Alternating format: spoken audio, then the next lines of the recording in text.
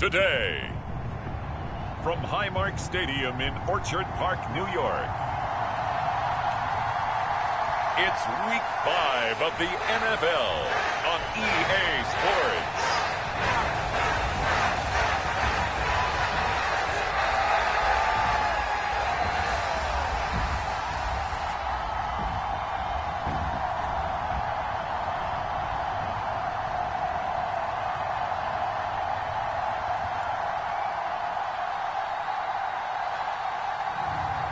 It's the Buffalo Bills taking on the New England Patriots. Autumn has come to upstate New York. Fall colors abound, and we welcome you inside Highmark Stadium here in Orchard Park. Today we've got a Week 5 matchup in store here, as it'll be the New England Patriots taking on the Buffalo Bills.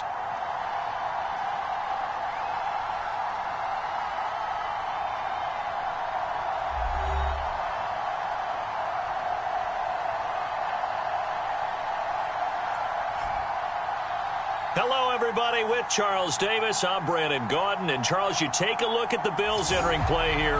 They come in on a pretty good roll here, winners of 3 straight. And last week's win was indicative of how good this team can be. It was a complete...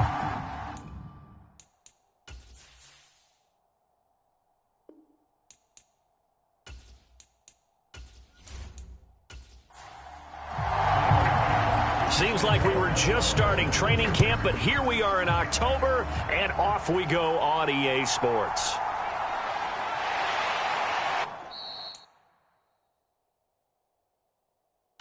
And able to get this across the 20, but not much further as he's dropped at the 23-yard line. So here come the Patriots getting ready on offense. They're led by their quarterback from the University of Alabama, Mac Jones. And this is a game for grit, determination, and somehow finding a way not to panic. What a horrible start for them. I mean, they haven't won a game yet. So now, as a quarterback, you're not just talking to your team. You've got to demonstrate to them what they need to do to win. He's got to be the leader by how he plays. Jones looking to throw right away. And his first pass here is going to fall incomplete. Once again, they'll go from the 23-yard line on 2nd and 10. Throwing Jones. Oh, that's into double coverage and intercepted. And he'll take this back down inside the 20.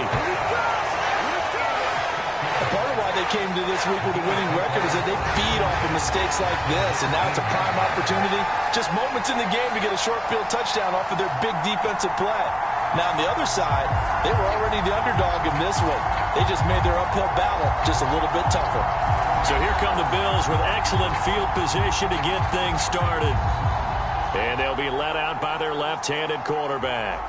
And the guys on the other side of the ball know they'll have to be on their toes. And it's obviously not just the passing, but the running element that makes him dangerous. He ran for over 100 yards in that game last week, so keeping him contained will be a big emphasis for this defense. Nyheim Hines, his first carry. And they'll get him down after a pickup of 8, 2nd and 2.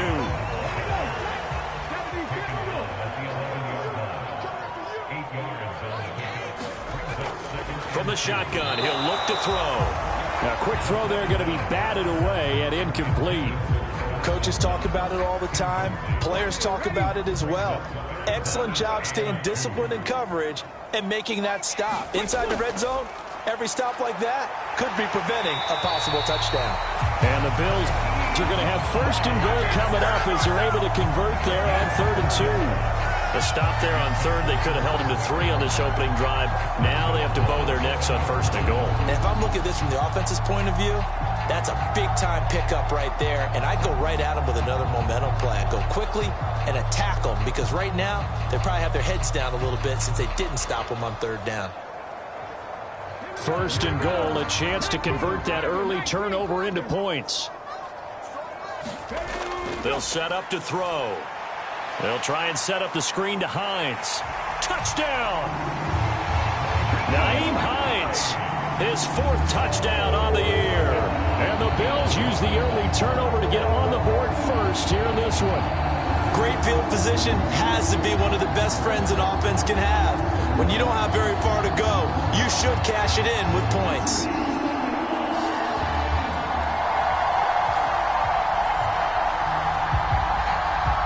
Tyler Bass on for the extra point attempt.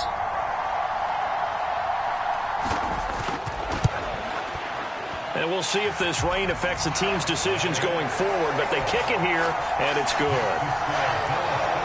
A drive there of just 4 plays, and it culminates in a Bills touchdown. After the touchdown, Bass to kick it away.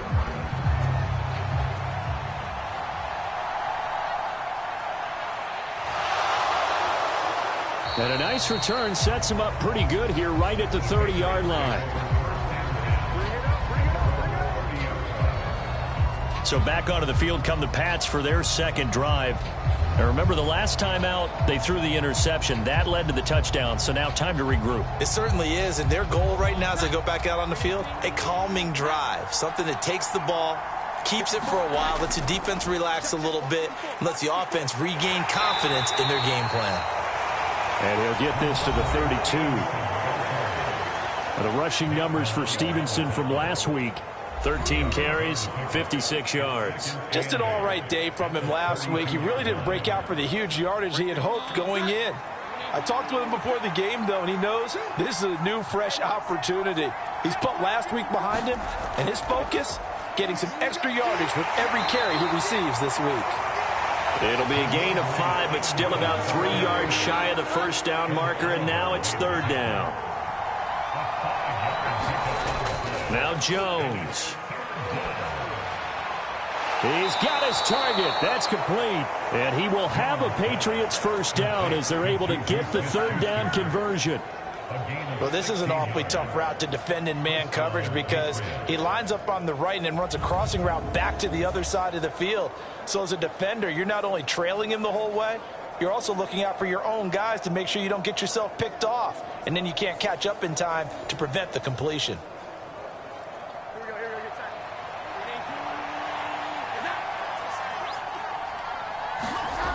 Jones on 1st and 10. Short pass caught by Henry. And he gets this inside the 35-yard line. Another nice gain. That's now 30 yards between those last 2 plays. And what a nice example there of a tight end doing exactly what he needs to do. How about how he worked his way to the outside, made sure he secured the catch, and then anything after that, we count that as a bonus. And indeed, he gets enough for the first down. Stevenson now on 1st and 10. And he's going to get a solid gain of 9 before being brought down. 2nd and right at a yard.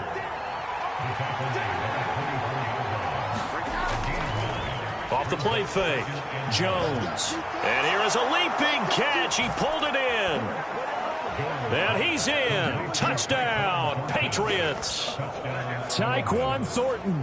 A 24-yard touchdown. And the Patriots are an extra point away from drawing level. Bouncing back nicely from that bad opening drive where he threw the interception. Drive number 2 leads him right down the field and into the end zone. So obviously his confidence was never lost, and that's a good thing to see, great quality to have, and you absolutely must maintain that as a quarterback. But I have to think that they're probably still on the script that they prepared for this game. Just the second drive. They've worked on these plays all week in practice. Put them to good use on that one. A good hold in these wet conditions. The point after is up and good, and we are tied at 7. A drive that time of 6 plays. And it was Tyquan Thornton who brought in the touchdown reception to cap things off. So all even at 7 now as they kick it away. And no thought of a return here for Hines. So here come the Bills out for their second drive.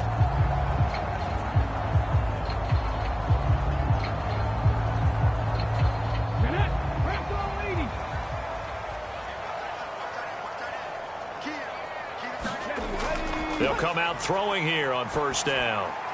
Little pitch and catch to the tight end, Knox.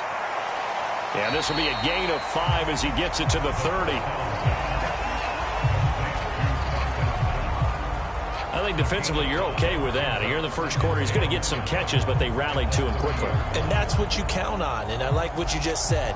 First quarter, can you do it all game long? They catch it, you tackle them, they go down on the spot. Because when you're able to do that and you don't give up big chunks of yardage after the catch, now you put the offense in a position where every series they have to work hard to pick up first downs, and you tend to stall them out when you do that. This now a 3rd and 4.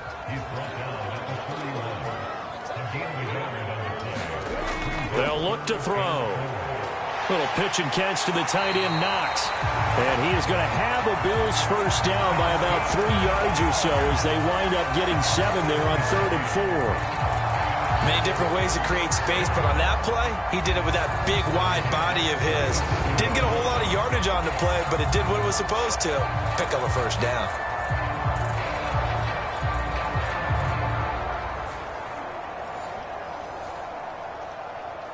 Line of scrimmage, the 37 on 1st and 10. He'll drop to throw. Into the hands of the tight end, Dalton Kincaid. 2nd down at 6 now from the 42.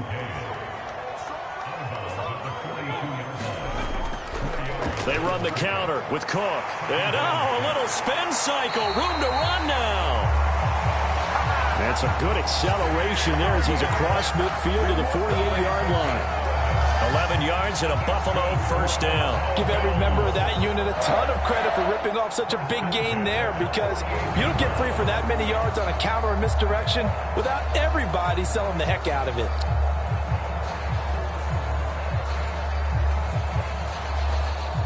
So into Pat's territory now. Here's 1st and 10 at the 48-yard line. He'll look to throw. Complete. Jefferson the target.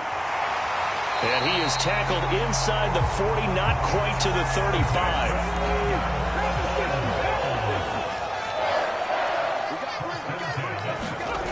Back to throw now on 1st down. Now this is intercepted. He was trying to get it to Davis. Picked up by Christian Gonzalez. And the Patriots are going to take possession here at their own 47-yard line. So a first interception thrown for him there, and that really not the best decision either. Not at all, and that's something he did not do in their victory last week. No interceptions in that game, but this defense, they're able to take advantage of an early mistake. Now let's see if they're going to turn it into points. The Pats at the line, ready to go. They start near midfield following the interception as they begin 1st and 10. Here's Jones throwing on 1st down. And they take him down. The Bills get to him. Brian Burns. What a play by him. That's going to go as a loss of 13. So a first quarter sack, and remember, keep in mind he had 2 sacks in last week's game. And it's always intriguing to me to watch these great pass rushers, because some of them, they need their teammates to scheme for them. Maybe occupy people and make it a one-on-one matchup. Other guys, they just defeat everything in front of them. To get 2 sacks in a game, it's a little bit of both for you. Now then, after the sack, it'll be interesting to see what they have planned for 2nd and 23. Looking to throw. Jones. He'll dump this down to Stevenson. That'll go for a gain of 7. And they're going to face an uphill battle here on 3rd and long. Back to throw. Jones. A short one to the tight end, Troutman. And he's able to get this one out closer to midfield across the 45. So on 4th down, here's Johnny Hecker to punt it away. They punted 3 times in the loss last week as he sends this one away. And a nice job here to down this one right on the 5-yard line. That punt was near perfection as it checked up inside the 5-yard line. You never know where these things are going to go, do you? No, what was it? You got a John Heisman quote about that, right? Yeah, he said the football is roughly a prolate spheroid, which means it's going to bounce funny, and you never know where it's going to end up.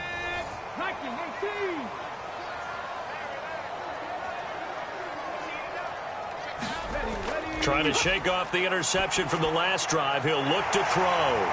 They find some open field here. And they'll get him down up past the 15-yard line. So that last play gives him a little more space now. Here's 1st and 10 at the 16-yard line. Now it's Hines.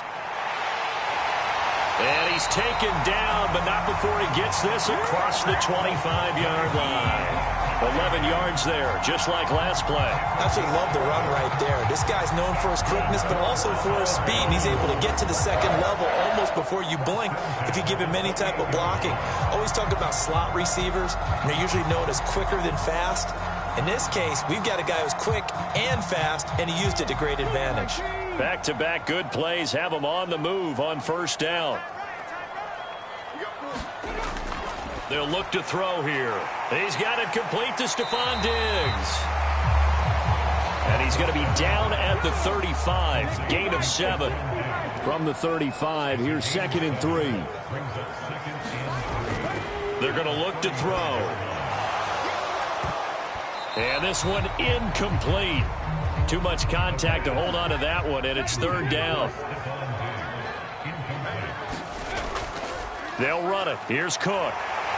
And he's taken down at the 43, but not before picking up the 1st. It's an 8-yard pickup and leads to a new set of downs. Yeah, once more, strong running, excellent blocking at the point of attack. They've got a nice little drive brewing right here.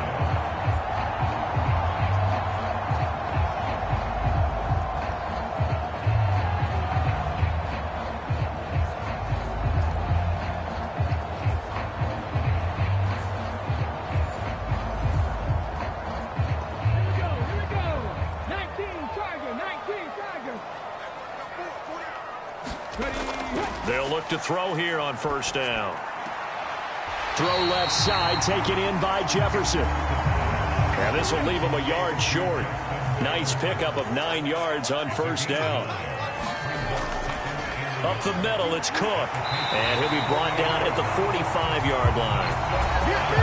There are the numbers for Cook from a week ago. North of 100 yards, the 2 scores. And, you know, you got to give a lot of credit to the O-line. We talked a lot about him, but offensive line was good, too. They're obviously in sync with each other, whether it's zone blocking, power running game, no matter what. He understands how to read them and find the creases that they provide. And it'll be a minimum pickup here as it will take us to the end of the 1st quarter. These 2 teams all tied after 1. 2nd quarter now in Buffalo. It's the Bills in control of the football as they've got a 2nd and 8 forthcoming. Now back to throw. The pass underneath. Here's Hines with it. The result, only 4 yards there on the play. And it'll be 3rd down. In search of 4 yards here to pick up the 1st down. Out of the gun now on 3rd down. And he will slide to a stop. He does have the 1st down. 12 yards there as they move the chains. Certainly not a positive sign if you're the D coordinator and you see your guys give up that space so early in the game. 3rd down, that's when the clamps are supposed to come out, but his ability to create things with his legs makes things difficult.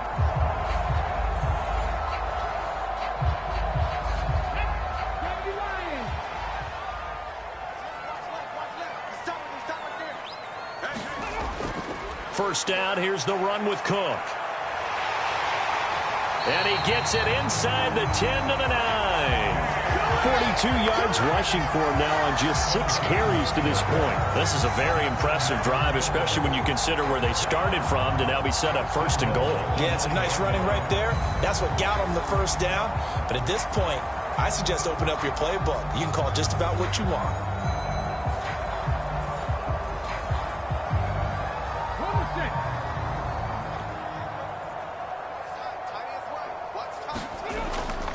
Back to throw here. Throwing towards the sideline, Hines with it. And he gets halfway home from the 10 to the 5 on a pickup of 5. Now that's the type of play that gives you a chance to win. Nothing forced downfield where you don't have a guy open. Swing it out to the back, on maybe even check it down, whatever you want to call it. Gain of 5. You're just trying to get 4 on 1st down. They're ahead of the chains now. And the ball smack dab on the 5-yard line. Here's 2nd and goal. They'll drop to throw. And, oh, what a catch at the 2. A touchdown-saving tackle there. Now it's 3rd and goal. Cook is in. Touchdown, Bills. Sometimes offenses can get too cute down near the goal line, but there's nothing fancy about this one. As Coach Lombardi would say, we get a seal here, and we get a seal here, and we run this play in the alley. And that's good work to hit the hole hard and finish in the end zone.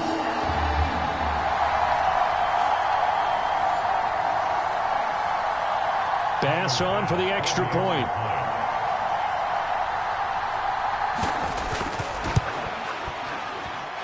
And he's got it. It's now a 14-7 ball game. That one was an extended drive. 14 plays all told. And it was James Cook capping all of that off with a touchdown run. After the touchdown, Bass to kick it away.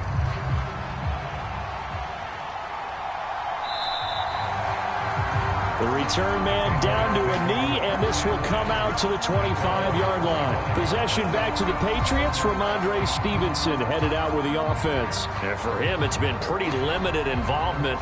Down on the scoreboard, maybe time to turn to this guy. And you know me well. Winning games to me means starting with the running game and continuing to press the running game. Maybe you go away from him a little bit now, but bottom line is he hasn't touched it enough to make a difference. Well, they haven't established that running game yet. The question is, will they? The last play got just a yard. Here's 2nd and 9 from the 26. Now a shotgun snap as they'll look to throw. And he'll get to the 29-yard line, brought down there. And just 6 to go.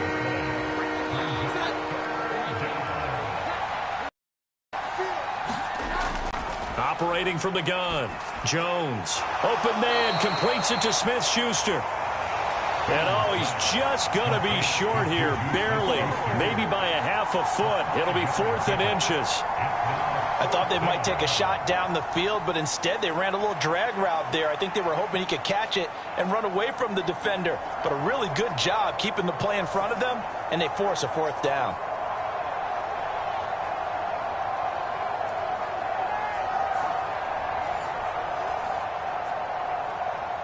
So on now is Johnny Hecker to punt this one away.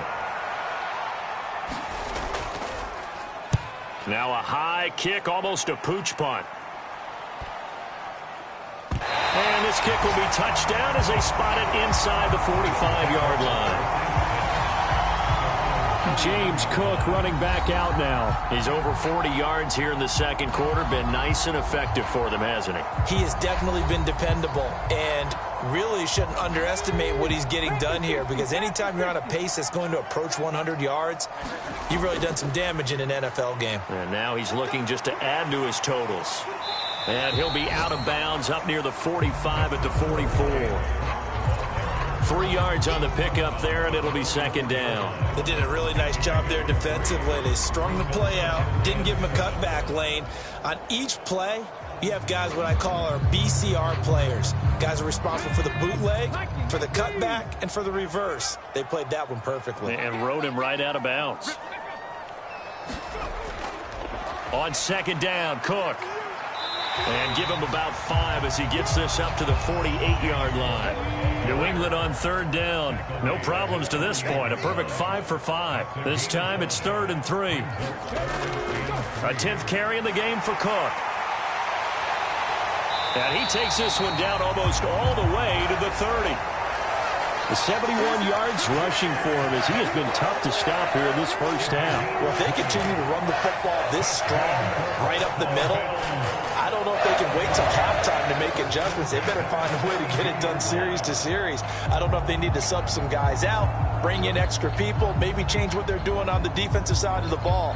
But right now, they're running the ball very well right at them and right up the middle. So into Pat's territory now. Here's 1st and 10 at the 32-yard line. Now they'll switch it up here and look to throw. A quick throw knocked away and incomplete. And that's a nice job there, because you've got to play the ball, not the man when in coverage. That'll keep you away from a lot of needless penalties, and he's able to knock that one away. 2nd and 10.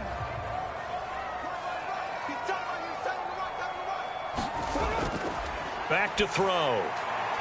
And he comes back with one complete. 9 yards, not quite enough, and they'll be left now with 3rd and 1. Here's Hines. And he gets this down to the 18, good enough for a first down. 5 yards is the pickup there as that extends this drive. We both know it's difficult, but they've made it look effortless out there. Through the air, on the ground, they've moved the ball with relative ease.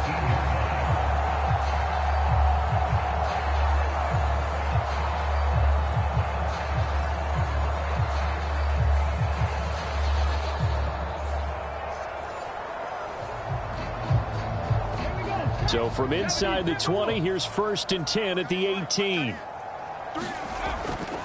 Back to the ground, this time Cook.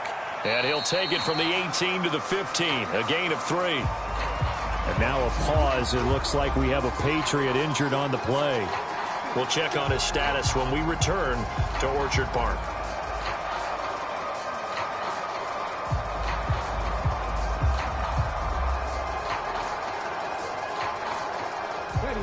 Second and 7. Watch left. Coming to you. Draw play. This is Hines.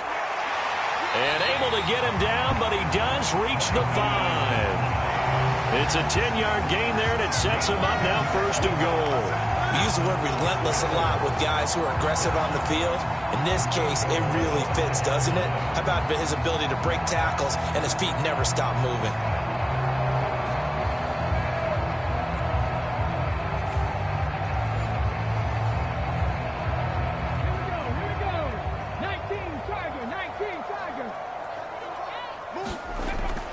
They'll run with Cook, and this is going to result in losing yardage.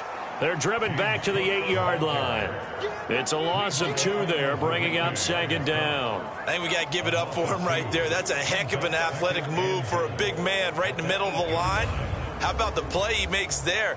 Nowhere to run, and he finishes that one off for a loss.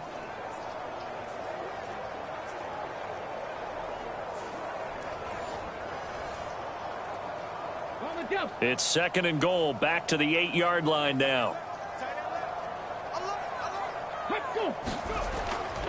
They try again with Cook. And he is into the end zone for a Buffalo touchdown. James Cook, his 5th rushing touchdown now on the year. And the Bills have taken a 2-touchdown lead now.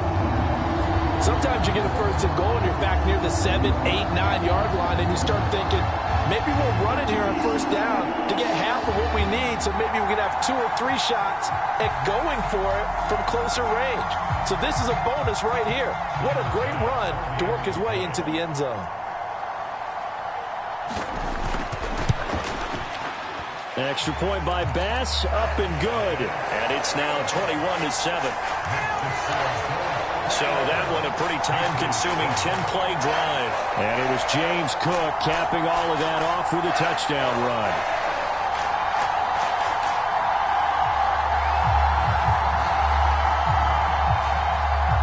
After the touchdown, Bass to kick it away.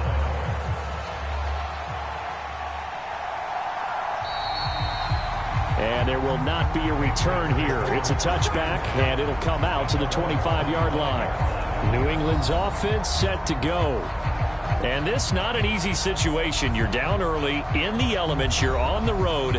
How do you get the mojo back? Well, one thing is to remember that as an offensive player, you have a much better idea of what you're trying to accomplish and where you're trying to go than the defender.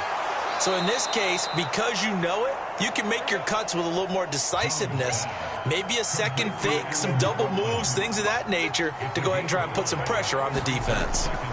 Up the middle, here's Stevenson. And he takes this up to the 40-yard line before being corralled. They picked up 5 yards last time. Now they double it and get 10 here. I'm okay with the call there. In fact, I actually like it. I know they're down a couple of scores, but the running game worked in that situation. I would continue to go in that direction.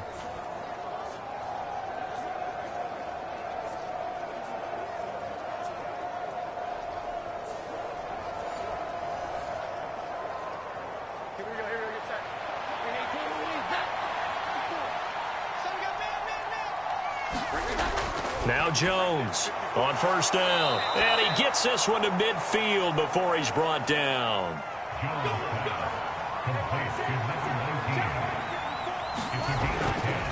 To the right side, this is Stevenson. Fights off the defender. And he'll go down, but not before getting this inside the 30. That good for 22 and a first down. Yeah, they really needed to get something going, didn't they? They had punted on the last 2 possessions.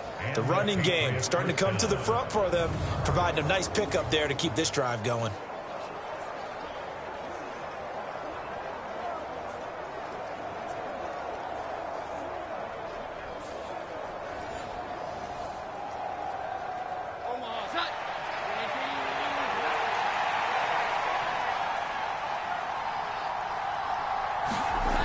Back to Stevenson on first down. And he'll be taken down just shy of the red zone at the 21. 56 yards rushing for him now in the ball game. And we've hit the 2-minute mark in this first half of action. From the 21, here's 2nd and 3. Out of the gun, they'll look to throw. A quick throw there is incomplete. Juju Smith-Schuster, the intended receiver. And it's 3rd and short. Looking to throw. Jones. Well, that is knocked away in the middle of the field and incomplete. It would be a very makeable field goal try from here, but instead they're going to go for it. They'll run for it. It's Stevenson. And he'll have the first down, getting this one to the 14-yard line. Back to throw. Jones. Now they go screen. It's complete. A good convergence there defensively. Only a yard, and it's 2nd down. Good reactions there defensively. That screen was a little slow in developing, and they shut that one down with little gain. They work now on 2nd and 9. Operating from the gun. Jones. And it's a fumble. Now this is picked up by the Bills. And a big turnover there as his guys will get the football back. All these years we've been watching the game, I start to get the sense that whenever it rains out, those guys who have to touch the ball and carry it, they're extremely resentful about that weather.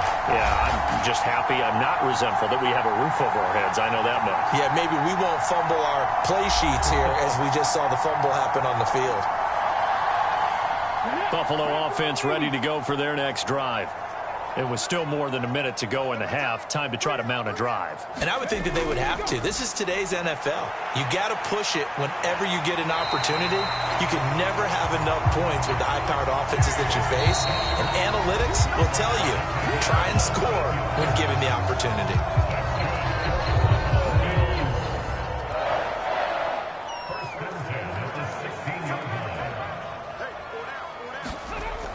On first down, he'll drop to throw. Setting up the screen for Cook.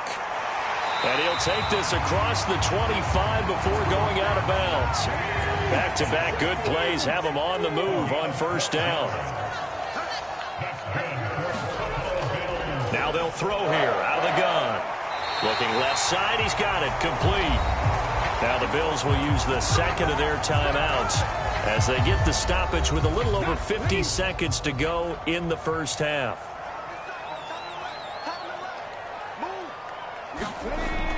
They'll look to throw now on first down. And Diggs has it. And he'll be taken down, but not before he works it past the 50. 11 more yards that go around, a first down as well. Well, that certainly has to feel good. It's not all the time that the play caller should get all the credit. Sometimes I think in the huddle, the quarterback just says, hey, who's going to make a play for me? I just need something right here. And the end result there, nice first down. Drive keeps moving. Flushed out right. Always got some breathing room. And they'll wind up getting this one all the way down inside the 20. Big yardage there on the scramble. It gets them a first down. The Bills are going to go ahead and use their final timeout as they stop it with 16 seconds to go in half number 1.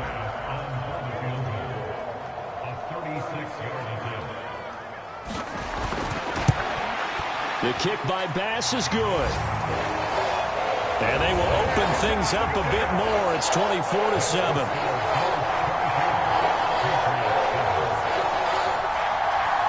Well, some complimentary football there. One side, your defense forces the fumble, and then they drive it down the field. Now, obviously, Charles, they wanted the touchdown, but at least they were able to drive it down and get 3 out of that. Yeah, now we'll have to see how the other sideline responds because they had plenty of time during that field goal to think about that fumble and how they were going to react. What are they going to do when they get the ball back and try and make things a little bit better for their team? And he'll just push his way forward for a few as the clock will run. So we reach halftime in what's been a fairly one-sided game so far. As we send you down to Orlando, where Jonathan Coachman has our EA Sports Halftime Report. Coach. All right, Brandon, we'll get back to you guys in a bit. But first, let's take a look around the NFL here on this first Sunday of October. We'll begin in the NFC West. Arizona heading up north to take on Seattle. And it's the Cardinals who are out in front in that one. Kyler Murray, 2 touchdown passes thus far. From there, we'll head down to the Big Easy. Check on the Saints at home at the Superdome. And it was the visiting Atlanta Falcons who come in and get the victory. Bijan Robinson, an afternoon to remember, 4 touchdown runs. Lastly, let's get you to Charlotte, North Carolina. Check on the Panthers at home at Bank of America Stadium. And you can see there it's the visiting Colts who have the lead in that one. Alec Pierce, a touchdown reception. We saw some strong work from James Cook in that first half. He had a nose for the end zone as he wound up with 2 touchdowns on the ground in those first 2 quarters. All right, Coach, thank you, and we welcome everyone back for quarter number 3. Forecast calling for more of the same. The rain set to continue as we are underway in the second half. Nyheim Hines now out of his end zone. And this return will net positive as he gets past the 25 and up to the 27-yard line.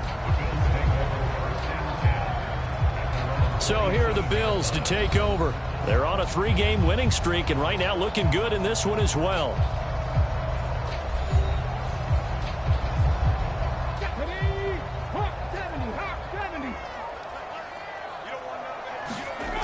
They'll try and start this drive in the air. Little pitch and catch to the tight end, Knox. And he's taken down but able to slip across the 35.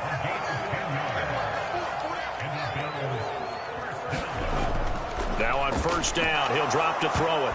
And it's incomplete. A lot of times it's that first read that you have. Maybe you get it in pre-snap and he locked in on his target, but he was covered quite well, and that one's incomplete. They'll try the middle with Cook. And this will be stopped at the 44. That one good for 7 yards. Boy, where would these guys be without his performance on the ground? That puts him over 100 yards now for the afternoon, and I tell you, he seems to be getting stronger as the day goes along. They'll come up now, 3rd and 3.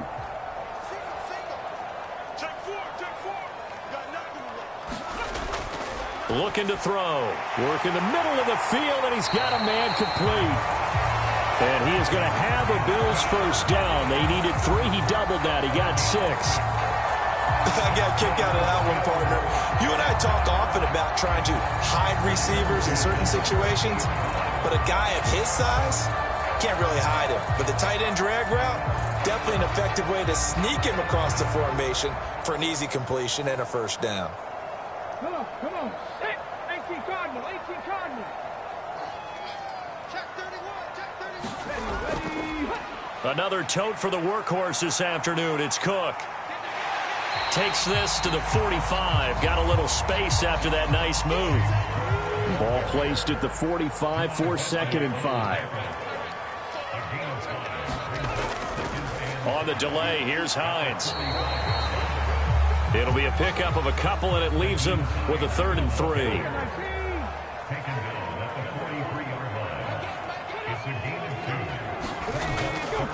Cook up the gut.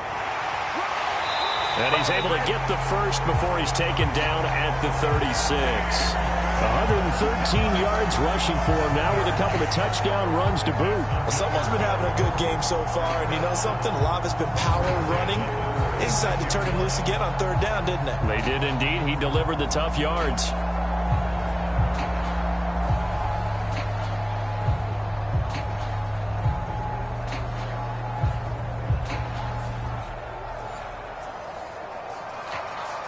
So from the 36 now, 1st and 10. Again, it's Cook. And he's taken down, but not before reaching the 10-yard line. 25 yards the pickup there, and also a first down. He had his eyes on the end zone once he hit the secondary, but they're finally able to slow him down. Yeah, and I've got to look at this one from the defensive point of view. You just mentioned finally able to slow him down. They've got to figure out a way to make that at the point of attack, at the line of scrimmage, because once he gets through, he's shredding them.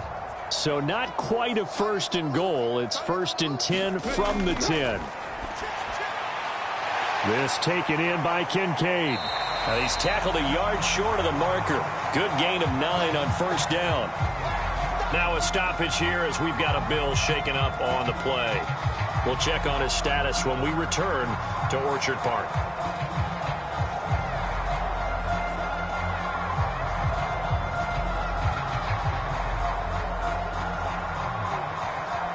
Second and 1 from the 2.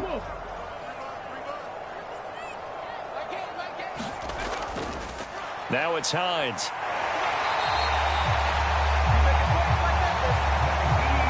Well, Brennan, we always know that once you score one touchdown, you're without a doubt. And so far today, he's got one, but was denied as he tried to get the second one.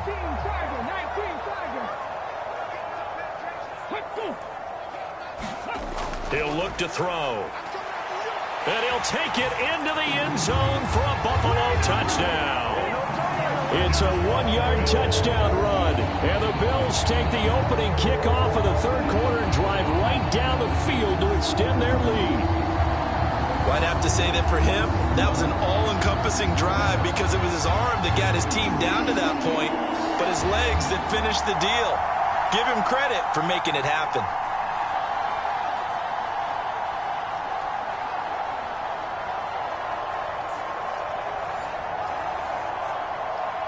Here's Bass now for the extra point.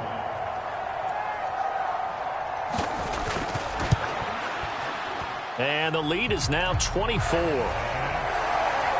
So that one a long 11-play drive. And it ends in a Buffalo touchdown.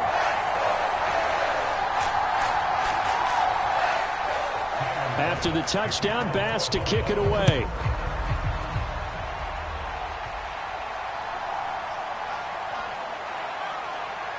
And a nice return sets him up pretty good here right at the 30-yard line. So here are the Patriots now. They get ready for their first possession of half number 2.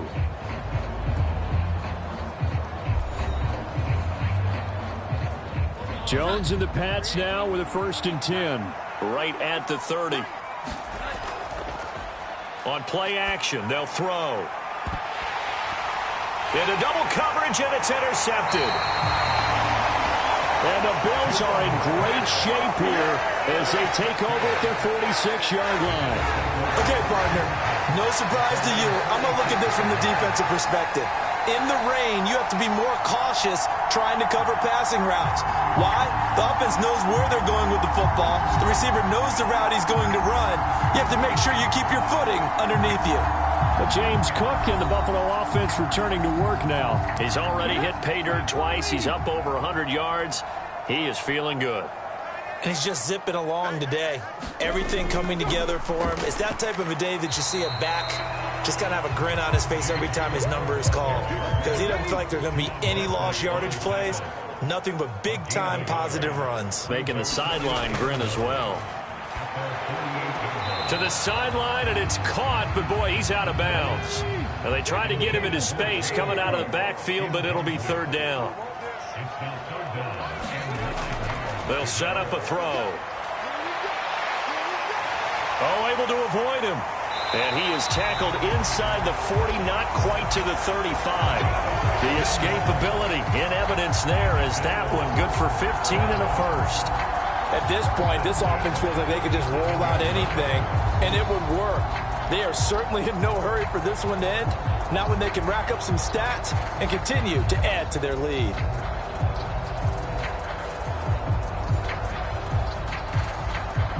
So 1st and 10, and if they score on this drive, might have to start digging in our second half blowout material. They run the counter with Cook. Oh, nice move. And brought down, but not before they're inside the 25. Another nice gain, 13 yards that time, and another first down. And he continues to pile up the yardage. That puts him over above 50 now. And this defense has really had its problems trying to keep him contained.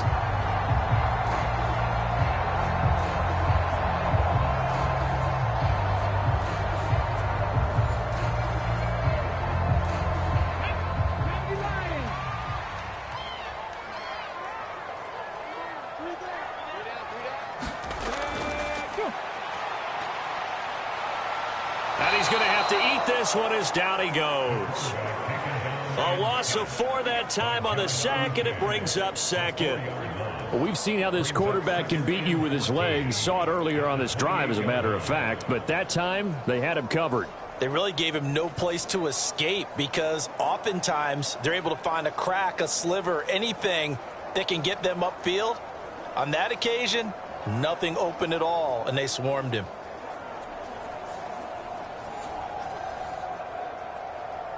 So after the sack, here's 2nd and 14.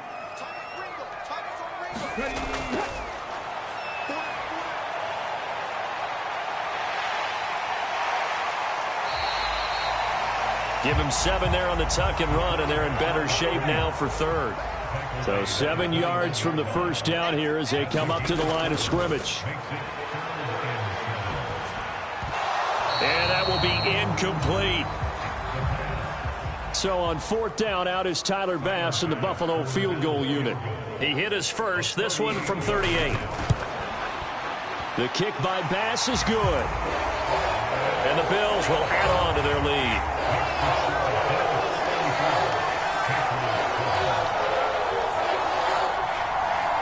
So the turnover leads to points as they add 3 there. Yeah, what a sequence there, and a nice one for them. They forced the interception, put together a little drive, and then come away with 3 points. Nothing to it, partner. Just do it. A solid return, pretty good field position. They'll start at the 32. Another go-around now for the Patriot offense. It's a game that they would rather probably forget about, at least to this point, Charles. And one reason is turnovers. A turnover on the last drive. They had the issue in the first half as well, and that's really, unfortunately for them, helped to put this game out of reach. And you know they won't want to admit it to themselves, but we know that winning the game is pretty much out of the picture now. So their bottom line is, how do they play a clean game the rest of this one, right? Take care of the football, no more turnovers, and see how that works.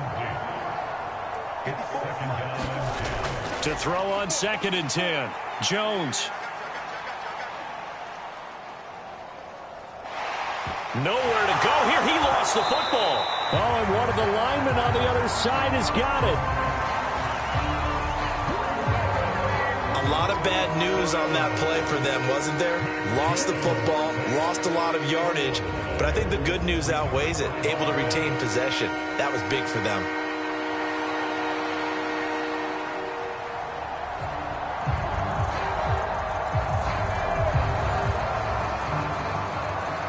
So possession still theirs, but now they face a 3rd down. Looking to throw. Jones. Oh, had his hands on it, couldn't bring it in. Pretty symptomatic of how this game's been going. Here's Johnny Hacker now as the drive goes backwards, so he's on to punt it away. Oh, what a juke into space. And he gets this to the other side of midfield across the 45 before going out. A good return there, 17 yards. And the Bills are going to take over in great position here with a 1st and 10. Let's go now. Cowboy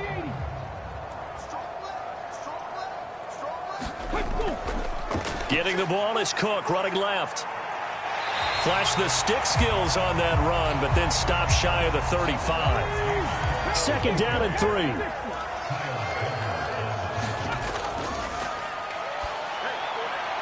Here's a throw right side taken in by his tight end. And Knox is going to have the Bills first down as he'll get the ball down inside the 30. This is Hines.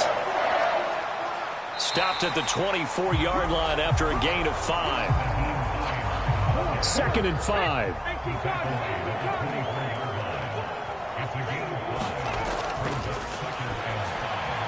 The throw over the middle, taken in. And they'll work it inside the 15-yard line before it's all said and done. From the 13 now, they work on 1st and 10. They run with Hines. And he's taken down at the 7 after a gain of 7. 2nd down and 3, ball on the 7.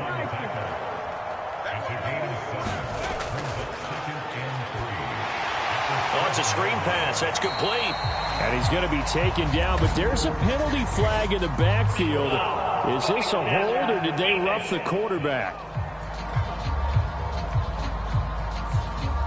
So a critical mistake, roughing the passer. Now it's 1st and goal.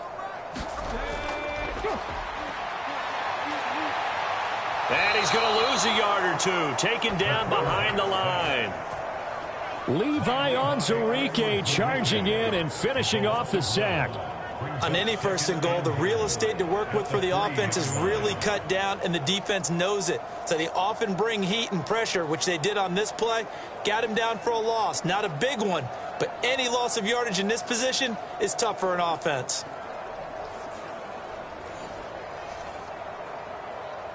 So they're backed up to the 3-yard line, 2nd and goal.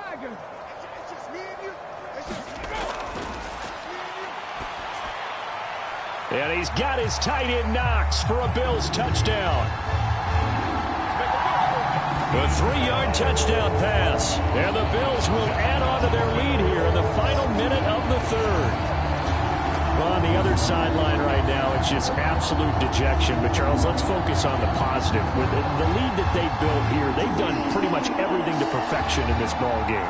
They certainly have. Makes me think that their week of preparation was excellent, and they flowed into this game, and it carried over. And right now, I don't expect them to back off at all. They're playing so well, they just want to keep it going. Extra point by Bass, up and good. And the lead grows even larger here in the 3rd quarter.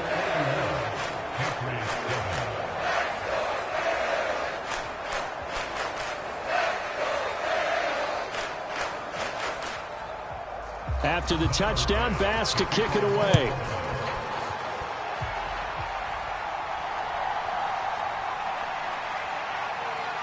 And they will wrangle him down a couple yards shy of the 30.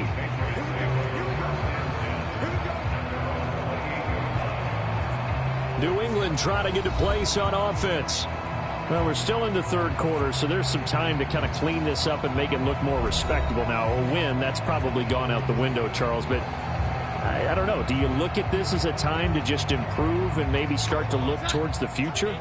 I think you have to find something to play for, something to grasp onto until the clock runs out. But, Brandon, we've been around this game a long time. This is an outlier. You don't get many blowouts like this no matter how the game looks on paper going in. This one has turned out to be everyone's worst nightmare realized. And as they come to the line, they will not be able to get off another play as time has run out on this 3rd quarter.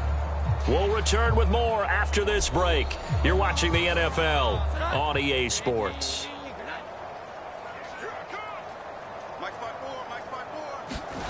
To throw again on 2nd down. Jones, a throw over the middle, taken in by Troutman. They'll wind up getting 10 back as that sets them up for 3rd down. Back to throw. Jones. Pass taken in by his big tight end. And he will have a Patriots first down as they're able to get the 3rd down conversion. That catch now puts him on the doorstep of 500. It's his 499th reception.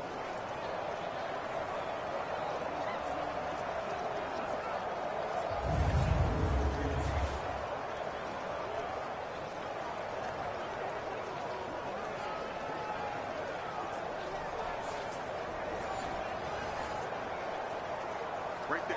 Set. Green 18. Present. Let's go. Hey, one set. Check, right set. Line 54.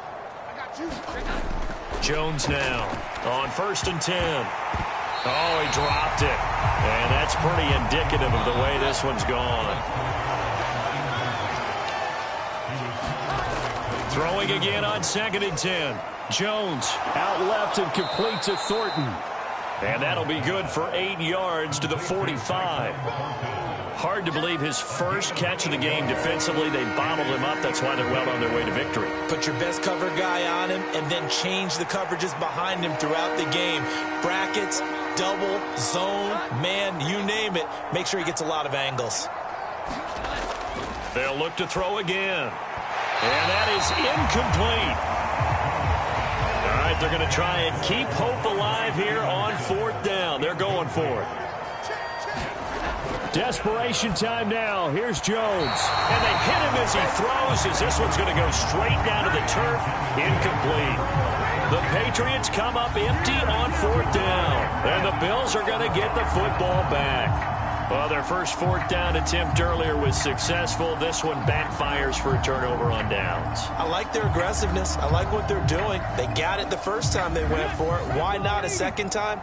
I don't think they'll be daunted from attempting it again. If you're on the defensive side of the ball, though, any 4th down stop is a big momentum play. Now he's into the clear again. And he'll take this into the end zone. Now, hold on here. We do have a flag down. So let's see what this is about.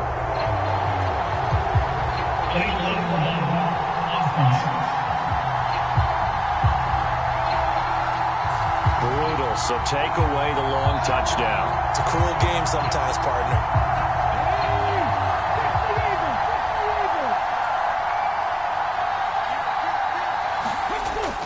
Up the middle, it's Cook. He'll work his way up the middle for a gain of about 4, 2nd down.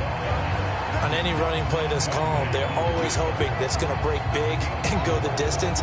But when you get a nice game like that, you're able to do so many things anyway. You can come back and run essentially the same play again, continue to move the ball on the ground, or you can decide to throw the ball now because usually you have the defense back on its heels.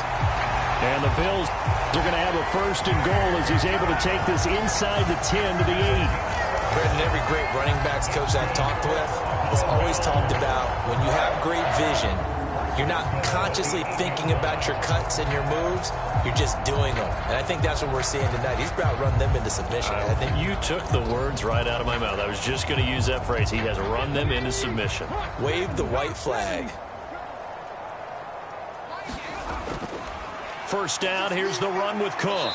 And they'll get this from the 8 to the 5. Pickup of 3. That didn't just feel like good defense there. That felt like pride, didn't it? He's already gotten into the end zone twice, trying to get there for a 3rd time. No one likes to have the hat trick against them. And here comes the former Patriot. This is Damian Harris. And a nice job to break free of 1 tackle, but it slowed his momentum somewhat, and he's taken down right after. 3rd and goal as they look to pour some more salt in the wound. They'll set up to run the quarterback draw. And he'll get in. Touchdown, Buffalo. It's their quarterback, keeping it himself from a yard out.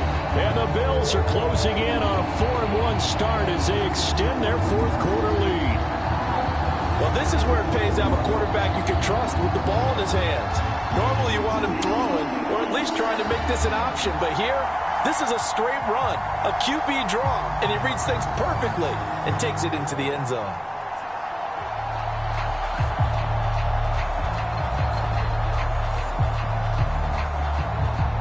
Tyler Bass now for the point after.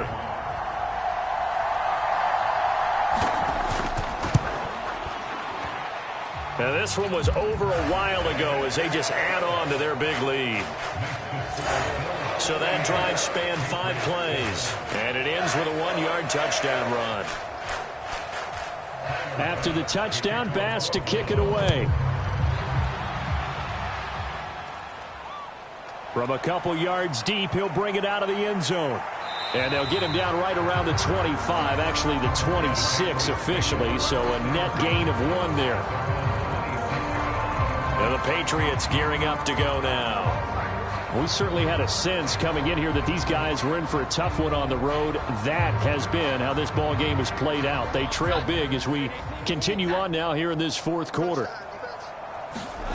Throwing, Jones.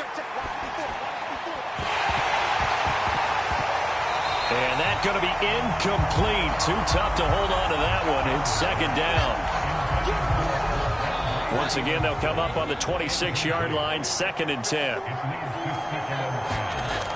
Throwing again, Jones. And this throw a bit late as he couldn't reach back for it.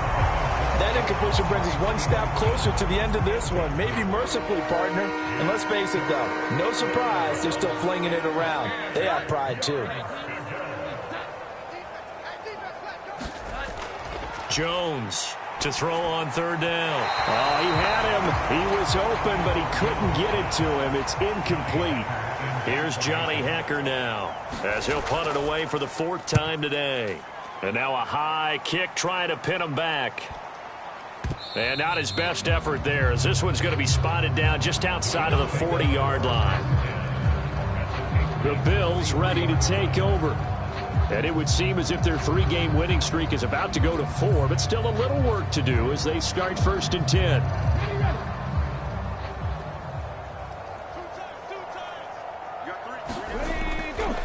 Left side, Cook. And some room to work. And they're going to be set up down around the 15-yard line. That one 28 yards on the ground. Well, that's a carry they have to be satisfied with. And throughout this game, they've been satisfied with what he's given them. Whenever they've needed a big run, a 1st down, he's the guy they've turned to. And it doesn't matter what the defense thinks. They feel like they've got the confidence to keep handing it to him and keep picking up good yardage. Line of scrimmage, the 15. It's 1st and 10.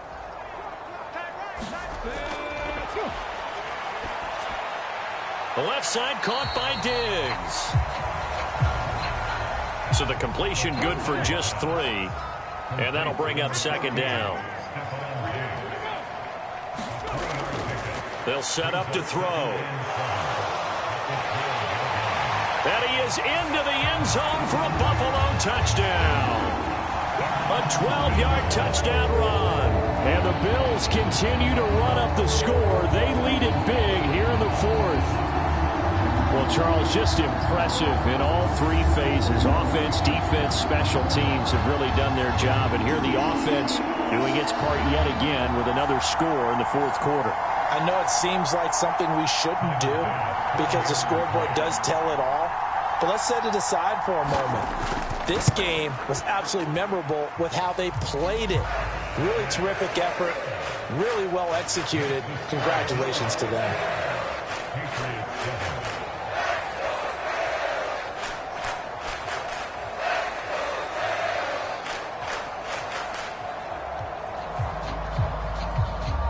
After the touchdown, Bass to kick it away.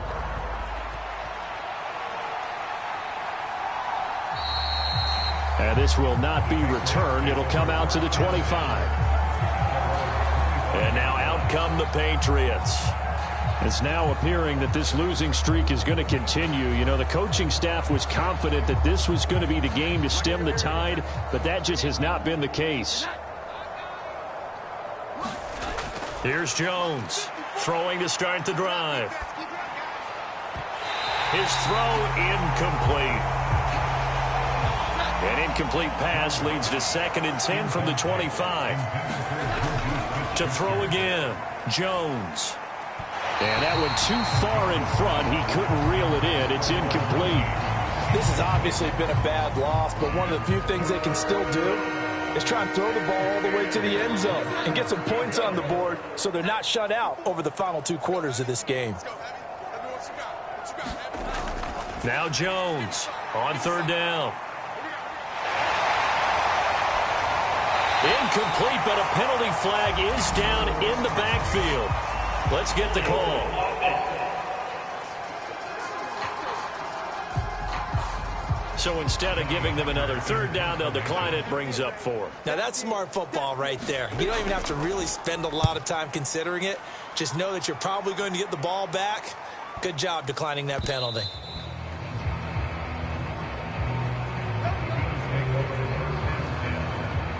Here's the Buffalo offense now as they get set to take over here. And this crowd has certainly liked what they've seen. Their guys fully expected to win this one coming in, and they have not disappointed as they've got the big lead here in the fourth. Handoff comes to Cook. And he'll bring this one inside the 35. 7 yards on the pickup there, and it'll leave him with a 2nd and 3. Harris running straight ahead, and he works it to the 30-yard line here, right at the 30.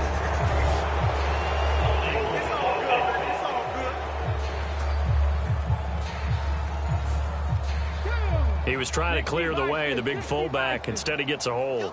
And you don't see that very often on running plays from those guys because usually they're the lead blocker. Normally, when he gets caught, it's in a passing situation. And a good job of finding the open space to run as he's down close to the 30 here. 10 yards, good enough for a Buffalo first down. Another example of this offense really having their way, Charles, and another big chunk play there on the ground. And when you look at the defense, they've got to do a much better job of wrapping up when they tackle. A lot of great opportunities continue to slip through their fingers, as do the runners. Line of scrimmage, the 31 now on 1st and 10.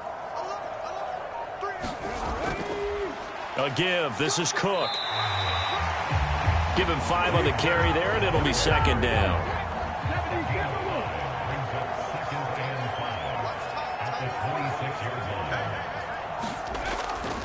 They run it again with Cook.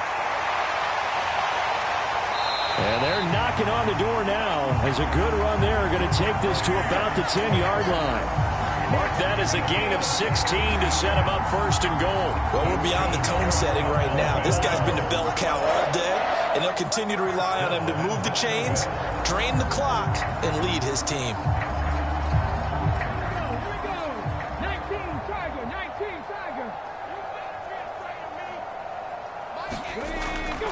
They'll run with Cook. No dice this go-around. He's hit behind the line and taken down. A loss of 2 there, 2nd down. On this day, the ground has been his, but at least on that individual play, we just saw the defense finally with a win. Yeah, they finally got one, and that's a win for them, but all game long, he's seen the holes, and they've been huge for him. Kind of like a baseball hitter in the zone. The ball seems bigger, and he's just whacking it. These guys, they've got it going today. So they get pushed back to the 11, and here's 2nd and goal.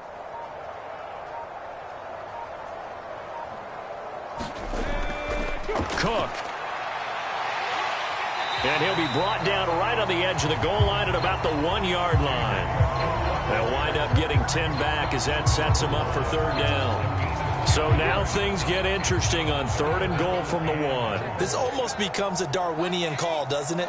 Almost survival of the fittest here. I know we can go all cliche. I'll go ahead and do it. Who wants it more here? Who has a better leverage at the line of scrimmage? Let's go and see what happens.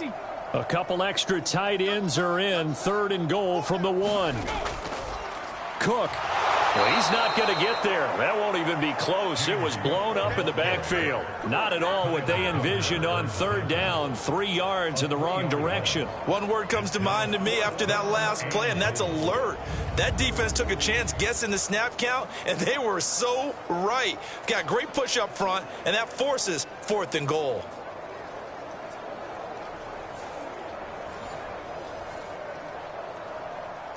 Tyler Bass out for the Bills field goal. From the right hash here, should be an easy one.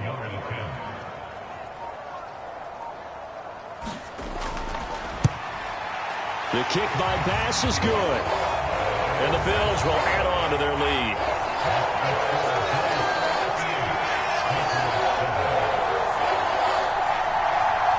So he remains perfect, 3 for 3 in the field goal department. And it's so important for any offense to have an ace like him up their sleeve, isn't it? Because now you know what his range is, and as soon as your offense gets there, you're pretty much counting on 3 points going up on the board. New England's offense set to go. And you hate to see this for them, but they're looking at yet another loss to begin this season. Things really going from bad to worse as they trail here starting this drive 1st and 10 in the 4th quarter. Throwing to start the drive. Jones. And he's going to be intercepted a third time. Teron Johnson able to pick it. And he is going to score. It's a pick six and a Bills touchdown. What impressive performance just became a little bit more impressive here as they add yet another score to the ledger late in the fourth quarter. And not much has stopped them at any point in this game, partner. This is just an old-fashioned blowout right here. They probably could put the brakes on themselves, but they elected not to and played this one all the way out. Extra point by Bass, up and good. And this one was over a while ago as they just add on to that big lead.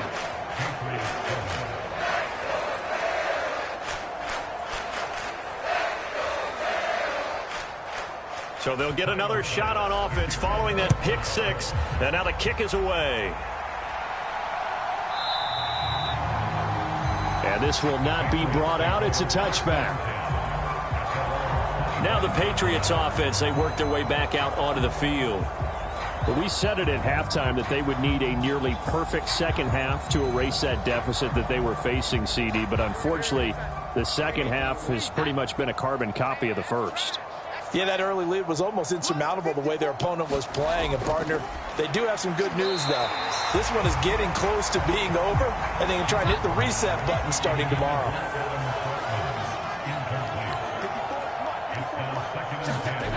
To throw again on second down. Jones. And he drops it incomplete. And their struggles continue here. Now they face a 3rd and 10 after back-to-back incompletions. Operating from the gun. Jones. Oh, now he's stripped. He lost the football. Now this is picked up by the Bills.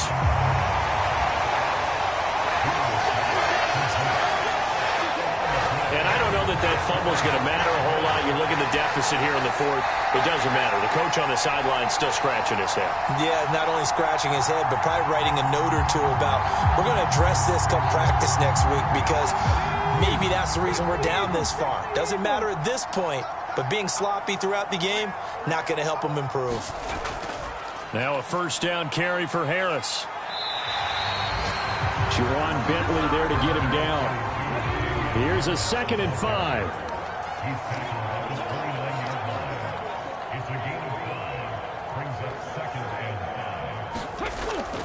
Back to the ground. This time Cook. And he's able to get it to the edge of the red zone at the 20-yard line. 9 yards to pick up there, and it's a first down.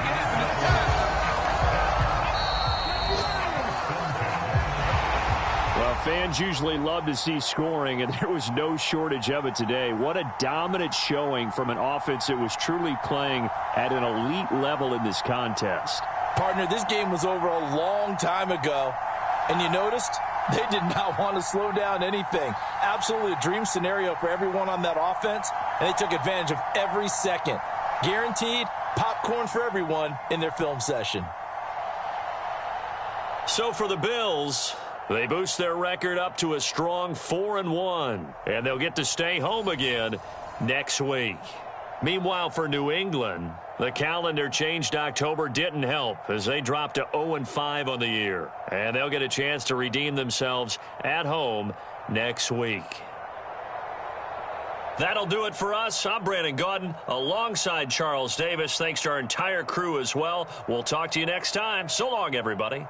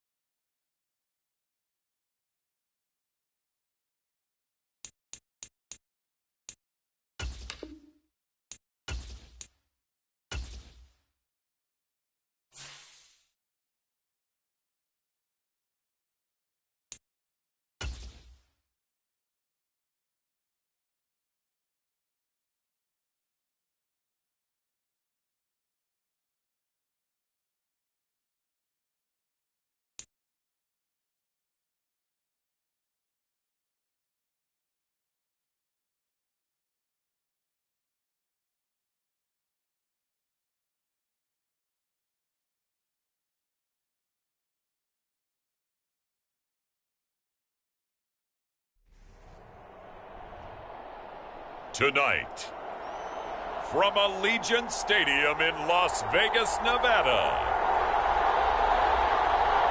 it's a special prime time edition of the NFL on EA Sports.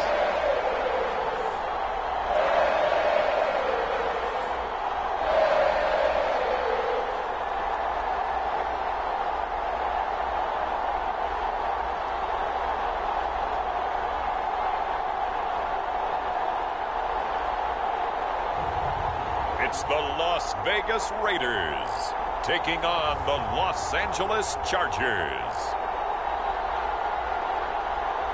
Well, even with all the buildings along the Las Vegas Strip and all the action here, this is one of the city's biggest attractions. Allegiant Stadium opened back in 2020. Tonight, we've got a great Sunday night matchup on tap, as it'll be the LA Chargers taking on the Las Vegas Raiders.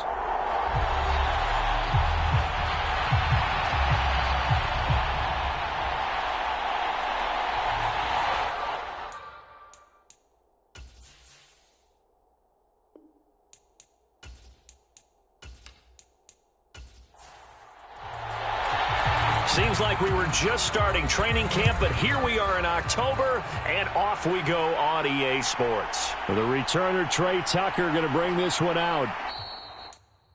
And a decent return out to the 27-yard line.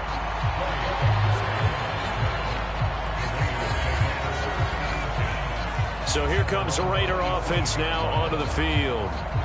They'll be led out by the #1 overall pick back in 2020 from LSU. It's Joe Burrow. And when you come into the league as the #1 guy selected, a lot of hype comes with it. Sometimes that weight can be unbearable.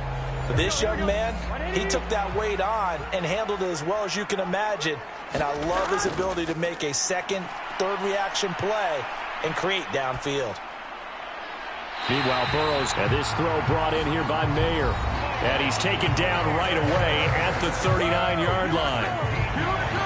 The numbers for him from a week ago: 6 catches, 52 yards, and a touchdown. And I get the feeling that he loves this matchup. I mean, the unit he's going against is in the bottom half of the league against the pass. He had to have circled this one on the schedule and said to himself, this should be a big game. Ball on the 40 now. Here's 2nd and 9.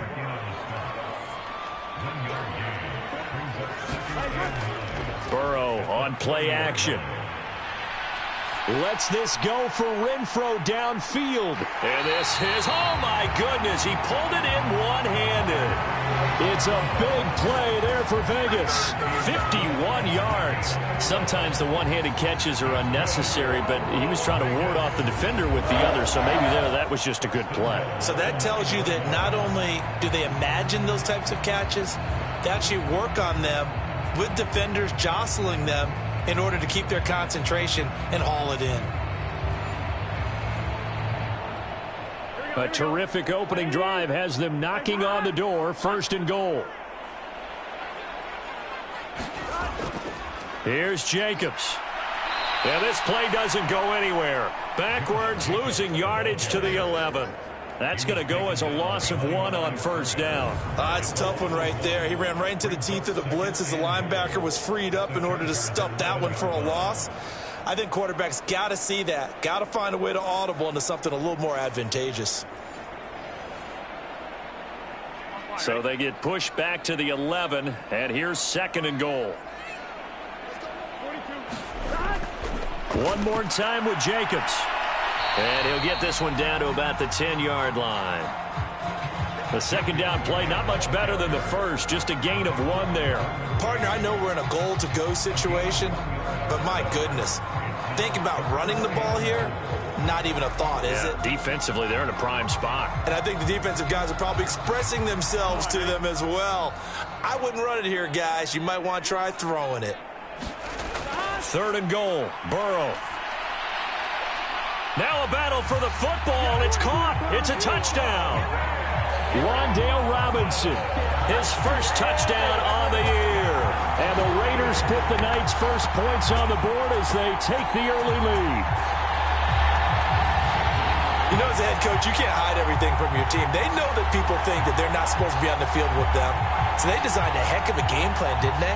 Nice fast start, get out after them, and maybe let everyone know that they're here to compete. And get this home crowd behind them early as well. Yeah, that's a huge part of it, isn't it? Because if you get the home crowd involved, sometimes you can ride that wave, and that gives you a little added pep.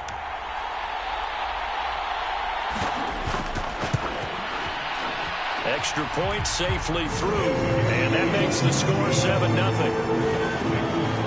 So that drive 6 plays, 75 yards. And it was finished up by a touchdown catch from Wan'Dale Robinson.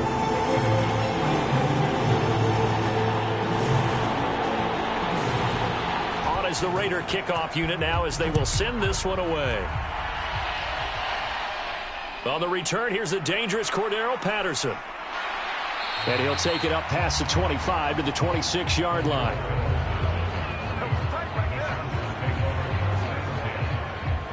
So here's the Charger offense making their way out.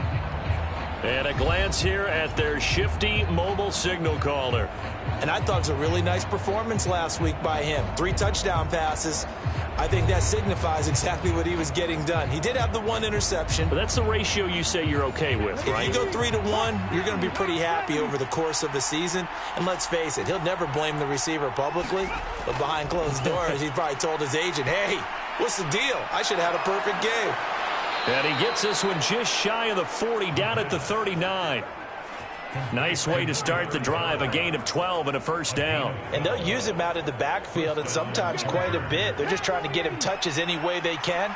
4 catches a week ago. There's another one right there. Now a play fake here on first down. And that is incomplete. He couldn't hold on through the contact. Brings up second down. From the shotgun, he'll look to throw. Quick hitter here, it's complete. And he'll be out of bounds up near the 45 at the 44. Here is 3rd and 5. Again, he'll drop to throw. A little short pass. This is Everett. So give him 2 yards there on the completion. And that's going to bring up a 4th down. On 4th down, on is Logan Cook to punt. And the kick's away as he angles this one for the sideline. And this works out well as it'll kick out of bounds at the 11-yard line. Second drive of the game coming up for this Las Vegas offense. They've got a 7-0 lead in the football as well as they start out 1st and 10. Here we go. Ready? Nice one. They'll begin on the ground with Jacobs. And he is going to be stopped cold behind the line of scrimmage. He'll lose a yard there, and it's 2nd and 11. Well, this defense for the Chargers, they were terrific last week in the victory over Kansas City. And one of the key things you always look for when you're evaluating a defense is how opportunistic are they? How many takeaways do they get per game? And how about last week's game? That number? 6. Absolutely phenomenal performance. They were on top of their game right from the first snap. After the loss to start out, here's 2nd and 11. Here's Burrow setting up to throw it. The open man here, Renfro. His 2nd catch, and this one not nearly as electrifying as his first. And it'll bring up 3rd down now. I always laugh when people say, what's the toughest route to defend? And I'm like, any of them, especially if it's a good receiver. That makes things very difficult. But when you're running a drag route, something short, shallow, going through defenders, using guys almost as screens in order to get open, that makes things tough for guys trying to get to the football. And he is going to have the Raiders' first down as they're able to get the 3rd down conversion. Normally on 3rd down and short yardage, you're thinking to throw to your tight end. It's just going to be a simple chain mover. But this time they let him roam down the field, and a nice dart picks up the first down and then some.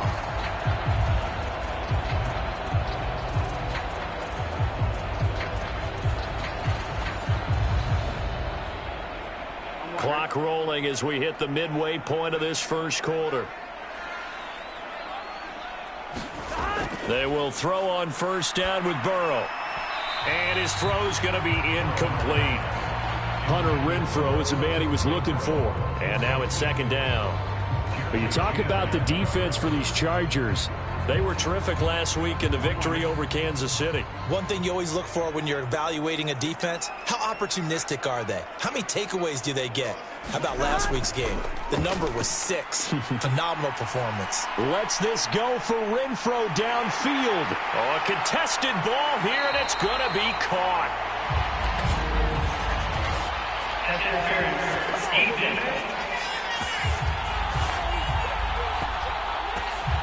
So they will wave off the flag and let the completion stand. Really great job by the receiver fighting through all the contact and still coming down with the football. All that great work in practice being put into the game. And he'll be dropped at about the 11 after only a yard. Now 2nd and 9. Once again, it's Jacobs. And he'll take this one inside the 10 down to the 8. And on 3rd and 5, this will be the 8th play of the drive. From the shotgun, it's Burrow. And he's going to go down. Sacked right around the 17. They could not contain Kenny Clark as he gets home for the sack. We always talk about how teams are so competitively matched, and you just want to make those plays that give you an advantage. How about right here? The difference between letting them score a touchdown versus holding them to a field goal, that's absolutely huge with the play he just made. And you know he hated taking the loss there on 3rd down.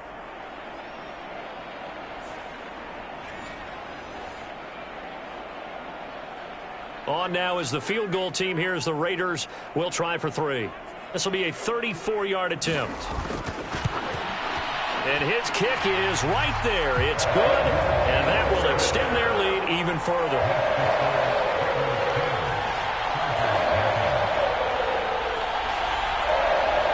So another scoring drive there, Charles, and an early 2-score lead. You'd like the 6 there, partner, but you'll take the 3, and I think they have to be happy about the way they moved the ball in these first 2 drives. They have to feel good about their opportunities the rest of the game. And he brings us out past the 20 to the 24.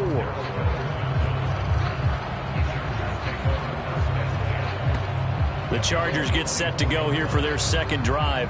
And they are trying to create some separation within the division. And look, CD, I know that this is still the first half of the season, but this is a big matchup no matter where it falls because these are the top 2 teams right now in that division. And if you can build a bit of a cushion as you head towards the second part of the season, that allows you to survive the expected injuries, potential upset losses, all of those things, and still be in good shape. They'll operate from the 32-yard line here, 2nd and 3. He'll drop to throw. Oh, he's got a man wide open, complete. And able to get this one across the 45 before he's brought down. Well, they go with a slant that time, 15 yards and a 1st down. And that's a more than acceptable read right there because it's zone coverage, so timing is everything. This time he waits for his man to come open, puts it right on him, and they pick up a 1st down. Come on. Hey, keep calm now.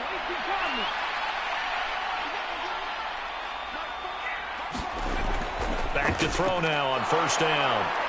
And he's going to get a solid gain of 9 before being brought down. 2nd and right at a yard. These are his numbers from last week's contest. 7 catches, 130 in the yardage department, and a touchdown, 2. And I get the feeling that he loves this matchup. I mean, the unit he's going against is in the bottom half of the league against the pass. He had to have circled this one on the schedule and said to himself, this should be a big game. Now a throw here, hauled in. It'll be a pickup of 4, good enough to earn him yet another 1st down.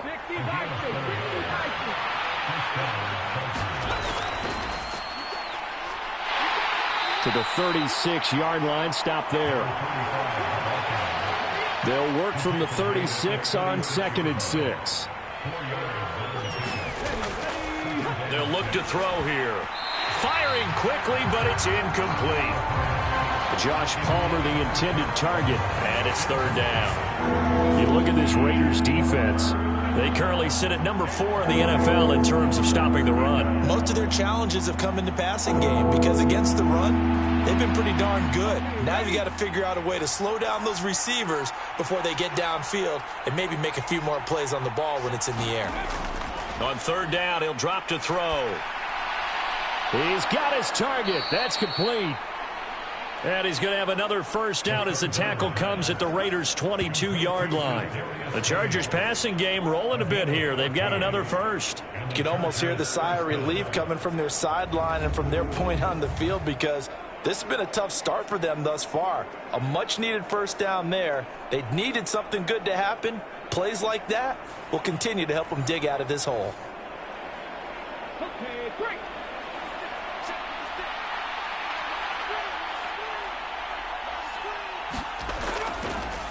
They go play action here on first down. That is caught inside the 5. Touchdown, Chargers. A great play there. His second touchdown on the season. And the Chargers are back within a score. Well executed there offensively. Defense looked a little confused, but he found his receiver, and that one good for 6 points. And the payoff we just saw there tells us how many times they ran this play in practice over the past few weeks because they executed that flawlessly right here on game day when the situation arose. Kaimi Fairbairn on for the extra point. And they're back within a field goal. It's 10-7 now. So that one, an 8-play drive. It spans 75 yards. And it winds up with a touchdown for Los Angeles. After the touchdown, Cook now to kick this one away.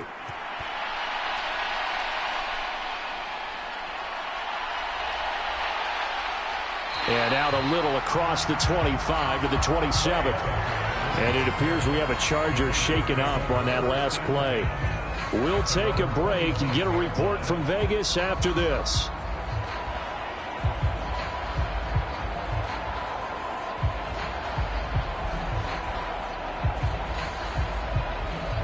The Raider offense set to get this drive started. And they split the uprights last time for 3. They've got the lead. They're not going to play this conservative. They're not hoping for another field goal. They're hoping for a touchdown. I'm with you on that one. I like where your head is. I like the way you're thinking because you're exactly right. Trying to sit on a lead and play that way, that doesn't work too well for most teams. Run your offense. Run what you do best. Exactly. Put it all the way down and try to increase your lead in a big way. And the best way to do it, touchdowns. Second quarter from Vegas. The home-standing Raiders with a football here. 2nd down and 8. As they've got it as we resume action. Burrow looking to pass. Got his man complete over the middle. It's Tyler. And he'll be taken down, but not before they reach the 50. First target, first catch, and a first down. That tight end position, it just seems to continue to evolve every year in the NFL. Yeah, you're getting really terrific athletes. A lot of them maybe were wide receivers at one point. They continue to give you speed, great hands, and big bodies, which make them excellent targets for quarterbacks. Here we go. Behind. 180. 180. From midfield now, Burrow. And that one too wide and incomplete. Here's 2nd and 10. Burrow will throw. Throw left side complete. That's Tyler. 4 yards the gain, and it'll bring up a 3rd down. That was an okay hook up there with his tight end, but unfortunately, they didn't get the kind of yards they had hoped for. That's going to bring up 3rd down. The offense on 3rd down tonight, they've been okay. 2 for 3 thus far. This will be 3rd and 6. Now it's Burrow. And the Chargers rush is going to get there. Down he goes. Derek Brown drops him for a loss of 12, and it also brings up 4th down. Okay, I'm not sure you could actually draw up a better pass rush than that one right there. Nowhere to go outside. He had to keep backing up and backing up and backing up. Eventually dropped for a huge loss.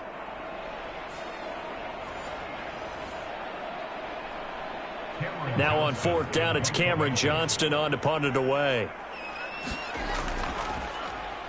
He was only asked to punt once in the victory last week as he sends this one away.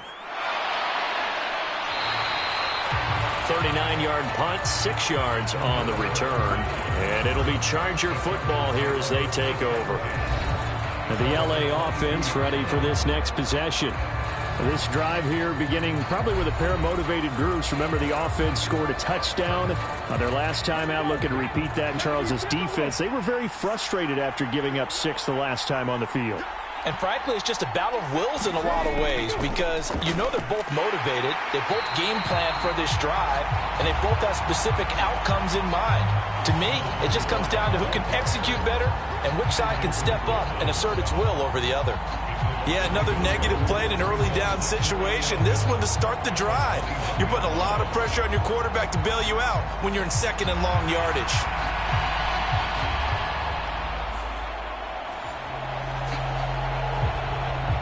A loss of a yard there to start out. That leads to a 2nd and 11. Now back to throw. Got an open man. It's Josh Palmer. And he's going to get this one across the 30-yard line. First catch for him. It's good for a dozen and a first down.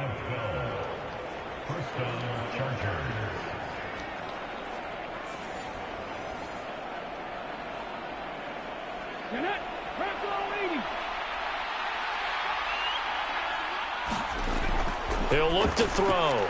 A little short pass. This is Everett. So 5 yards here, 5 on the play. And that will bring up 2nd down. And he's going to use his legs here. And hit behind the line. He lost the football. It's loose. And the Raiders have recovered. So that play, I mean, it was pretty well blown up from the start, and it results in a turnover. Yeah, when you're running the option like that as a quarterback, you have so many different keys and reads to make that sometimes as you're making them, you're not protecting the ball the way you should, and it gets popped free. So here are the Raiders now to take over. Last week they defeated the Broncos, and they've got the lead here as well as they work with a 1st and 10.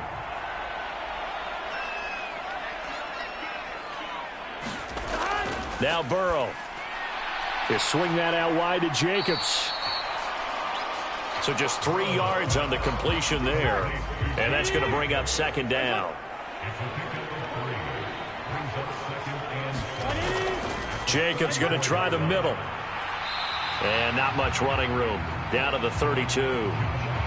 They had great starting position to begin the drive, but now they look up at a 3rd and 5. Off the play fake. Here's Burrow. And incomplete on the deep ball. On now is the field goal team. Here's the Raiders. Will try for 3. He was true on his first. This a tough one from 49 yards away. And this one is right through. And the lead stretches to 6 here. It's 13-7.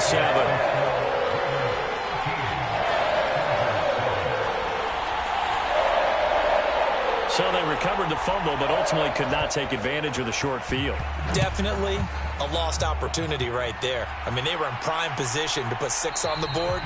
Ended up settling for 3. And Patterson will not return it. It comes out to the 25. The offense for Los Angeles returns to the field. And last time they coughed it up. Led to a field goal. They're fortunate that it only led to a field goal, but still, they're not happy about it. Could you sense the relief, though, when they only gave up the field goal and they were able to trot back out on the field and start this drive? A little more pep in their step because they didn't cost their team a touchdown, but they know they've got to do it a lot better than they did on the last possession. The coach will just be relieved, though, if they recoup with a score here, right? I think the coach will be ecstatic to see them pick themselves back up and now take it downfield and punch in the end zone without turning it over. As long as you go through your proper reads and progressions, the drag route can be one of those old reliable plays because usually it's good for a good chunk of yardage as we just saw there. And those guys like it, right? They can get the ball with a full head of steam. Especially against man coverage because man coverage, they're typically running away from someone and not worried about traffic coming out on the other end. Off the play fake, he'll look to throw. Throw right side is into the hands of his tight end, Everett. It'll go down as a gain of 6, and that'll make it 2nd down. Here's a play fake as they set up to throw. That'll be caught. It's Tony. And he's going to have another first down as the tackle comes at the Raiders' 29-yard line. That one goes for 24 yards.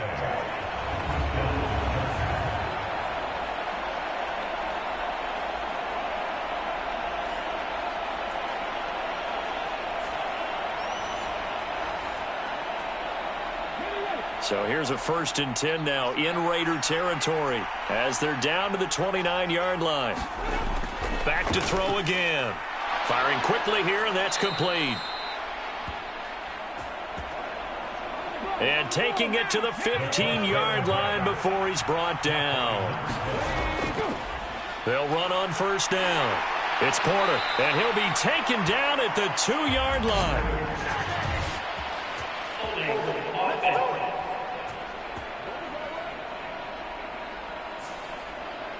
So following the hold, they're in a bit of a hole here with a 1st and 20. They'll stick with the passing game as he looks to throw. Working the middle here, that's complete to Everett, the tight end.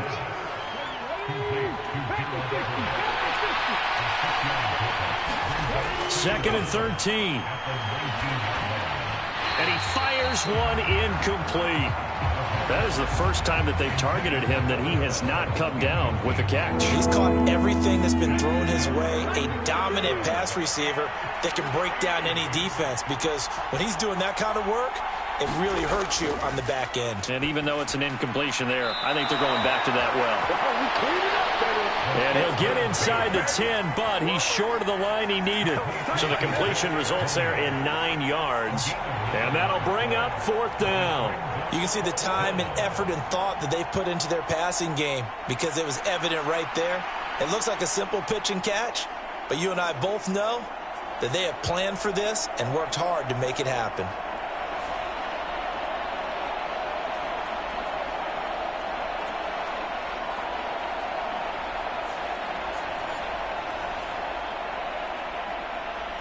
Now Kaimi Fairbairn for the field goal try from the right hash, and this one just a chippy. The kick by Fairbairn is good. And that will cut the lead back down to 3 at 13-10.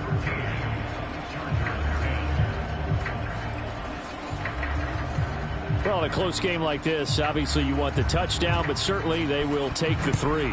And they'll be okay with that, but let's throw a little credit to the defense as well. I'm just glad this doesn't come down to a debate, right? Which side won, partner? Because the defense, hey, we didn't give up a touchdown. The offense, hey, we put 3 on the board. Either way you look at it, I think both sides gained something out of that drive. Here's Las Vegas ready to take the field. And they're not going to play this conservative, I don't think. They had a field goal last time, and they're up, but they're looking to put a drive in the end zone. Oh, I agree with you totally. No one goes out on the field and says, all right, let's just settle for 3, except in certain situations, trying to ice a game, that sort of deal. Most of the time, it's end zone, and that's what you're thinking, and I believe that's exactly what they're thinking as they begin this one. Yeah, no quarterback ever goes out there saying, hey, let's get 3, right? Not one that I've ever met. They go play action with Burrow. A fight for it, and this is caught. What a catch. And he steps out of bounds, but not before he gets inside the 35. So the penalty declined, and they will keep the yardage on the completion. And you could almost see him compartmentalize there throughout the route. Fought hard at the line of scrimmage, a lot of hand checking throughout the route. Great job staying focused on the football and pulling it in through the contact. Now a 2nd and 10. And Burrow going to throw again. Now a quick throw there, but it's going to be incomplete. This offense was on the move. Now 2 straight incompletions have them looking at 3rd and 10. Here's Burrow. It's incomplete. Took a shot, couldn't connect.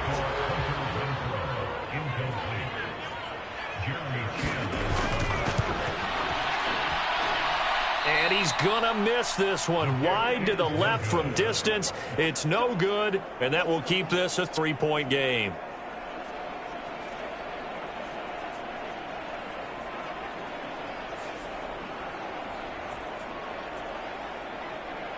Now the Chargers offensive unit ready to see what they can do here. Their drive last time, it stalled out. They were forced to take the short field goal. And the key phrase, you nailed it. Forced to, because you know coaches look at these short field goals as a last resort, right? To them, that's not how drives are supposed to end. You're supposed to put 6 on the board.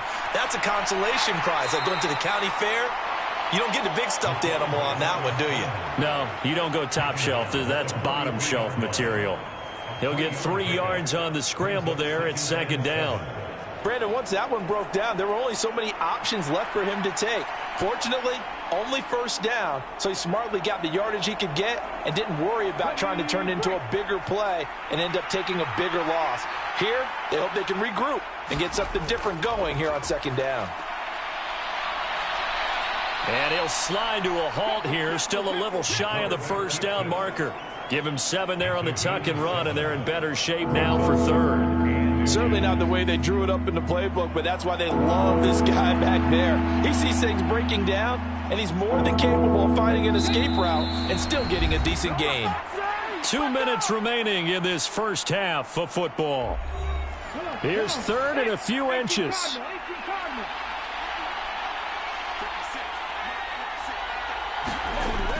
They'll drop to throw. That is caught. And he is going to have the Chargers first down, maybe by about a yard as they find a way to convert on 3rd and inches. They'll find Everett there, complete. And past the 35, he'll be dropped a yard or 2 shy of the 30. Give him back-to-back catches now. That one for 16 and another first down. And he's the epitome of what we call the move tight end, a guy that you can line up anywhere, in the slot, out wide, in tight, doesn't really matter because he has such great skills. You want to utilize him in all aspects of your passing offense. And there he was in the slot for the catch. On first down, he'll drop to throw. And this turns into a nice gain with a slide at the end. A nifty bit of scrambling there. 12 yards, first down. I can't be sure how much of that was planned pre-snap, but it certainly opens up some avenues for their offense. And if he can stay a threat to break off those kind of runs, it'll pull defenders away from coverage and open up some choice throwing lanes for him moving forward. Creeping up on a minute to play in this first half. The play-action fake. They'll look to throw. To the end zone, but it's incomplete. 2nd and 10.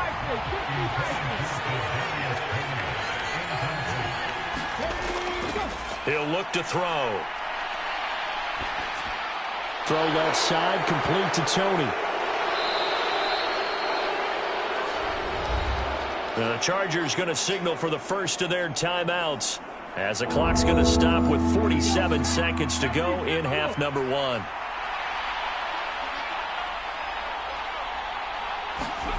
They'll set up a throw.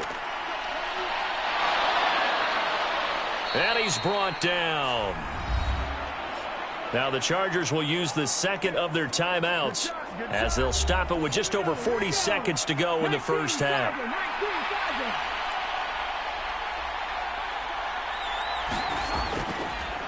They'll try and run for it on 1st and goal. And he takes it in for a Charger touchdown. A great effort there with his 6th rushing touchdown on the year. And the Chargers will take the lead here in the final minute of the first half. A strong, determined run there, Charles, to get in for 6 points. This is why it's such a team game, isn't it? And I know it sounds really generic and it sounds almost trite, but the blocks were made up front, offensive line, collective victory at the line of scrimmage and downfield. And how about the finish to the run all the way into the end zone? On for the PAT, Kaimi Fairbairn. And that will make this a 4-point game. So that drive consumes 9 plays all told. And it ends with the Chargers getting into the end zone.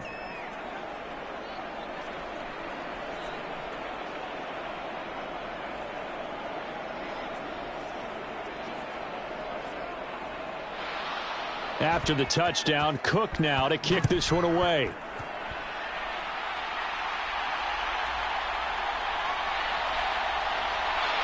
And he takes this near the 25. Just a little pass there. Call it the 26. The Raider offense going to head out now late in this first half. A slim deficit here in a one-possession game. Not much time left, obviously. We'll see if they can march this down the field, at least get 3 and take some momentum into the locker room. Now Burrow on first down. He's going to find and complete it to Renfro. The Raiders going to use one of their timeouts as they get it right at the 32nd mark of this first half. First down, here's Burrow. Now they set up the screen. That's complete. And taking it across midfield and inside the 45. Now the Raiders going to go ahead and use the second of their timeouts. So that means they're down to one remaining here as we head toward halftime. On 1st and 10, Joe Burrow. Chargers able to get the pressure and bring him down. Now the Raiders going to burn their third and final timeout. And with halftime on the horizon, they'll be out of timeouts from here forward. Play action. It's Burrow. Under pressure, they got him again.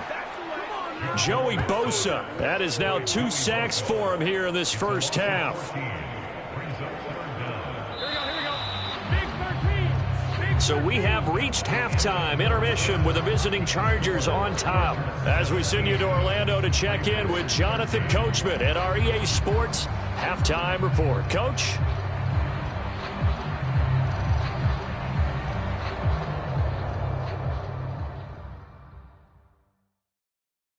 Okay, Brandon, thanks very much. Welcome in, everyone, to our EA Sports Halftime Report. Let's get you caught up on what's going on around the NFL.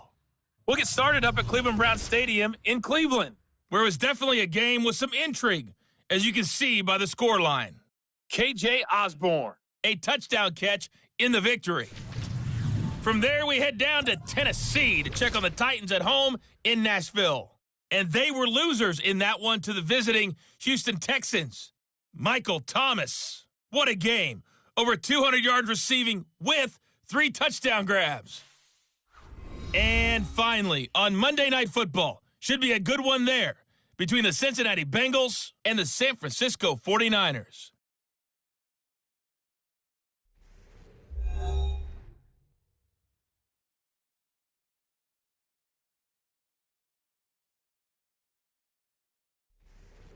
All right, Coach, thanks. Yeah, both teams likely to make some changes in what's been a closely fought battle to this point.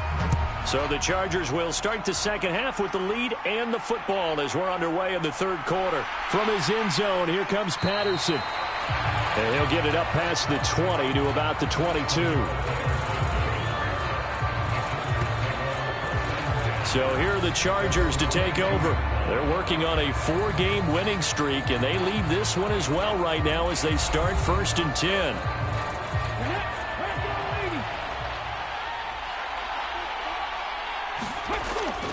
They'll start this drive out on the ground. And this will leave them a yard short. Nice pickup of 9 yards on 1st down. Now that's the way you want to start a drive. Talk about a tone setter as well as a playbook opener. Now if you want to take a big shot over the top, you're all positioned to do so. 2nd and 1. Over the middle, complete. That's Porter. And he'll be brought down right around the 37. 6 yards the pickup, and that's a 1st down. Well, that was a pretty favorable situation there. What would you call that? 2nd and manageable? Smart play, too. Didn't force it downfield when he didn't have it. Just checked it down, let him get the 1st down, and that's exactly what he did. Line of scrimmage, the 37 on 1st and 10. On play action, they'll throw. The pass complete on the crossing route. This is Tony with it. And they're going to have this across midfield and inside the 45. No question that they're going to continue to look his way. 6 catches in the first half and now 7 on the game. The goal for any offense versus a zone defense, find the holes where guys are available and put the ball on the receiver before any defender can step up and fill it. They did it well there. Perfectly executed crossing route. So here's a 1st and 10 now in Raider territory at the 43. Up the middle they go. Porter. And down to the 41.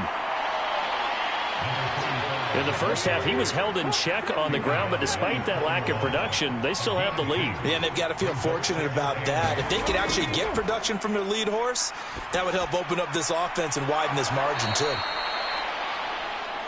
And he's going to have another 1st down as the tackle comes at the Raiders' 23. With that catch, he goes over 100 yards receiving on the night. Charles, to move the chains that time, they had to complete it into double coverage, and they got it done. And it's never easy overcoming multiple defenders, but he sure made it look simple. Found the right spot to exploit and won his one-on-two matchup. Let's go now. Cowboys!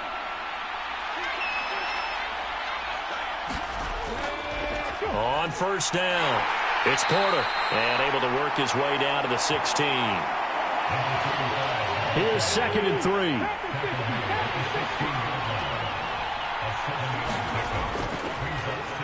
Patterson, he'll try it up the middle. Only a yard on the pickup, so from a good situation on 2nd and 2, it's now 3rd and 1. They're going to look to throw. And he's in for a Charger touchdown. Their mobile, agile quarterback. His 2nd touchdown of the game, giving him 12 on the season. And the Chargers take the opening kickoff of the 3rd quarter and drive right down the field to extend their lead.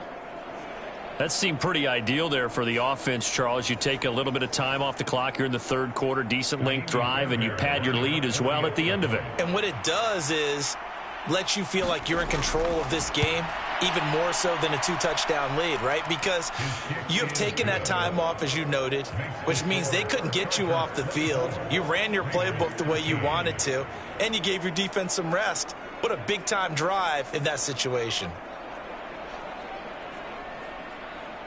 After the touchdown, Cook now to kick this one away. This fielded right at the goal line. And able to take it past the 25 and up to the 28-yard line. So here comes the Raiders offense getting ready for their first possession of the 2nd half. They make their 2nd half debut here, and things are looking a little bit tougher now. You give up the points there, Charles, that touchdown drive on the other side. So now it's a 2-score game here. Got to be careful. They certainly do, and I'm just wondering at halftime if those guys just looked into each other's eyes and realized what they've got to get done and come out a little bit more charged up, because if they don't get some kind of points here, that next drive, that could make this a 3-possession game. And that will be incomplete. Would have been a big hitter if they had connected. Instead, it's 2nd down. They're passing here, Joe Burrow. And that is incomplete. A lot of force bearing down on him there. He could not hang on. It's 3rd down. Now it's Burrow. He finds his man, complete. That's Jacobs. And this play going to be stopped in its tracks at the 32, and obviously well short of the 1st down. He did his best to just get 4 out of that, but not enough. And now 4th down. And that's a good job there by the corner. We do talk about this a lot, that a lot of corners see their job as simply covering receivers. Tackling isn't everyone's thing. But in this case, he came up quickly and made a nice, sure tackle.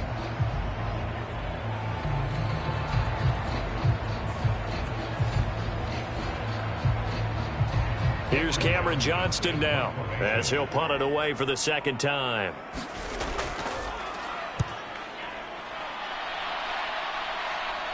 And the fair catch is made at about the 27-yard line. 36 yards on the punt with no return. And out will come the offense as they take over. The Chargers ready to take over. And they'll just simply be looking to build off the confidence of the last time out where they scored a touchdown. And confidence is powerful, isn't it? When you've scored once, you feel like you can go back out there and get it done again. Doesn't matter what the defense throws at them. They feel like they're in a groove right now, and they want to get out there and show it. Yeah, hoping to stay in that groove here this go-around. Called a gain of 3 on the play, and it'll be 2nd down.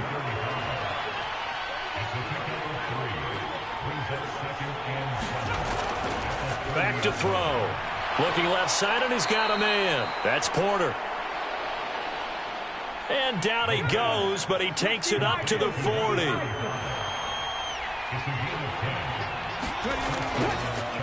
They'll run on first down. Porter will get this up to about the 44. I'd say they've got to find a way to get him going. He's such a big part of their offense. I wonder if they might throw it a little and come back to the run. Anything, because you're right. He's pretty much been completely neutralized. 2nd and 6. He finds his man, complete. It's Porter. Yeah, that's good for a gain of 6. And 3rd and 1 now.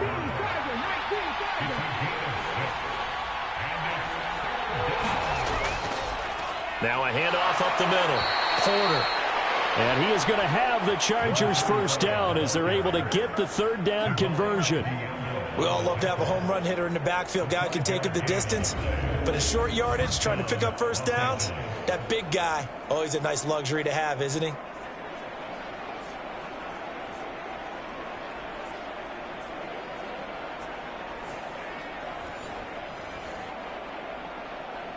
Three tight ends in the ball game here on 1st and 10. They'll set up to throw. And this one incomplete. Threw it down at the feet of his receiver. Not only did he have a chance to scan the field there, it felt like he had a chance to scan it twice. The protection was that good. Unfortunately for him, the coverage downfield, equally good.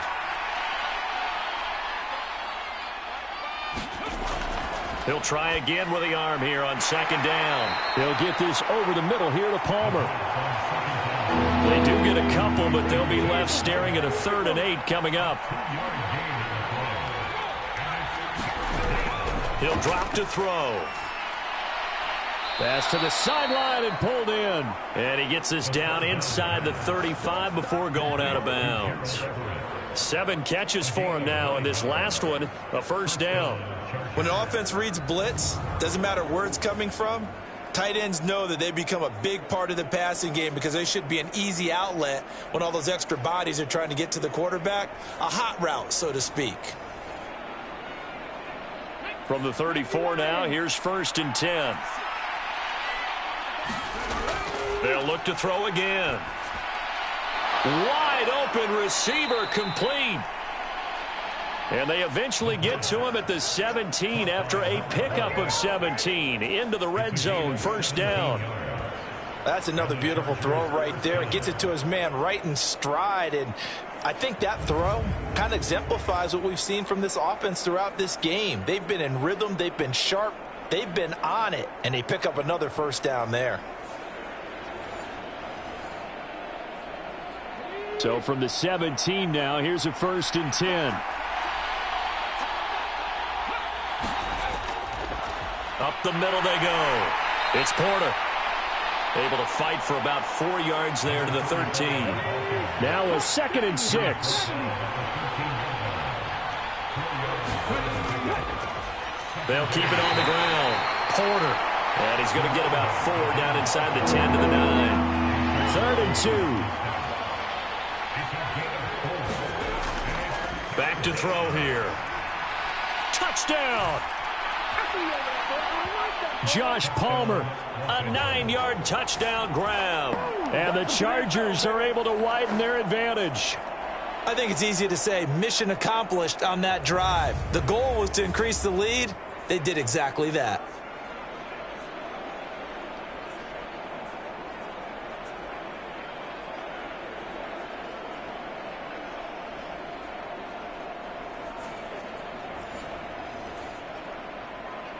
Fairbairn now to add the extra point.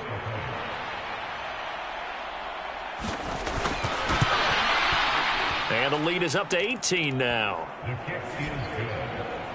So that drive, 12 plays in length. And it ends with a touchdown pass to Josh Palmer. After the touchdown, Cook now to kick this one away.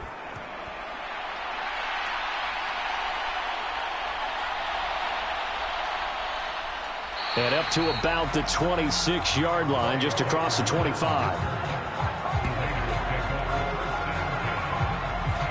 The Vegas offense ready for their next possession. I kind of feel like they've reached a do-or-die point in this game, Charles. If they're going to try to pull off an impressive comeback, It has to start right here, right now. Yeah, now they've got a final chance to get out of this situation, but they also understand they've got to move the ball and move it fast. In addition, they need to save as much time so they can get 2 more possessions. Joey Bosa bringing the pressure yet again. That's his 3rd sack here tonight. My man, it's been a rough night for that offensive line, and it's only getting rougher. 5 sacks now that they've given up in this contest so far. It feels like the witching hour out here, doesn't it? Okay, stupid question. What's the witching hour? Yeah, the witching hour. That's when everything goes haywire late at night. Pass protection has been a problem all night long as they come up facing 2nd and a bundle. They will run out of the gun with Jacobs. A nice move gets him a few extra. Down just shy of his 20. This offense in desperate need of a conversion as they come up on 3rd down. Here's Burrow setting up to throw it.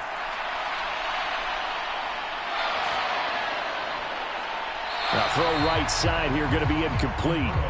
Here's Cameron Johnston now, standing right on his own 5-yard line.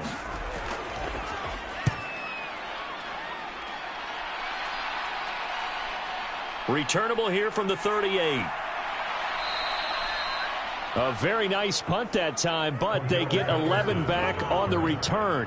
And they will take over 1st and 10. L.A. readies for its next possession. And now you've got the clock winding down here in the 3rd quarter. You're 3 scores to the good. What's your approach on this drive? Too early to fully commit to playing the clock game.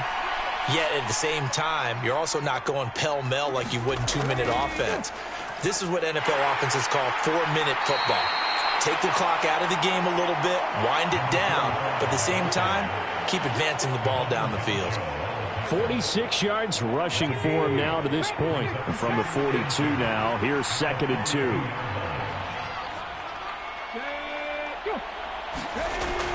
They'll look to throw here. He finds his man, complete. That's Porter. And they're able to get this one past the 30 down to the 25.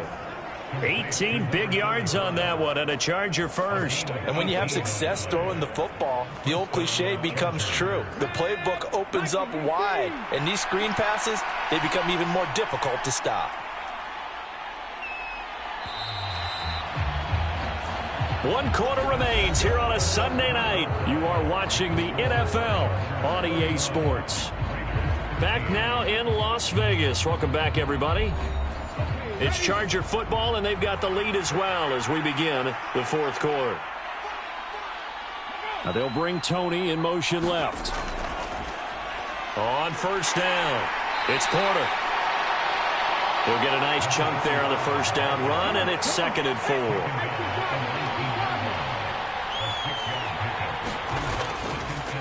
They'll keep it on the ground. Porter.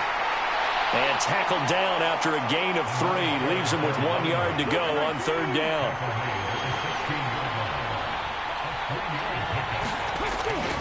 They'll look to throw. Work in the middle of the field, and he's got a man complete. And the Chargers are going to have a 1st and goal coming up as they find a way to convert there on 3rd and 1. Would it be safe to say that as precise as routes are supposed to be run in the NFL, maybe they're not quite as precise in college ball? That's accurate, yeah. And I think we saw a college route in the NFL there. Just find the soft spot, find the dead zone, and find the 1st down. And that's what he just did. Looking to throw. And that one drops down, incomplete. Good coverage there, forced the ball free, and it's 2nd down.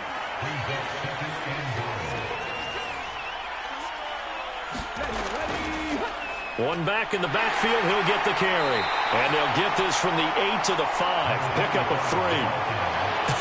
I have to laugh a little bit because he actually handed it off. I thought with the 2 touchdown passes he's thrown in this one already, he'd go ahead and fling and try and get a 3rd one. Yeah, now from this spot on 3rd down, I think he'd probably throw it here. Yeah, I don't think there's any question about it. And this is caught. He's got it. Touchdown, L.A. A great play there with his 2nd touchdown of the night. And the Chargers are well on their way to a 5-0 start as they extend their lead.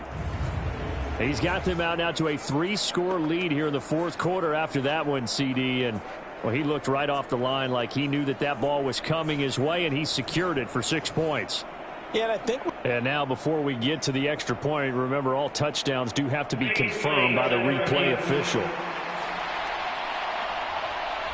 They're taking a peek at whether or not those feet were in bounds, and obviously a big call here in the end zone.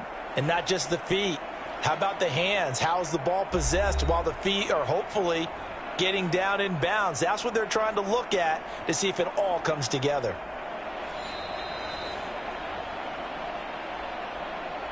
So they called it a touchdown originally, and this will stay a touchdown after the video review, so they had it right. Extra point by Fairbairn, up and good. And they open the lead up now to 25. So that drive in total 8 plays. And it winds up with a touchdown for Los Angeles.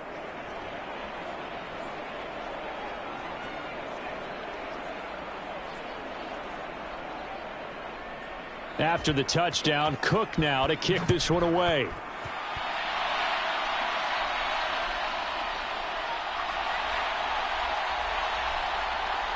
And a good effort on the return there. Gets him across the 30, up to the 33.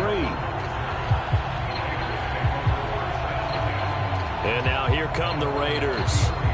These guys definitely hoping for a better showing than their last appearance. They couldn't really even move the football much beyond the shadows of their own goalpost, Charles. We'll see if they can get a better, more sustained drive going here. Yeah, and every team that we ever talk to says the exact same thing. When you start a drive from that deep in your own territory, the goal is a minimum of at least 2 first downs, because even if you have to punt then, you change the field position, right? You flip the field a little bit.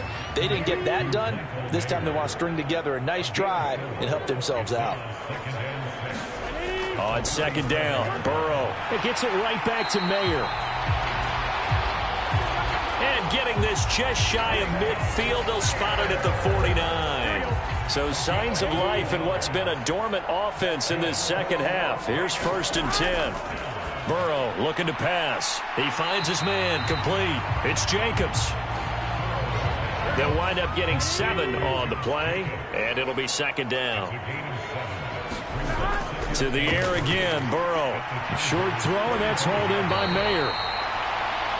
It'll be a pickup of 4, good enough to earn him yet another first down.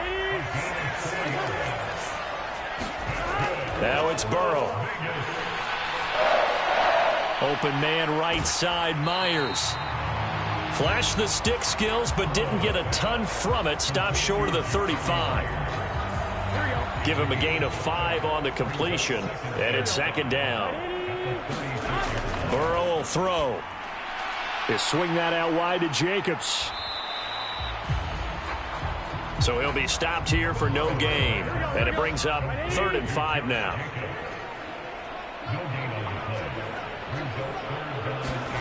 Now Burrow. He's got his target. That's complete. And he's brought to the ground with another first down at the Chargers' 17-yard line. That good for 19 yards as they pick up the conversion on 3rd.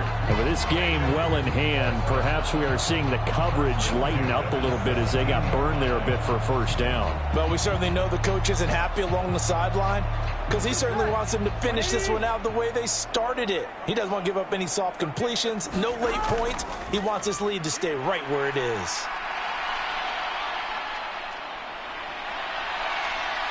And he'll take it from the 18 to the 15, a gain of 3. 2nd and 7.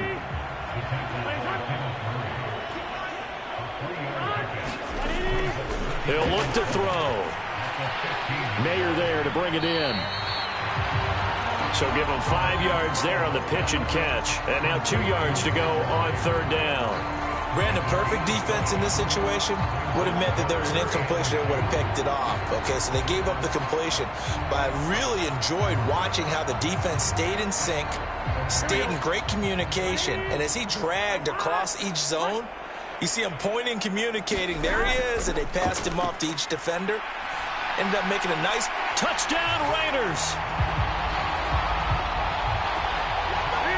Hunter Renfrow from 10 yards out. And the Raiders are able to make some inroads here to that deficit.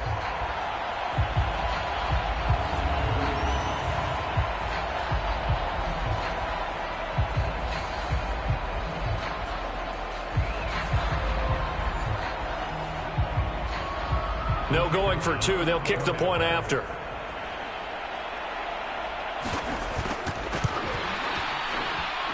And that'll cut the lead down now to 18. A 10-play drive that time. And it was Hunter Renfrow who capped things off with a touchdown reception.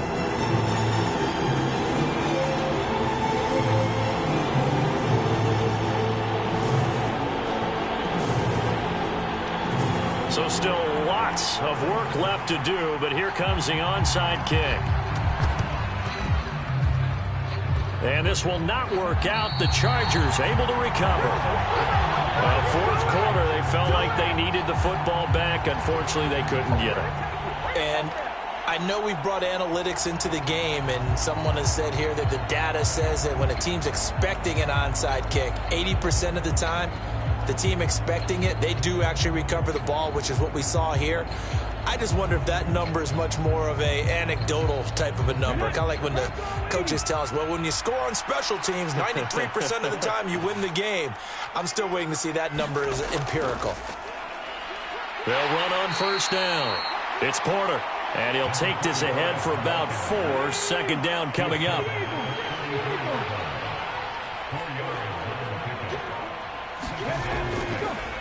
They'll keep it on the ground. Porter, and he'll be brought down at the 27-yard line.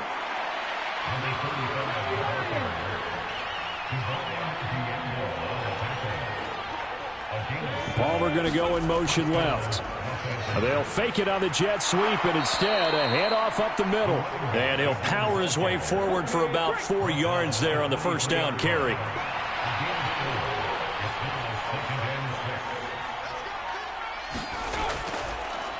On second down, it's Porter. And on this one, he'll get to the 15, right at the 15-yard line. Now, during that run, an injury here. We got one of those big blockers in some discomfort. We'll take a break and get a report from Vegas after this.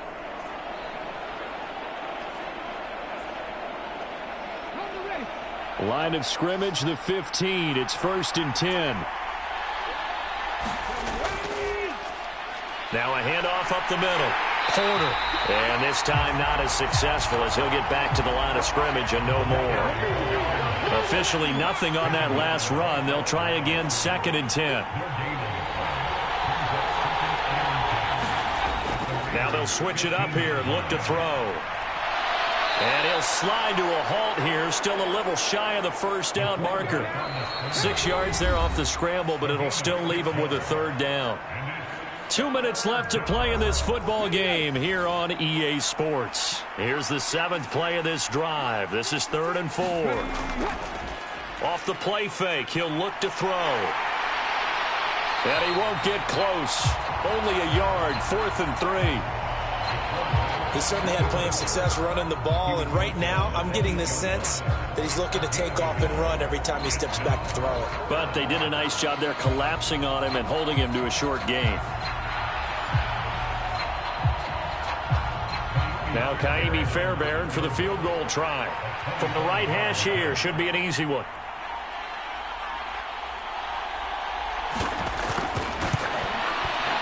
The kick by Fairbairn is good, and that will extend their lead even further.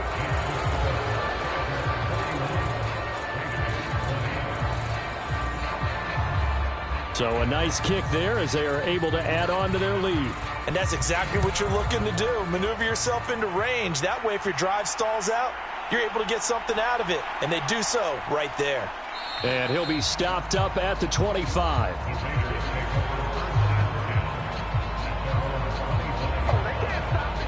The Raiders offense now, they trot back out. Well, this game, it has had no shortage of offense. They've been able to put up a decent amount of points on this side, Charles. They just have not been able to keep pace with the other offense they're going against here. Yeah, that's a good way of pointing things out because now it's not a total loss because, as you said, they've scored some points, so there's some plays they can build on, moments where the game plan actually worked.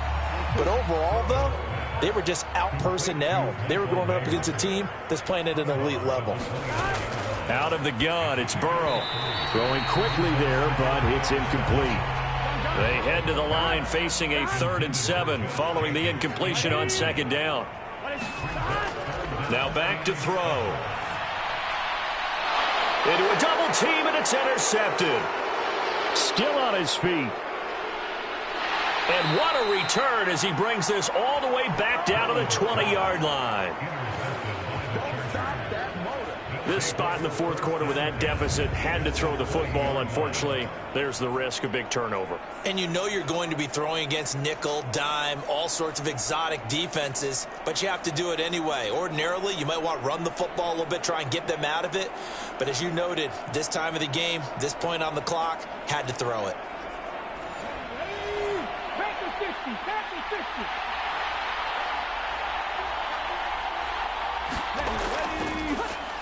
On first down, it's Porter. And he's going to get this one down inside the 15. Now 2nd and 3.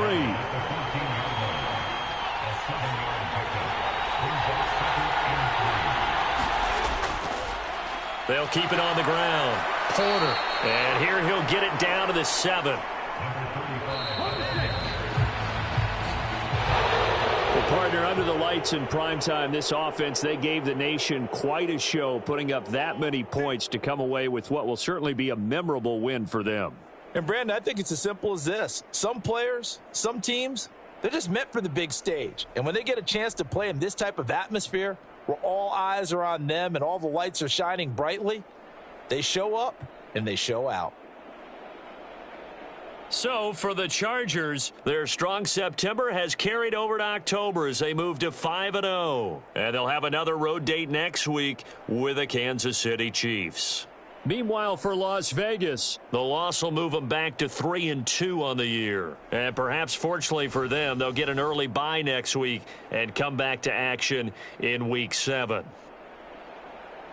So for our entire crew, alongside Charles Davis, I'm Brandon Gaudin. Thanks for watching, everybody. We'll see you next time.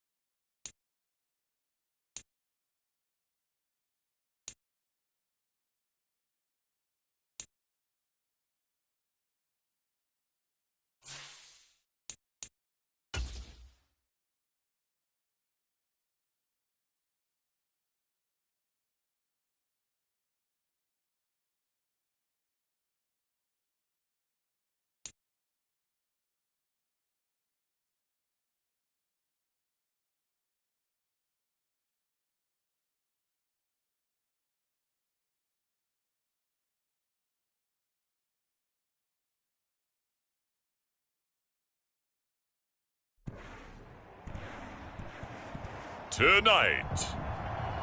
From Acrisure Stadium in Pittsburgh.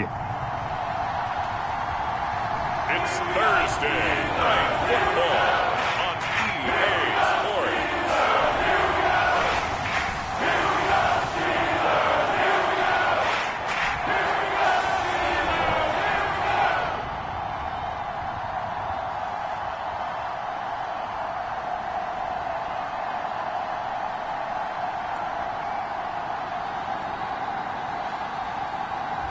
As we'll see Kenny Pickett and the Pittsburgh Steelers versus Jacob Eason and the New York Jets. But not far from where the Steelers' former homes at Three Rivers Stadium, Forbes Field once stood, we are at Pittsburgh's Acrisure Stadium. And tonight we start Week 5 with a primetime matchup, as it'll be the New York Jets taking on the Pittsburgh Steelers.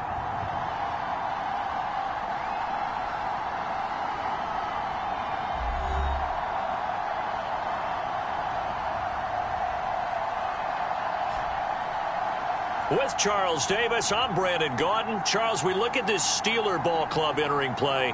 They were winners last time out, so they'll be looking, Charles, to make it 2 in a row. And what I enjoyed when I watched their game tape and their victory last week is they put it together in every phase. Good offense.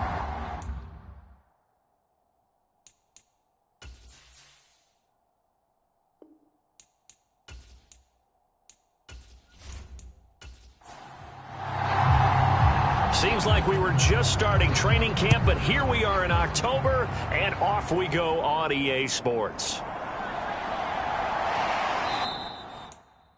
And not much happening on the return as he'll get this to about the 23. So the Steelers offense getting set for their first drive. And leading them out there, we get a look at their 6'3" quarterback. I like this guy, and the reason I do, he tends to stay on an even keel. Doesn't let too much ruffle him. He will manage the game the way it needs to be managed, take what the defense gives him, and then he can strike at times. Had a touchdown pass. Yes, he had an interception last week, but he found a way for his team to win. Pickett's throw caught by Gray. And he's got it past the 30 before he's hit and dropped. 11 yards there on the first play from scrimmage. Well, this defense certainly knows they're going to have their hands full trying to slow down this passing game. Here's an example on the very first play from scrimmage. I think we'll see some different looks, maybe some pressure from different places, but it didn't work there, and it's a quick first down. First carry for Najee Harris. And trying to push forward, but he is going to be stuffed up in the backfield. 2 yards the loss, 2nd and 12. With his size, he's a tough man to bring down, but they do a nice job there stopping his progress and not allowing him to get back to the line of scrimmage.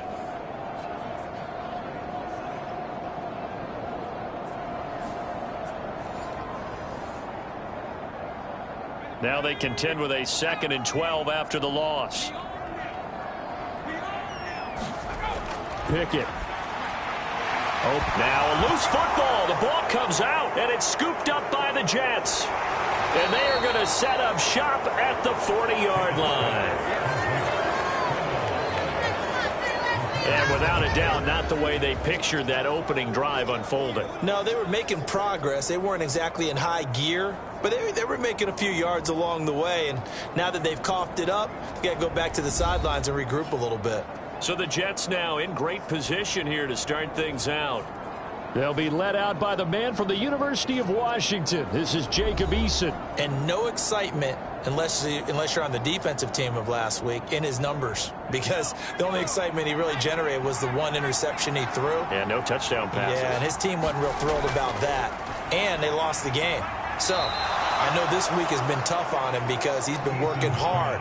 Fundamentals, footwork, finding the right targets. And bottom line, how do they get a win? Press coverage on the outside, and for defenders, that's the ultimate risk-reward. If you take the risk, can you reward yourself by keeping them on the line of scrimmage? But no, not on that one. Got the step on him. Now it's just a matter of laying the ball out there for him to go get it.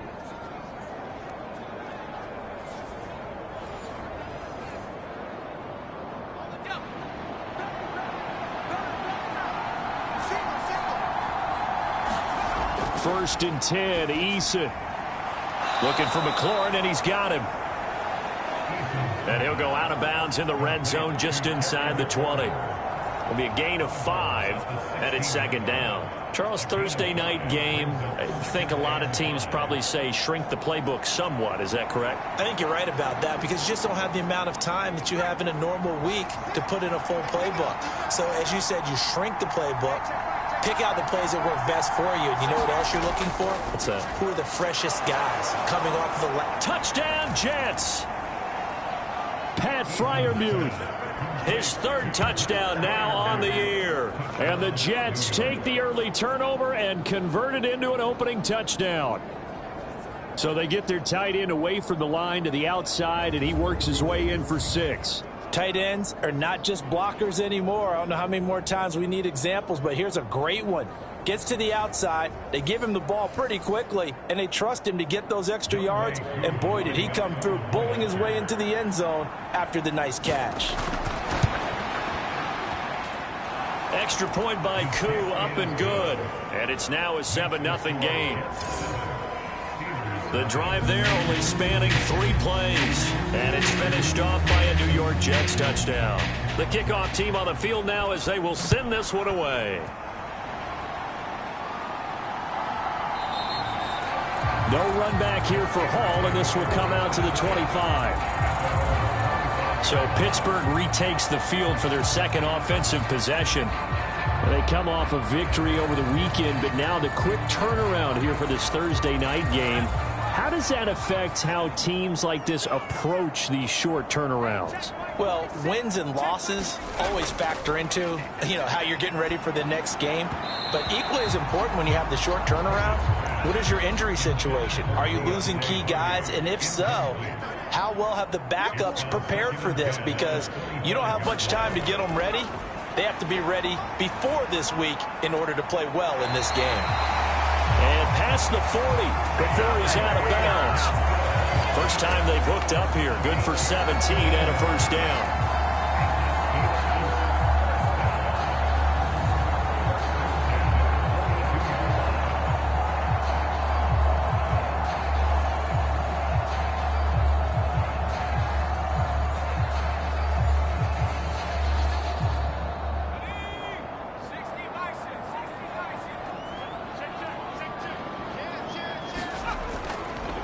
They hand this off to Harris, and he will be brought down at about the 43 that time.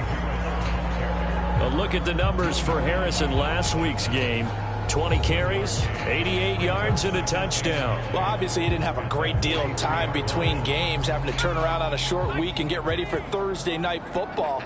But he said in pregame he was feeling pretty good and felt more recovered from last week's contest than he would have expected.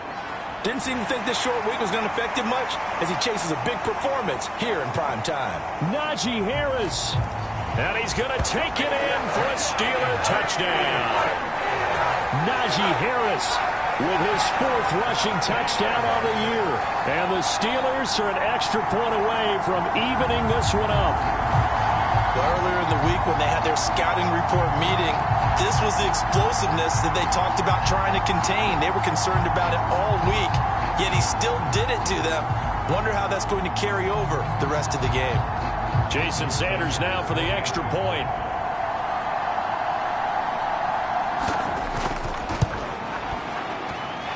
It's up and good. So these teams match touchdowns here in the first quarter, and we're tied 7-7.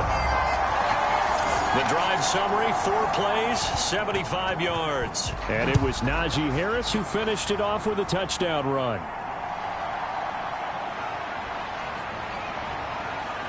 And it's a pretty good return here as he'll get this up to the 29.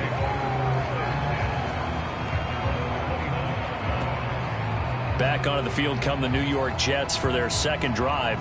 And they come into this one off the loss over the weekend. But you say if you're going to play a Thursday night game, this is the week to do it. It certainly is, because you get right back out there. You don't have time to dwell on things. And look, your game plan is going to be a little more limited, but so is theirs. So that's when you just appeal to your top players. Guys, you make plays in this one, we out-execute them, we can walk away with a win. And they'll wind up getting this to the 37, gain of 9. The numbers for McLaurin a week ago. 4 catches, 52 yards. And he was able to haul that pass in there, but he knows he's got a tough task ahead of him. This unit in the top 5 in the NFL against the pass. He's going to have to really work hard to get open. They go play action with Eason. Oh, hit as he throws there, incomplete. They tried the throw on second down, unsuccessful. Now it's 3rd and 1. Throwing is Eason. And he can't find a receiver, and he's brought down. Keanu Benton, he's the one to get him, and that is sack number 7 for him on the year. Well, competition comes up in so many different ways, and right now, this unit, their competition is who's going to get to the quarterback the most times. Had about 5 sacks last week, and we just saw their first one of this game.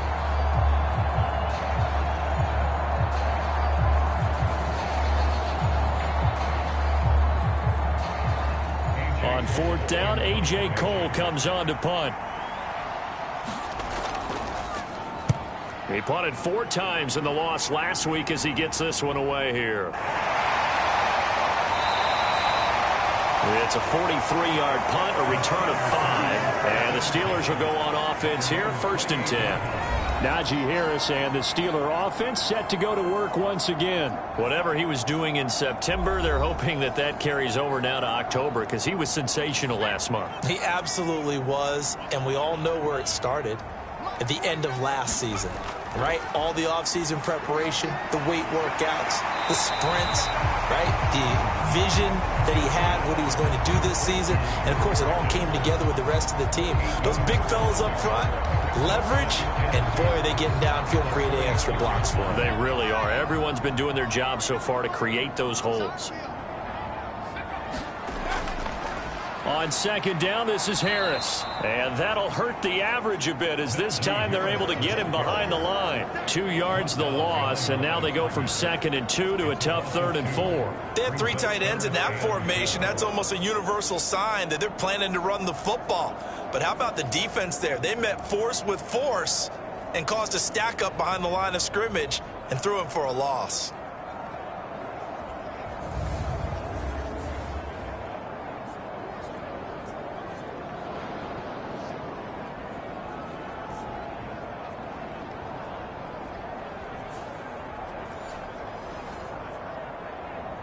This now a 3rd and 4.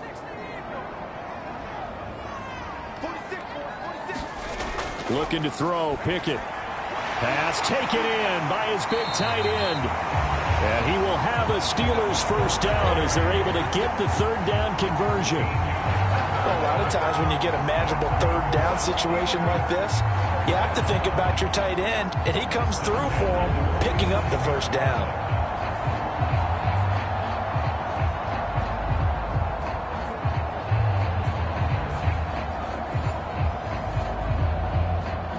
Counting down toward the midway point in quarter 1. Harris running straight ahead, trying to keep those big legs churning, but he's going to go down in the backfield. Officially, it's a 1-yard loss. That's going to bring up 2nd and 11. You talk about this Jets defense. And they've been very good this year against the pass, currently holding on to a top 10 ranking at number 10. You have to like the way that they've played in the first month. They have to be very proud being a top 10 unit against the pass. Their goal, though, in this one, see if they can improve that ranking. 2nd down, here's Pickett. And that'll be incomplete. Took a pretty good shot as he tried to pull that one in. Couldn't hang on, 3rd down. Now Pickett. That is caught. And he'll be taken down, but he does have first down yardage. 12 yards that time and a Pittsburgh first. I know sometimes we can get fooled when we watch him make catches, as we just saw him do there, because he really looks like a wide receiver the way he goes about his business. Yeah, 230, 240 range. Yeah, not super huge. Maybe not counted on to be that inline point-of-attack blocker that we used to have in the good old days. But you can flex him out. You can run wide receiver routes with him. You can make him a primary target, and that's how he'll shred a defense. They'll try the right side with Harris. A gain of 3, 2nd down.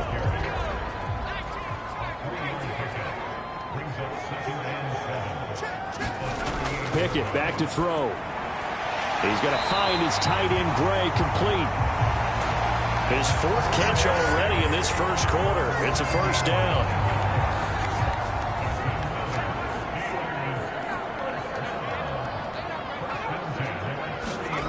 Pickett, he'll look to throw it. Looking for Gray and finding him once again. And just 3 yards on the catch there. He couldn't get away. And it'll be 2nd down.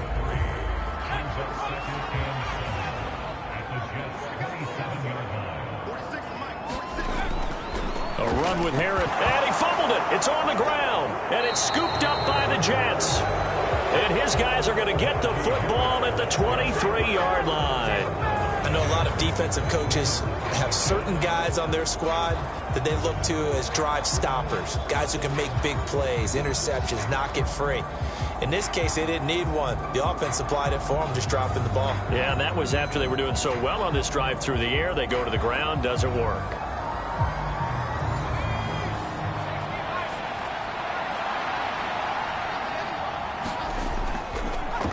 They'll start on the ground. Hall. He's tackled a yard short of the marker. Good gain of 9 on 1st down. Just need a yard here. 2nd and 1. On 2nd down, a run with Hall. Give him 12 yards there, and the Jets have a 1st. Although his reputation as a speedy runner precedes him, it's always fun to watch him work. It is eye-opening, isn't it? Because when you see him get the ball and just go, in addition to that speed, it helps out his blockers. They don't have to hold blocks for long because he's just going to speed right past them.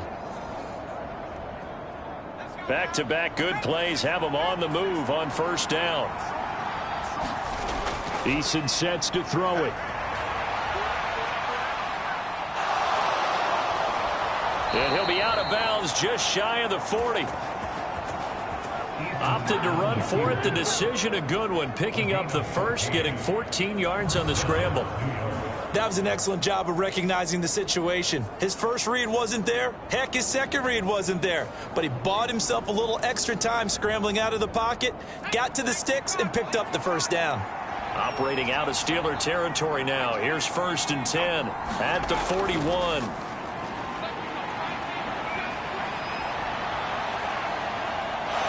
Dancing away at the... Eason gets hit, and the ball pops free. And it's picked up by the Steelers. And he will bring this all the way back out to midfield.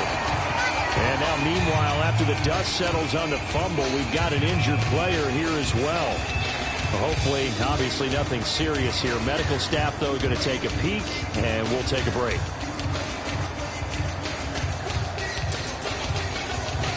They've got good starting field position as they come up here 1st and 10, right at the 50-yard line. Following the fumble recovery, Pickett. That pass complete to Deontay Hardy.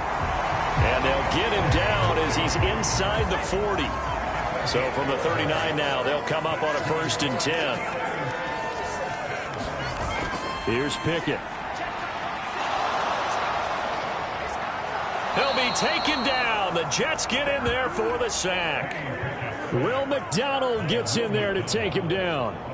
You know darn well both of these teams reviewed the film and saw that this defense had 5 sacks last week. They got to keep their QB upright. And they're going to try their best to do exactly that. But they're facing a team where getting to the quarterback is a mindset. It's a mantra for them. And they play a game within the game. And you know what it is? Let's race to the quarterback and see who gets there first. That huge loss on the sack makes this job much more difficult. It's now 2nd down and 22 yards to go. A quick throw into the hands of Hardy. And this one goes nowhere. Losing yardage on the play back at the 46. They lose 2 on that last play, so things get even tougher. 3rd and long coming up. Heck of a play there to get to him quickly and get him down for a loss. I think they did a really nice job getting ready for this game, scouting, watching film, and understanding defensively what the play design was. Now on 3rd and long, they'll look to throw. Completing it to the right side, Johnson. They get 12 yards back, but it still leads to a 4th and long. These two teams all tied after one. Second quarter action from Pittsburgh. It is the Steelers in control of the football as they've got it with a 4th down coming up. On is the punter Scott here as he gets this one away. And that'll hit in the end zone. Much too much leg there. That'll be a touchback. The New York set to take the field. And they got across the 50 last time but fumbled and turned it over, so they'll be looking to have a short-term memory here, Mr. Davis. Not only a short-term memory, but a whole lot better ball security. Because if they take care of the ball, continue to move it, their chances of scoring some points, they've got to feel pretty good about. They thought they had things moving in the right direction last time. Fumbles, they don't just affect you on offense, they affect your overall team because now your defense has to make that stand up. Ball again on 2nd down. And only able to get 2 here. Stopped at the 30. Here comes 3rd and the length of the football. They'll run with Hall. And he'll have a Jets 1st down as he's able to get this up to the 37-yard line. The Jets at 3-1 here through their first 4 games. And they come in off a disappointment last time out. That put an end to their modest 3-game win streak. And quite frankly, there wasn't a whole lot to draw on in the loss last week because they were dominating every phase of the game. You've got to hope that they show a little more life in this one because they certainly didn't have it in their last outing.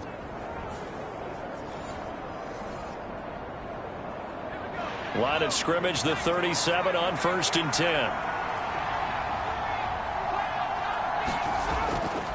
On 1st and 10, it's Hall. And not a whole lot of room to operate there on the 1st down run. He gets maybe 3.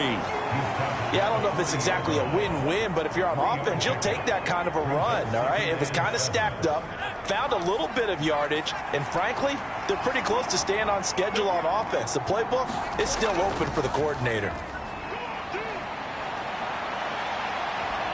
Eason gets hit, and the ball pops free. And it's picked up by the Steelers. And to the 43. So down inside the 45 to the 43-yard line. That's where they'll take over.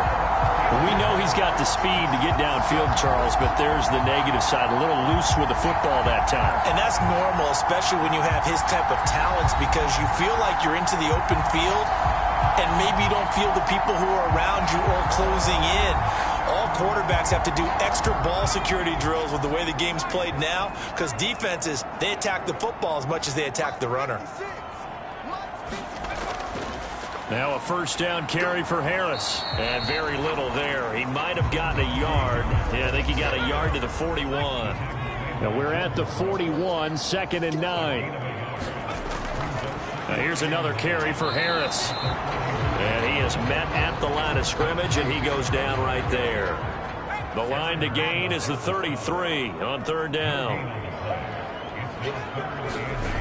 Back to throw, Pickett. And the Jets pressure too much as down he goes. In for the sack, Myles Garrett. Now that was just absolute perfect man coverage.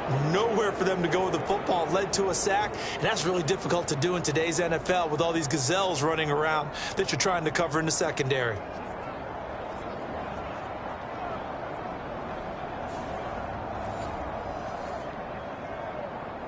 On 4th down, J.K. Scott ready to punt it away.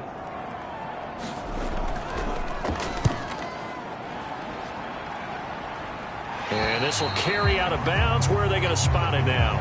At about the 18-yard line, it looks like. And New York set to take the field. And a fumble last time. Ball security. Talk about it all the time in the National Football League. They've got to be better at it on this drive.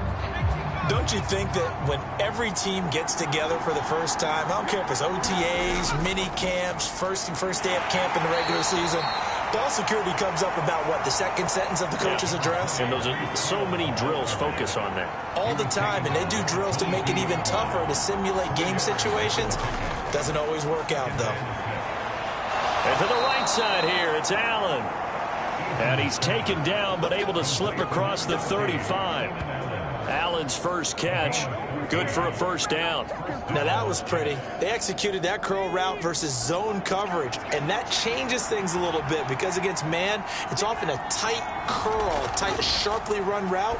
Against zone, you're just looking for that open spot, that dead area, so you may curl it a little bit wider just to get to that place. And usually a tight window. He fired a bullet in there for the completion. Straight ahead is Hall. And he stopped after a gain of 1. Not enough. Still a yard to go on third down.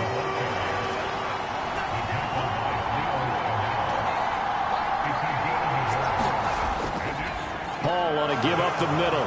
And he's got a first down as he's up to the 48. Give him 3 yards and a fresh set of downs. That's about what you would expect since they're so efficient on picking up third downs in the top 5 in the NFL. It's all a mindset, and I guarantee you, it started in the offseason. Third down's important to them. They find a way to pick them up at a very good clip.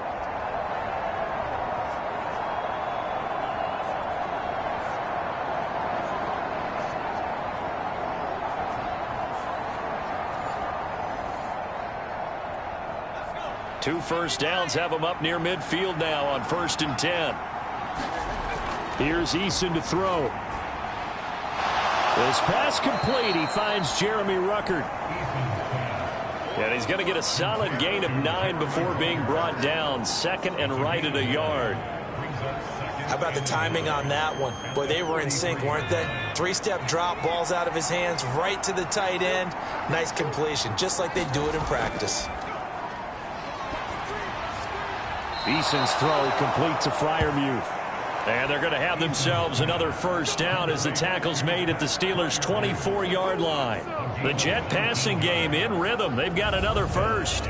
Love the play call that time. Love the design. You put 3 tight ends on the field. That screams jumbo set, running formation to a defense, right?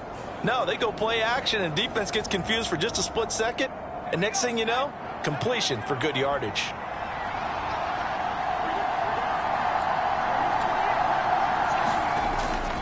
Back to the ground with Hall. And he stopped immediately there. Officially no gain on the play, and it's second down. Now Eason. And he will not make it back to the line of scrimmage as he's going to be taken down. It's a loss of a yard, so they'll wind up crediting him with a sack, and it brings up third down. Well, the pass rush has been a real strength of late. They know how to get after the quarterback. Absolutely. 4 sacks last week. That's their first one here. Anything in particular you've seen from them or on film? I think that they're winning athletically up front, winning those one-on-one battles, but also when the offensive line wants to keep everyone in and mass protect, they know how to scheme their way back to the quarterback as well. Eason. Flush to his right. They juked him, and he's going to be marked down short of the first down, right around the 17.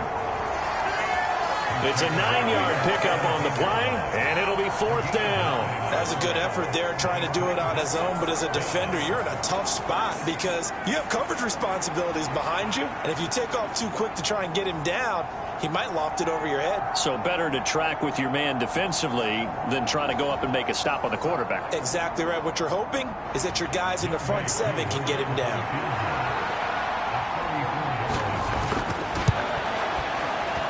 Koo knocks this one through the post. And they take the lead here now at 10-7.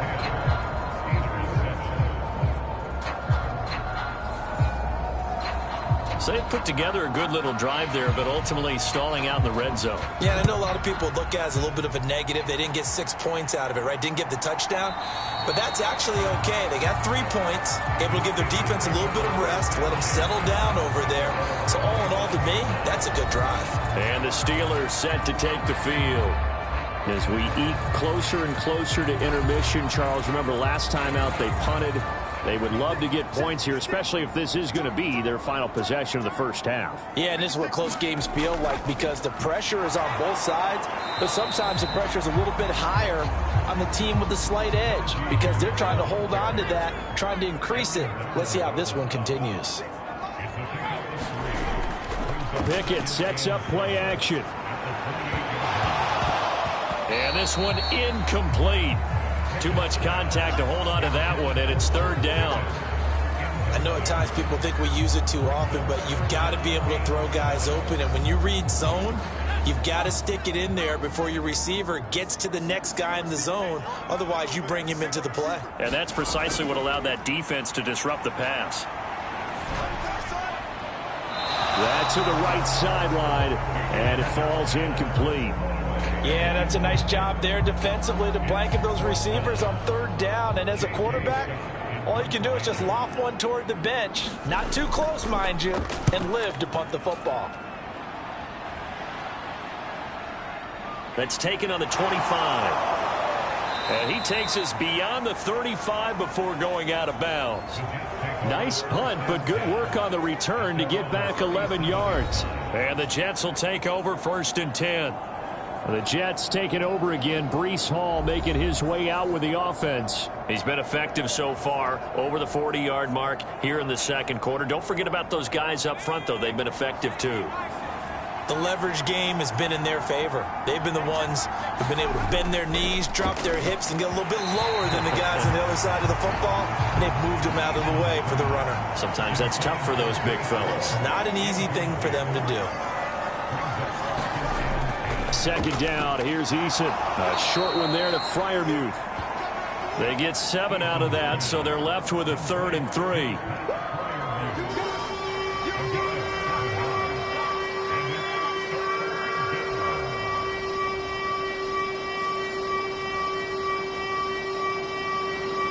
Two minutes remaining in the first half, 10-7, our score. They'll come up now, 3rd and 3.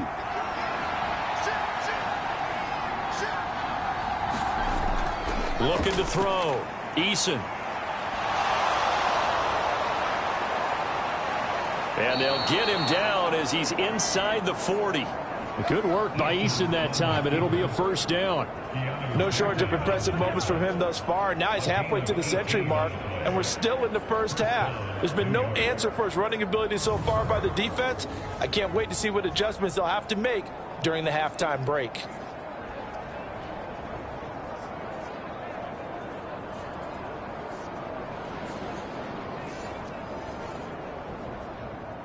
So from the 39 now, they'll come up on a 1st and 10.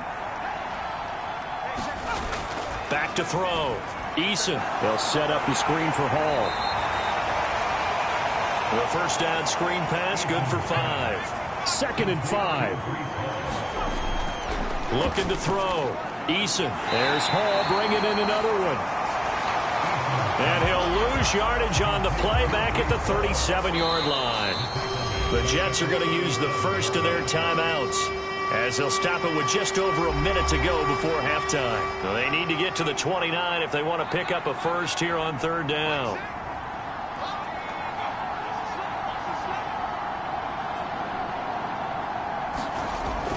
Back to throw. Eason. That ball nearly intercepted, but he could not hang on. Oh, pick there certainly would have been nice. Instead, at least it'll be 4th down. And this is good. It was running out of gas there at the end, but he winds up getting just enough on it. And the lead stretches to 6 here. It's 13-7. So a nice kick there as they add 3 to the lead. And from what I've seen so far, Brandon, I think they've been the better of the two teams here in the first half. So even though you want the touchdown, I think that's a nice job there to put 3 points on the board. And he'll get it up across the 20 to the 21-yard line. The Steelers taking over now late in this first half. And with a little under a minute remaining, we'll see if they want to try to put a drive together, possibly even take the lead here with a touchdown.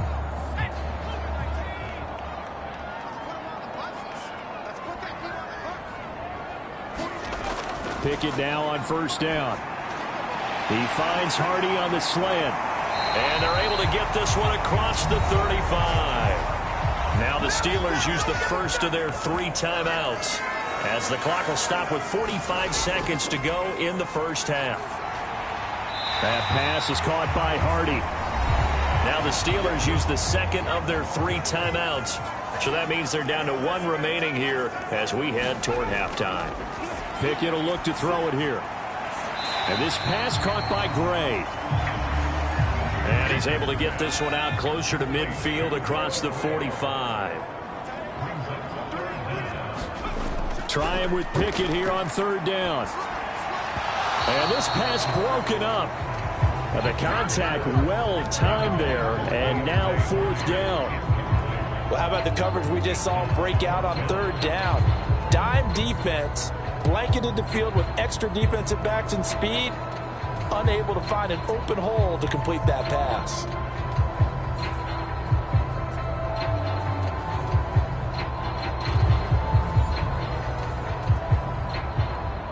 Here's J.K. Scott set to do the punting honors.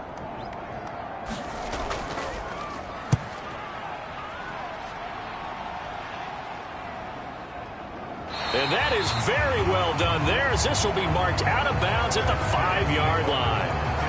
That is how you flip field position. That's an absolute bomb of a punt. Downs it inside the 5-yard line.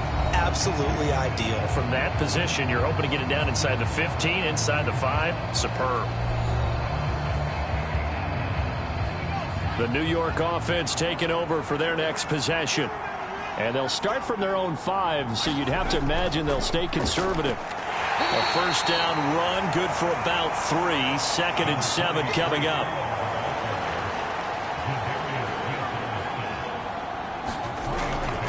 They'll keep it on the ground again here. And this will go as a short gain on what will be the final act of this first half. So we have reached halftime in what's a 6-point game at the break. As we'll head down to Orlando, that's where we find our man Jonathan Coachman at our EA Sports Halftime Report. Coach. All right, guys, thanks very much. We'll get back with you shortly. But first, let's take a look at what's coming up this weekend around the NFL. Some great games coming up on Sunday, highlighted by a 1 o'clock matchup in Miami. A good test for the Dolphins as they'll face off against the Tampa Bay Buccaneers. The 4 o'clock games have some intrigue as well, especially up in Buffalo, where it'll be the Bills taking on the New England Patriots. And finally, on Monday Night Football, should be a good one there, between the Cincinnati Bengals and the San Francisco 49ers.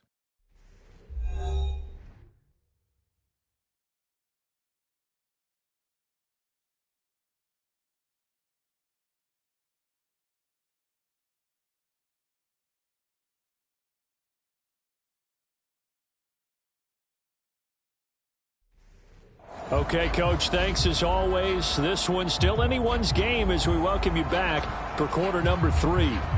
And the Jets set to receive this third quarter kickoff, and they have the lead as well as we are underway in the second half. And he'll be stopped right around where he would have been had he gone down to a knee, maybe a yard shy of there at the 24. So here are the Jets now to take over. They're trying to get back on track following the loss to Buffalo a week ago. But the good news, they've got the lead right now here in the football 1st and 10.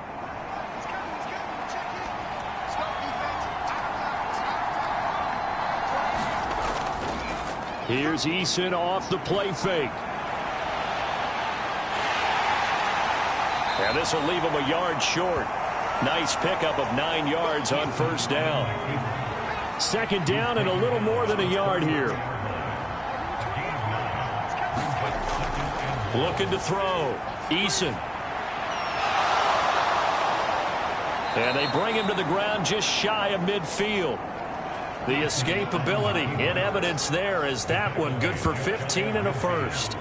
He's been making himself a weapon as a runner, and the results, they've been welcomed by his offense. My question is about the defense we're watching right now, partner. Even after he got him with a scramble earlier this drive, they still aren't devoting enough attention to him. I would expect that after that carry, they'll do a much better job going forward, spying on him on passing downs. Back-to-back good plays have him on the move on first down. On the draw, it's Hall. And a pretty athletic run right there as he's going to get this down inside the 40. 67 yards rushing for him now as he's carried it 13 times. Seemed like they picked an excellent time there, Charles, to go with the draw play. They certainly did. Caught him a little over-eager trying to get into the backfield and get to the quarterback. They used their speed and their aggressiveness against them, didn't they? Operating out of Steeler territory now. Here's 1st and 10 at the 39-yard line. Here's Hall again. And he'll manage to pick up about 4 at 2nd down. Well, on every play call, you realize it's not going to go for a touchdown. So a lot of your calls are setting things up for maybe later in the game, trying to establish the inside run with toughness now, hopefully get to the perimeter later. And let's face it, you could do worse than a 4-yard run on 1st down. 2nd and 6.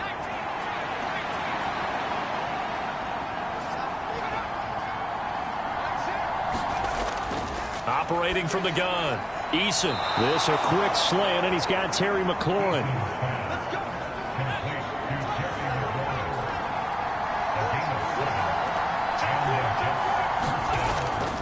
Out of the gun, they run it with Hall. And just good downhill running there as he'll take this to the 15-yard line. That's good for a Jet first down, a gain of 13. This has been a good drive so far, and it's been the running game for the most part that's powered them down there. Another nice burst there, picking up a 1st down. Now it's 1st and 10, as you said, in the red zone.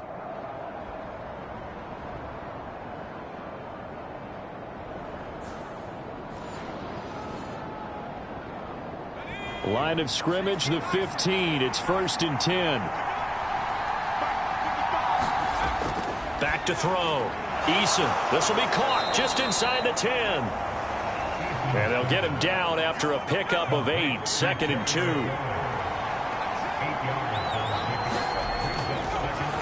Looking to throw. Eason. That play gets him 6 yards and sets them up with a 1st and goal. Well, he does have 1 touchdown in the game already, and while this one won't go for 6, it's enough to get him 1st and goal. But you and I both know he's going to be a little upset he didn't cross the goal line for a 2nd time in this one. Might want the ball here on the next play. And this will be caught in the end zone. Touchdown, Jets. Pat Freiermuth with his 2nd touchdown of the game, 4th of the year.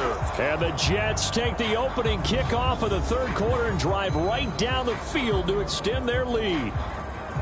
Circle that drive because that might be one to remember. Well executed to give them a little cushion. Well, let's take it into the boxing ring. You talk about them commanding it, keeping the fight where they wanted to, whether it was in the center of the ring or putting them on the ropes because it was jab, jab, jab. And finally, the haymaker to put that drive away. And he will get into the end zone to extend the lead by 2 more. And around the goal line, especially on 2-point tries, sometimes the QB's best friend is that big target, the tight end. I love how you described it because you know he's going to have some length and some catch radius as well as a big body to keep people away from the football.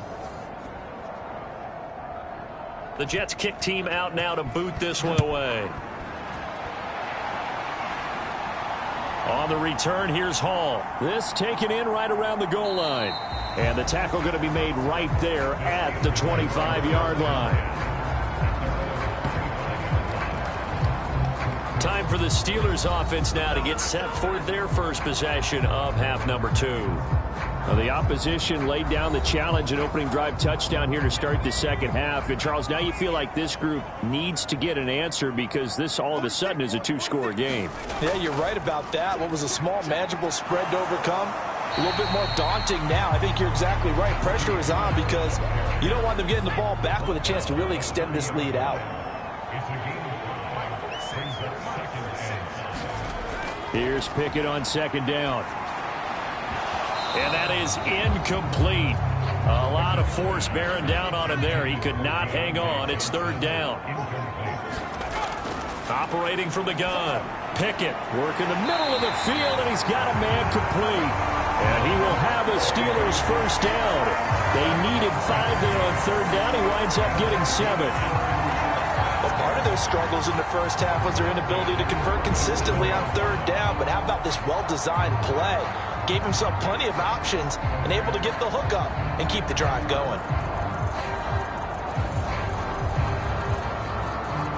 Line of scrimmage, the 37 on 1st and 10.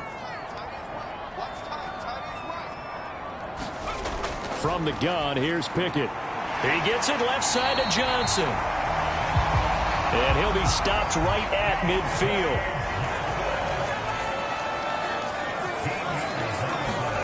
From the midfield stripe, they'll look to throw.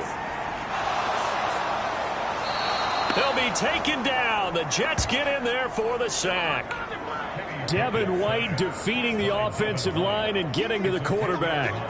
Now that was a passer's nightmare. The front door totally shut down by the defense, so he kept going backwards, hoping to find another avenue of escape. It didn't exist.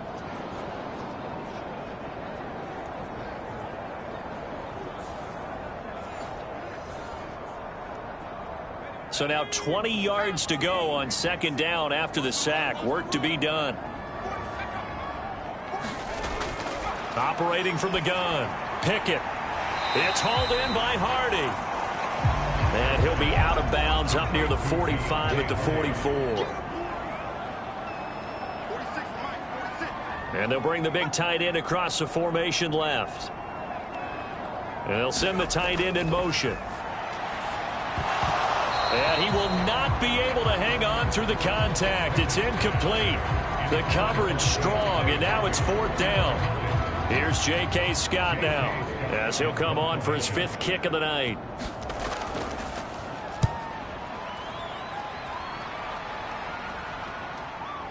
And this ball's going to be down now right at the 10-yard line. Good spot. Absolutely love the flexibility of these punters. Their leg drive, able to get it way up in the air, and that allows their punt team to get down there and down it inside the 10 because they've had some time. Jets offense coming up now to start their next drive. And it's a unit last drive that did it all on the ground, Charles. And they controlled it from the interior, big on big, right? Offensive lineman versus defensive lineman. But you know, in order to keep the football moving downfield, other people have to get involved as well. Your wide receivers, your tight ends, lead runners, anything that you have possible to get in front and keep the ball moving. And now the defense may be looking out for a pass coming up. And for the defense, their 3rd sack of the game. That number tells you that they're starting to put it together with their defensive game plan. They're starting to feel pretty good about what the offense is doing, bringing the pressure at the right time, and putting the quarterback on the ground.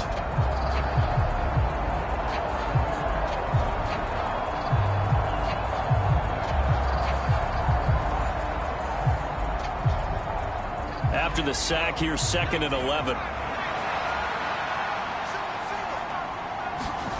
From the gun is Eason. Got his man complete over the middle. That's Hall. And he's brought down, but not before they get it across the 20-yard line.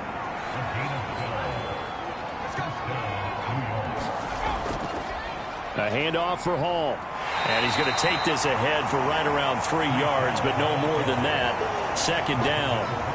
Well, that's just a pile of bodies there, and that's when you kind of find out who's a tough guy, right? Who can stand up and make a play. It was only a 3-yard run, but for both sides, they had to walk away from that feeling like, okay, I can stand up when the going gets tough in here.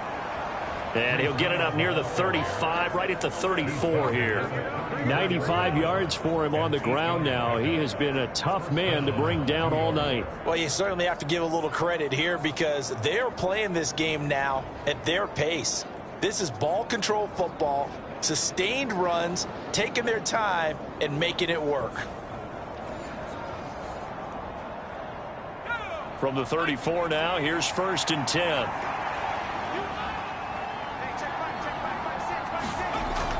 Operating from the gun.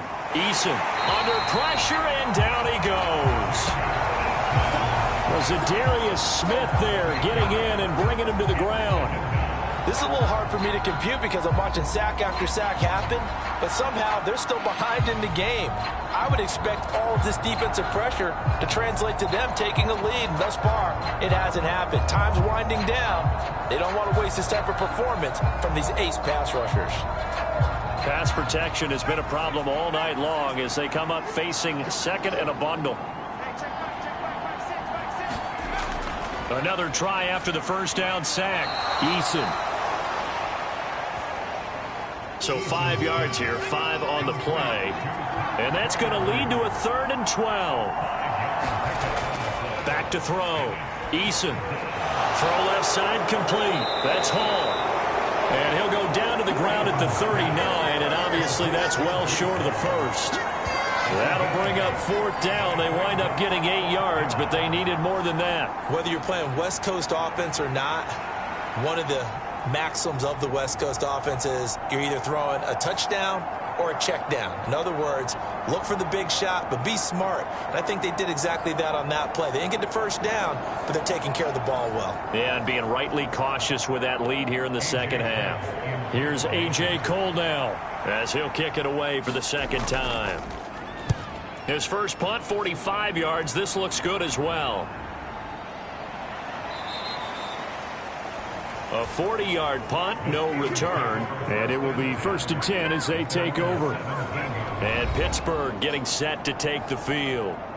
See if they can put this drive in the end zone, Charles, because it's been a little bit of a rough go at times. They've had to punt the football a ton in this ball game because of stalled-out drives. So are you saying that you're kind of tired of seeing the punter run out there and do his thing during this game? Is that what you're trying to say? Well, I mean, I'm okay with it. I have a feeling that this offense, they don't want to see the punter again. And frankly, the punter doesn't want to run out there anymore himself. He'd love to see his offense put together a drive and give his leg a rest. Meanwhile, Pickett's throw complete there to Johnson. And Johnson going to have a Steelers first down as he'll get this up to the 32. This has to go down as one of the simpler routes in the playbook, but oh so effective. Nice completion there. Keeps the sticks moving. 1st and 10. Here's Pickett. It's a short one here, complete to the tight end. This will be stopped about 2 yards shy of the marker. 8-yard gain, 2nd and 2. 1 quarter remains here in this Thursday night matchup. We'll return with more after this. This is the NFL, and it's on EA Sports. 2nd and a couple. Off play action, Pickett. And that'll be incomplete. Took a pretty good shot as he tried to pull that one in. Couldn't hang on, 3rd down. Back to throw again. And the throw there going to be incomplete. Has to be a little bit of frustration there. Back-to-back incompletions. Receivers blanketed on both attempts, this time on 3rd down.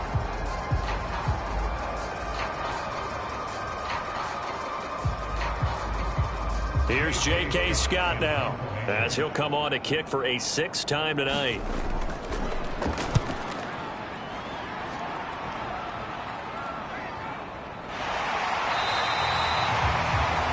So a change of possession here on the punt. And the Jets offense will be backed up to start this drive as they've got it 1st and 10. And New York set to take the field.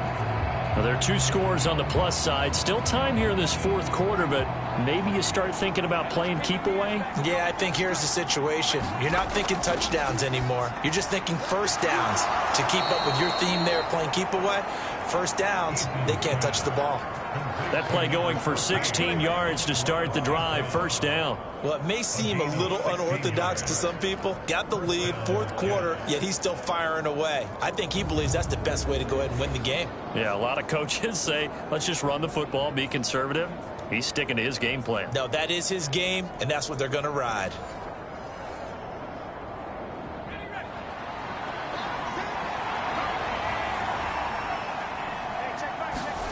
They'll throw on 1st down with Eason. And to the 36-yard line, taken down there after getting 8 yards. Now a 2nd and 2. Play action. It's Eason. He gets it underneath to Hall. And brought down, but not before reaching the 45-yard line.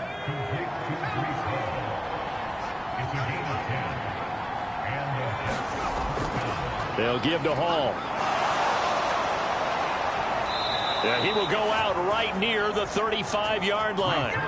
114 yards on the ground for him now as he has gotten better, really, as the night's going on. I think we're seeing the effect that runs like that are starting to have on this game. They're a little bit slower, that front seven, reacting to the football, almost like body blows in boxing, slowing them down, and they're really starting to take over in this game. Operating out of Steeler territory now. Here's 1st and 10 at the 35-yard line. Eason going to throw it out of the shotgun. That's complete to his receiver, McLaurin.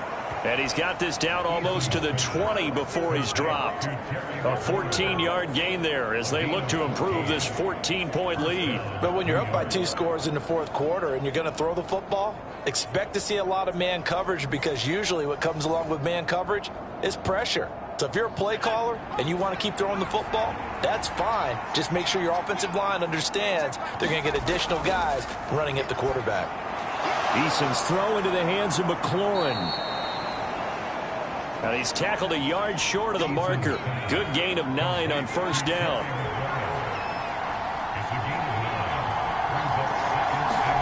Throwing is Eason. Over the middle, and it's caught. Keenan Allen. And the Jets are going to be set up with a 1st and goal coming up as they get him down at the 6-yard line. That catch, by the way, number 940 in his career, so he's 60 away from a grand, but 940, that ties him with Art Monk. And I think it's fitting that he tied Art Monk because of the... And they're going to get to him, a sack. Sack back at the 9-yard line. Keanu Benton, his 2nd sack of the night. Well, someone's closing in on the league lead in sacks. He came into the game in the top 5. Now you add 2 more to his total.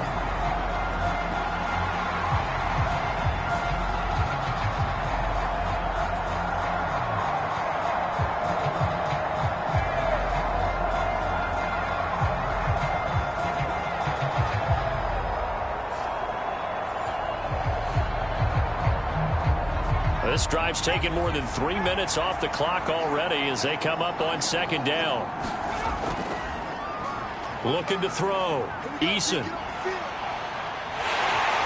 And they'll get this from the 8 to the 5. Pickup of 3. A lot of tired bodies on that field, but this is a big play. 3rd and goal. Operating from the gun. Eason. And he's going to take it in for a Jets touchdown. Jacob Eason, a 5-yard touchdown run. And the Jets are closing in on a 4-1 start as they extend their 4th quarter lead. So an important touchdown right there is now they're really beginning to pull away. Yeah, this was a tight game until not too long ago. But since then, they've hit the accelerator, and they pushed the lead up to 3 scores here in the 4th quarter, and I don't see them looking back. Now Younghoe Koo for the extra point.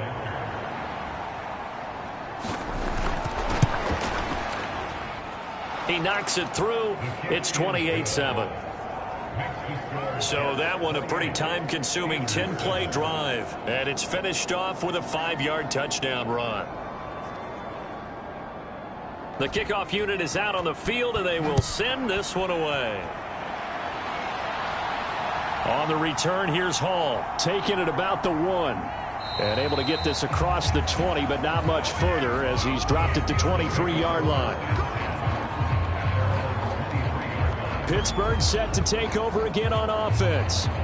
And right now these guys, they're shuffling a little bit, maybe doubting, because 3 straight drives have ended with them punting the football away. Yeah, so you start pointing fingers at each other a little bit, asking a lot of questions. What are you seeing? What are you getting? Maybe trying to narrow down your playbook a little bit and maybe get simpler rather than more complex in order to try and fashion together a drive. Into heavy traffic, and it's intercepted. And he brings this one back. It's a pick 6 and a Jet touchdown. But just add that to the list of great moments for this defense today. They've really shredded that game plan on the other side all 4 quarters. And, Charles, that pick 6, that's kind of the cherry on top. Yeah, and they did it, and I feel like I'm quoting a bad movie line, but they did it together, didn't they?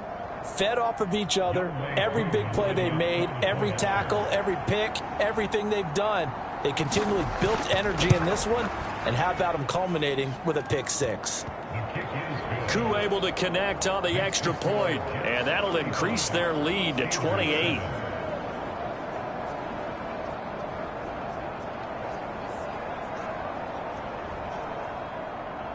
So they throw the pick six. They'll get another shot at it now as this one's in the air. On the return, here's Hall. This taken in right around the goal line. And his guys will get the football right at the 20-yard line. Now the Steelers offense gets ready to get back onto the field. Where we stand right now in the fourth quarter, this one pretty much out of reach. And, Charles, I know they're going to be disappointed about several things with this ball game, but the self-inflicted wounds, they've had several turnovers. You would have to think that's going to be something they're going to discuss heavily in the film session in the coming days. You're absolutely right about that, partner, because they're going to have to sit in that film room and watch every error that they made and figure out how to not do it in the future. And mentally, I think a lot of the guys are already starting to think about, okay, how do we put this behind us and get better for the next time out?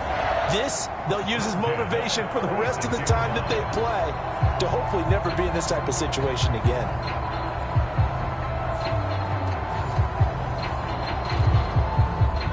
So from the 36 now, 1st and 10. Coming to you, coming to you. 49's the mic, watch 49. Pickett. And that is incomplete. Oh, the coverage a little too good there, and it's 2nd down. Looking to throw, Pickett. Complete over the middle to Hardy. And down he goes at the 45 after a pickup of 9. And the Steelers on 3rd down. They've converted a third of their opportunities, 3 for 9. They're up against a 3rd and 1 situation. He had a man open, but he missed him, and it's incomplete. And they're indeed going to go for it here on 4th down. So trailing here in the last quarter, let's see how this plays out. And he's got a 1st down as he's up to the 48.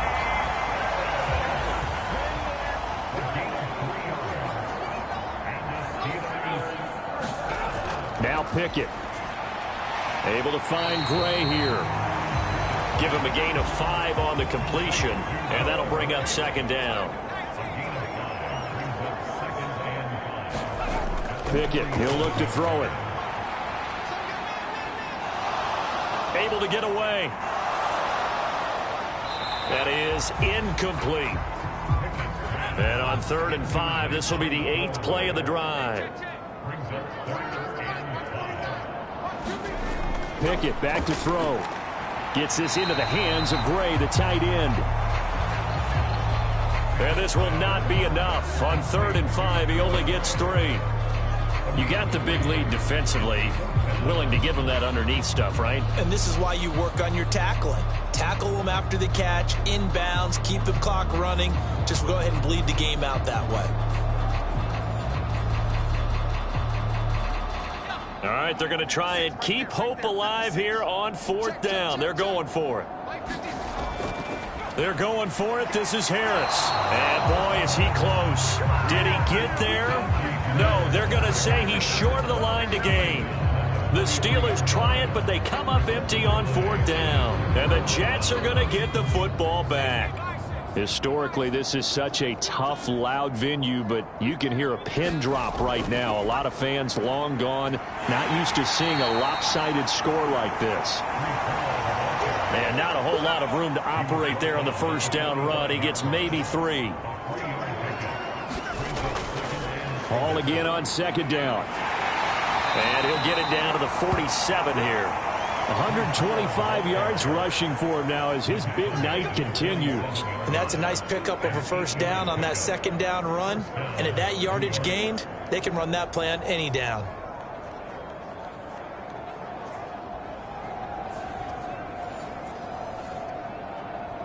Let's go now. Back to 60. Back to 60.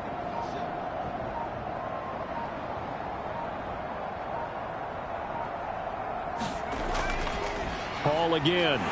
And he can only manage to get a couple. 2nd and 8 coming up.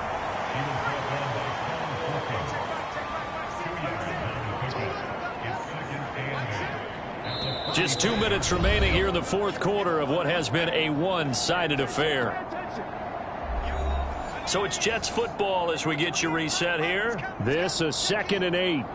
They've got a second down now as they look to salt this one away.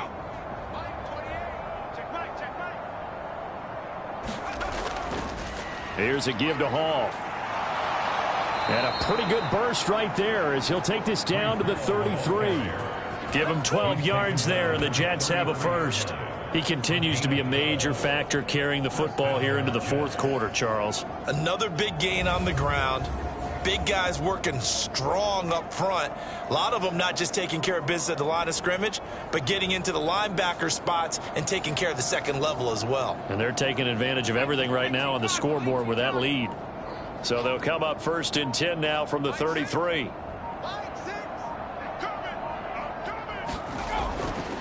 They'll run. It's Hall. And for one of the first times tonight, he's going to be held up at the line of scrimmage. So after the run for no gain, here's 2nd and 10.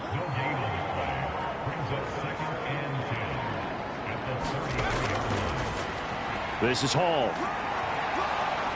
He'll get it to the 23-yard line. 9 yards, not quite enough, and they'll be left now with 3rd and 1.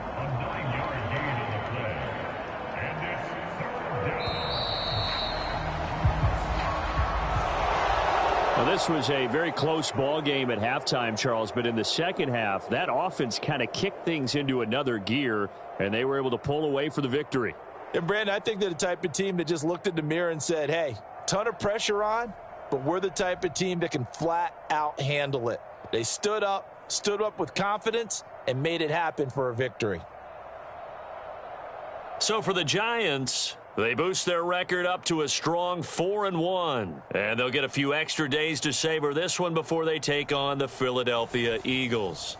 Meanwhile, for the Steelers, they drop below 500 to 2-3 with a loss. And they'll be on the road next week as they get a date with the Jaguars in Jacksonville.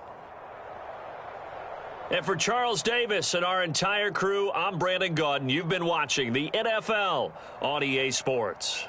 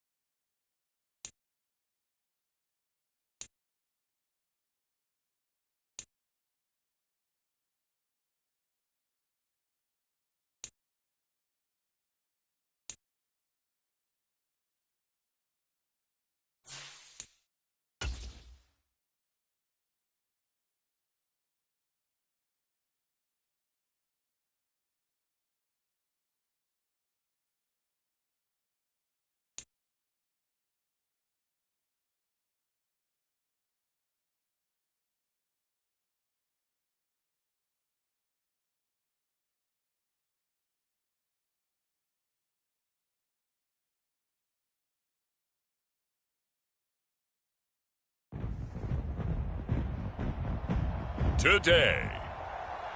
From AT&T Stadium in Arlington, Texas. It's Week 6 of the NFL on EA Sports.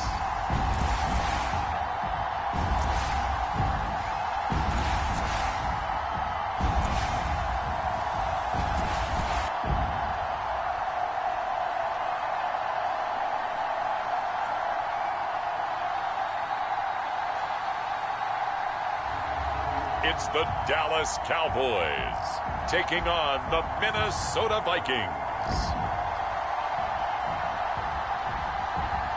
Just a gorgeous fall afternoon in the heart of Texas. No weather to speak of. Sun out, roof open. Yes, yes, and yes. A great day for football at AT&T Stadium in Arlington. Today we've got a Week 6 matchup for you here, as it'll be the Minnesota Vikings taking on the Dallas Cowboys.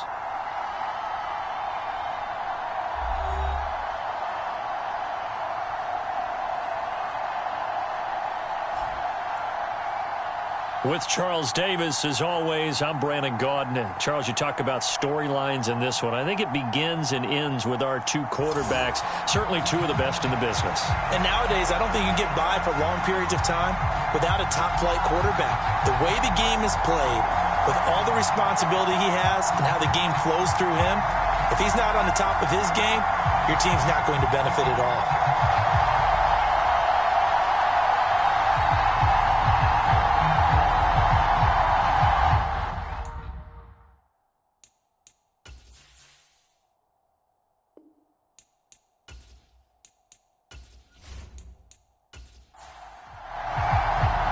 Set to go now in Week 6 of the NFL season, and we are underway on EA Sports. And he opts to not bring this one out. The first drive will start at the 25. So here's the Viking offense making their way out.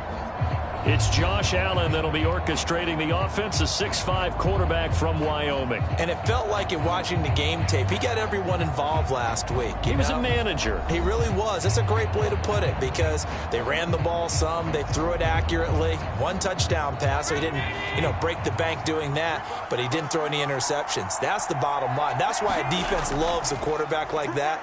Doesn't put them in bad situations. Here's a throw, complete right side to start things out. And he takes this up to the 40-yard line before being corralled. A good start offensively, 15 yards on the game's initial play. That's a good start to the ball game. Maybe a little bit of a tone setter offensively. They come out throwing right away, and it's an early completion and a quick first down.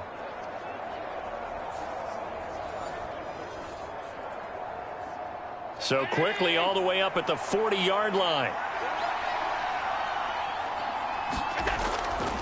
On the ground, this is Saquon Barkley. And he'll take this ahead for about 4. Second down coming up. The numbers for him from a week ago: 14 carries, 58 yards. He comes into this one ranked 9th in the NFL in rushing. I think that every member of that offense knows exactly where he sits. You can see it from every one of them out there. They're all fully committed to making this a game where he really breaks free and climbs a couple of spots. And no room that time, getting it to about the 46. Just a gain of a yard there, and now it'll be third down. You look at this Cowboy defense. We know they're going to be tough to throw on. Top 3 in the NFL defending the pass. They may be ranked 3rd against the pass in the league, but they're the best that I've seen so far. Sometimes the numbers don't tell the full story. Over the middle, he gets it to Barrios. And he will have a Vikings first down by about a yard. It's a gain of 5 on 3rd and 4. Well, they kept it simple there, CD, only needing the short gain to move the chain, so they didn't want to go with a deep throw. They just go with that safer, shorter throw and able to convert. Nothing wrong with that at all, partner. Check the box, right? Make sure you pick up the first down. Offense is getting established. You're moving the ball. You're not turning it over. Check, check, check. They like what they're doing early in the game. From midfield, here's Allen. Oh, into a sea of defenders and intercepted. Picked off by Greg Newsome. Past the 20. And he takes this one back into the end zone, and the Cowboy defense has a touchdown. Well, they were advancing the ball. They had a couple first downs under their belt, but a big mistake there on the opening drive leads to 6 points the other direction. And what a good read that was on his part, Brandon, because it prevents a possible scoring drive with how they were moving things along. And it gives the defense the early advantage. Was going to be a definitely entertaining battle between these units. Matt Gay on for the extra point.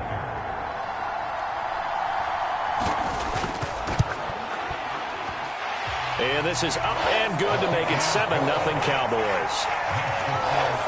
A heck of a play there defensively, getting the interception, navigating his way into the end zone for the touchdown. So they'll get another shot on offense following that pick six, and now the kick is away.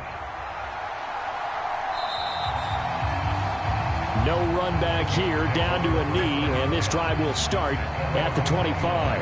The Vikings taking the field here for their second drive of the game. Now remember, they were just out here a moment ago through the pick six, so we'll see if they can take better care of the football this go-around. And sometimes, partner, I think it's almost better that you just throw the pick six and you come right back out on the field. You're not over on the sidelines dwelling for it for very long.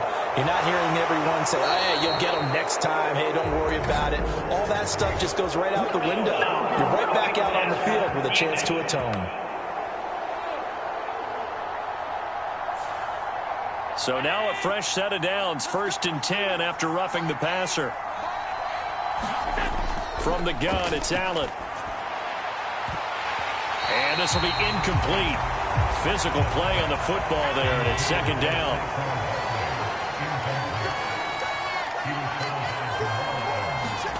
Here's Allen. He completes it to Boyd. They get 7 out of that, so they're left with a 3rd and 3.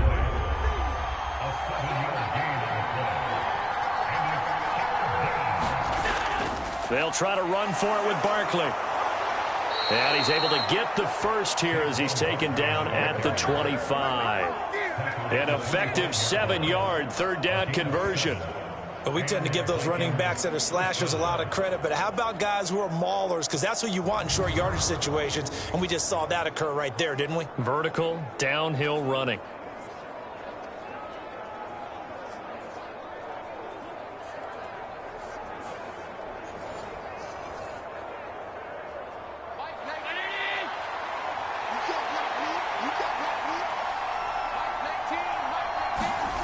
Throwing on 1st down is Allen. And he takes a shot on the release as this will be incomplete. Well, they've got man coverage on the outside, and my scouting report on these DBs tells me that they love to take matters in their own hands. They want man coverage, not zone. And there was good coverage there that forced the incompletion. An incomplete pass leads to 2nd and 10 from the 25. Allen. Leaping, and he makes the grab. 23 yards, the final tally. And that was good protection there. No, that was great protection there because it allowed him to lock in on his receiver. Although I think he was looking for his tight end on the corner route all the way. Nice connection there for a really nice gain.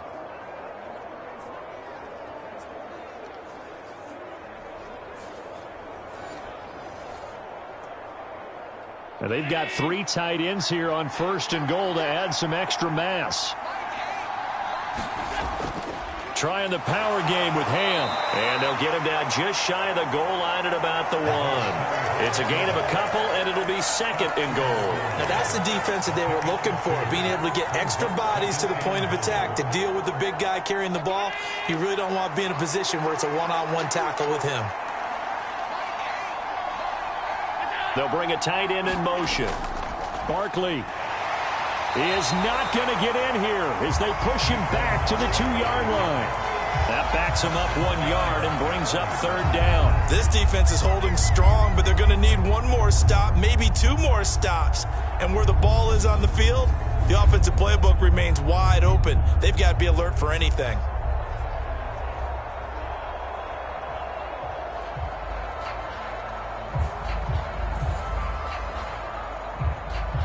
This Cowboy defense trying to hold them out of the end zone. They've run it to 3rd and goal.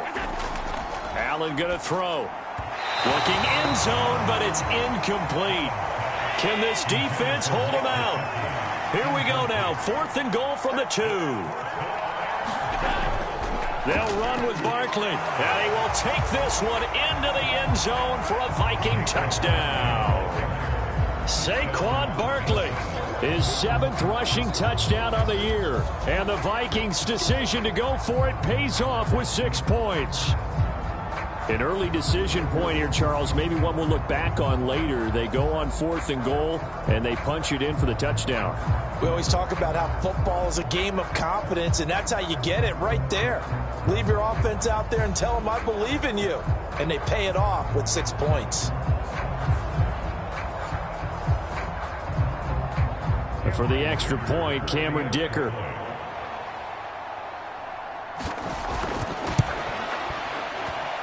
It's up and good. So these teams match touchdowns here in the first quarter, and we're tied 7-7.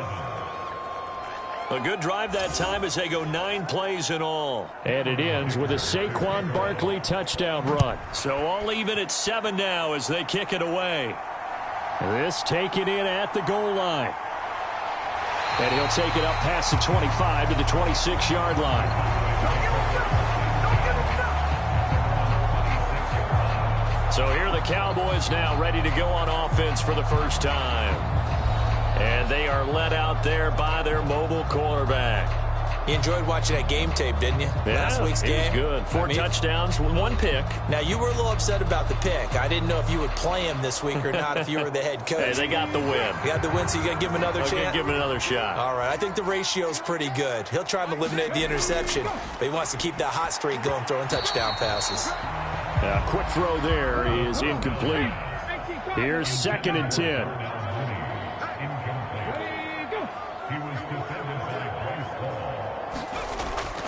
Now back to throw. This one taken in by Olave. 4 yards the gain, and it'll bring up a 3rd down.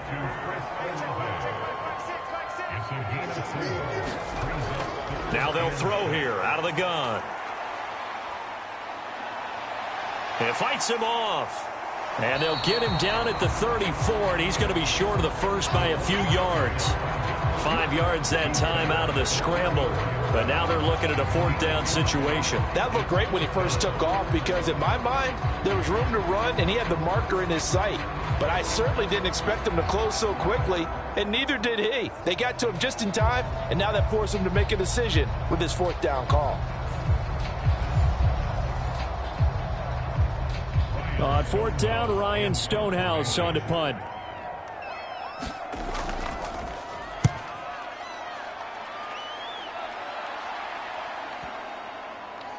And a great job here. This is going to turn out to be a beauty. This is marked down at about the 3-yard line. That punt was near perfection as it checked up inside the 5-yard line. You never know where these things are going to go, do you? No, what was it? You got a John Heisman quote about that, yeah, right? He said the football is roughly a prolate spheroid, which means it's going to bounce funny, and you never know where it's going to end up.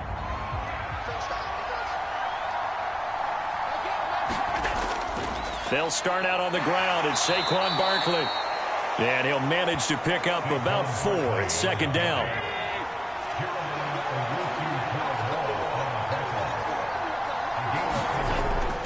They'll run it again with Barkley.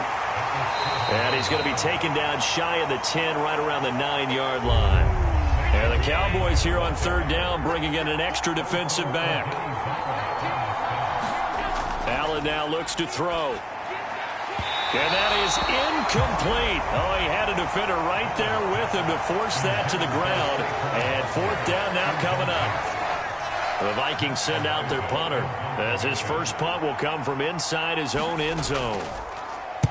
He was called on 3 times in the win last week as his first one here's away. Fielded at the 43. And that'll be a return of 12 following a very nice punt. And the Cowboys are going to take over in great position here with a 1st and 10. Second drive forthcoming here for the Dallas Cowboys. And a 3-and-out on that first drive. We'll see if they can do better here.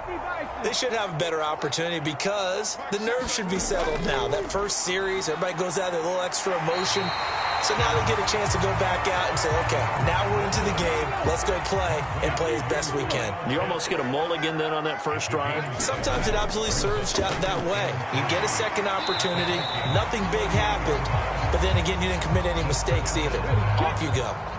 Here's third and a few inches. From the gun, they'll try to run it. And he's got the first as they'll bring him down at the 28-yard line.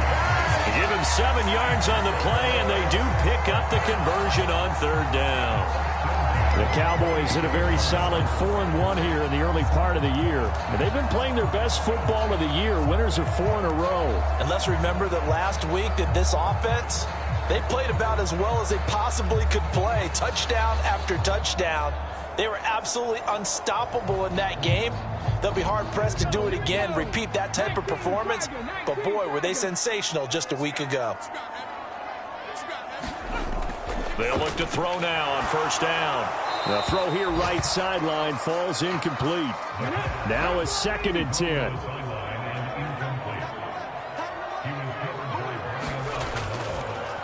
One back in the backfield, he'll get the carry. And he's brought down at the 24 after a gain of 4. Third down and 6.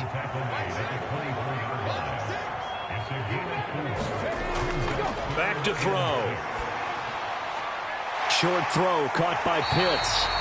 And he'll go out of bounds in the red zone just inside the 20. 3 catches now this afternoon, the same number he had all of last week. Also, it's a first down. Well, they've certainly gotten him involved in this first half, and on third down, they looked his way again. And what a delight for his quarterback to find him and keep the drive moving.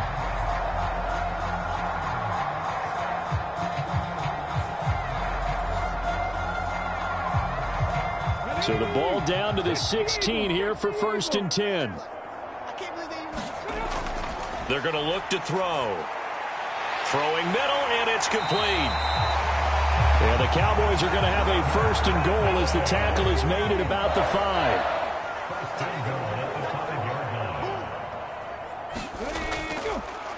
And here's a handoff out of the gun. And he is into the end zone for a Cowboy touchdown. A great effort there with touchdown number 12 on the year. And the Cowboys have taken the lead. That almost looked too easy, and I think thanks goes to the offensive line for making it look easy. Yeah, I agree with you totally on that one. I'm not sure how much everyone understands the preparations that go into a game for an offensive line, because there's a reason that running backs and quarterbacks give them big gifts at the end of a season after a big year. The consistency and the continuity it takes to know each other and execute their blocks is pretty impressive. Extra point by Gay is up and good. And that makes the score 14-7.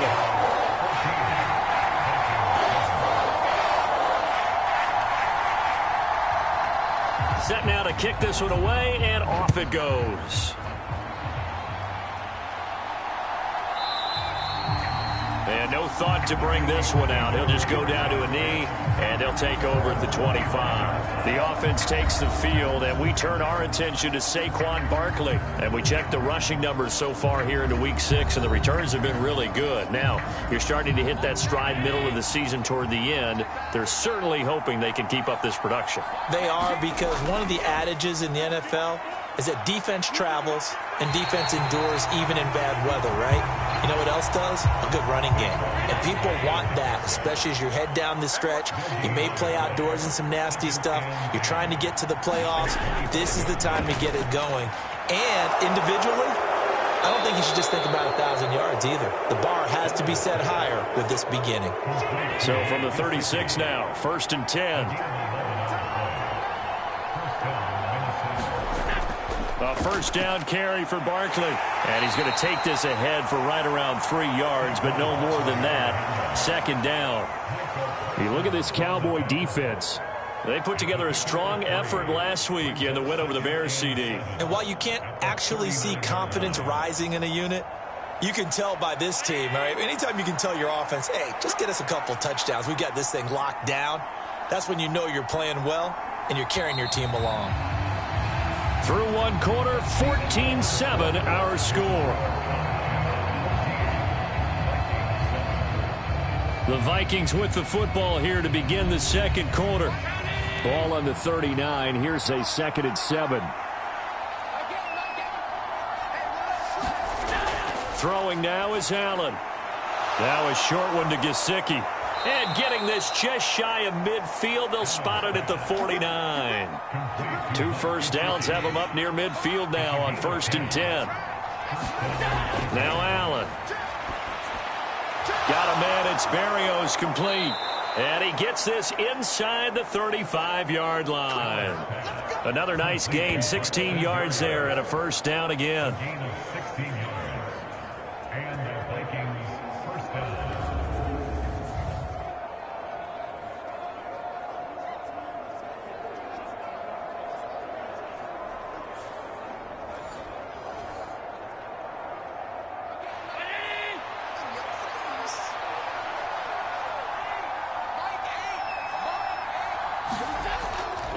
They go back to the ground now with Barkley. There's some strong running there as he's down just shy of the 20 on the edge of the red zone.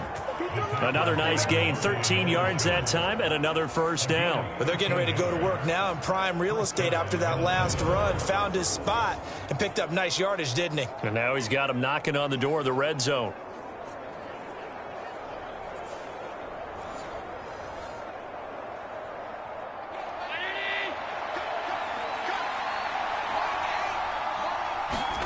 On first down, Allen. And that is incomplete. He couldn't hold on through the contact. Brings up 2nd down.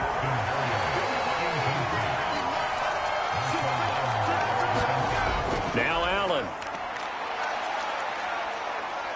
Forced out to his left. That escapes the sack. All in all, no gain on the play, and it'll bring up 3rd. It's been a pretty long drive. This will be play number 9, and they need 10 yards out of it on 3rd. To throw, it's Allen. And that's going to be incomplete. The contact there enough to jar that ball free, and it brings up 4th down. Even without a ton of pressure in his face, it just shows how difficult it is to pick apart his own defense. Those guys are sitting back, and they're not playing receivers as much as they're playing the eyes of the quarterback and when he delivers the ball. Cameron Dicker on now to try the field goal. From the left hash, this from 37. And his kick is good. And they'll cut the lead back down to 4 now at 14-10.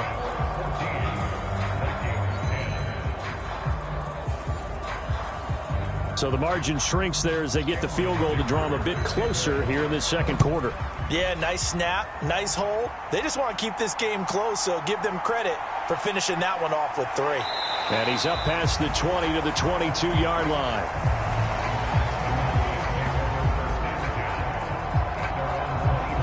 And now Dallas gets set to take the field. And that last drive was very, very balanced, pretty methodical. You think they go that route again? I'm always of the school that until they stop me from doing something, I'm going to continue. And I think that that's exactly what they'll look to do. But the beauty is the balance that they've created sets up opportunities for big plays. Looks like a run, turn it into a play action, and throw one deep. So they'll come up 1st and 10 now from the 33. They'll look to throw here. Complete to Olave on the out route. And he gets this up across the 35 before he's out of bounds. 2nd and 6. The short one there taken in by Ferguson. And he'll be out of bounds after getting this one across the 40.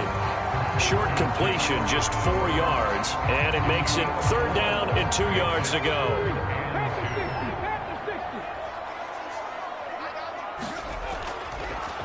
And they'll run on the inside handoff. And he's taken down at the 43, but not before picking up the first. Brandon, they're still in the lead, but momentum's certainly been going the opposite direction. So to me, that's a really important pickup there on 3rd down. Try and regain some confidence, and you're right. They need to stem the tide a little bit. That certainly helped.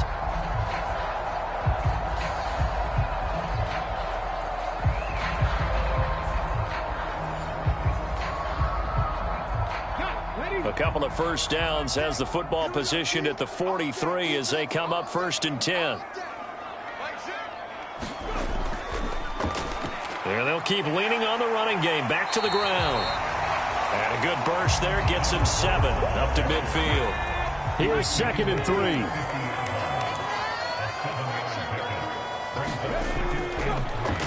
Hands it off out of the gun. He'll be taken down at the 48 for a pickup of 2 yards. The Cowboys on 3rd down. They've been good, 3 for 4 thus far. They need just a yard here. It's 3rd and 1. And he has the first down yardage before they bring him down right at the 45. Only 3 there on the pickup, but that's enough to move the chains. Everyone understood their role on that play. 3rd and 1. You know, the defensive guys, they're trying to get down and get low and get leverage on the offensive lineman, but they didn't allow that to happen. They created a crease and allowed him to get through for a first down.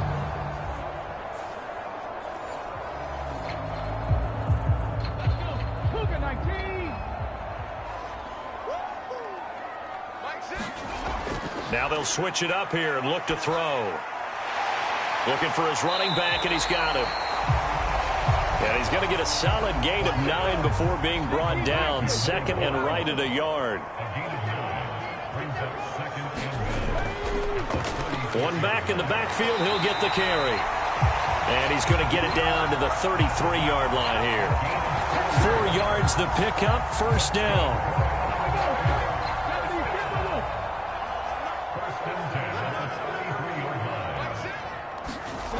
They'll set up to throw. Over the middle, hauled in by Lamb. And he's going to get this down near the 20-yard line. A good-looking drive for the Cowboys so far. It's a 1st down.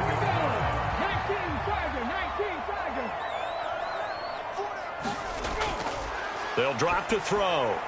Throw over the middle, going to be caught here by Pitts. And that's good for a pickup of 10 yards. And they'll be left with a 2nd and about a foot. One back in the backfield, he'll get the carry. And he'll be brought down this time at the 5-yard line.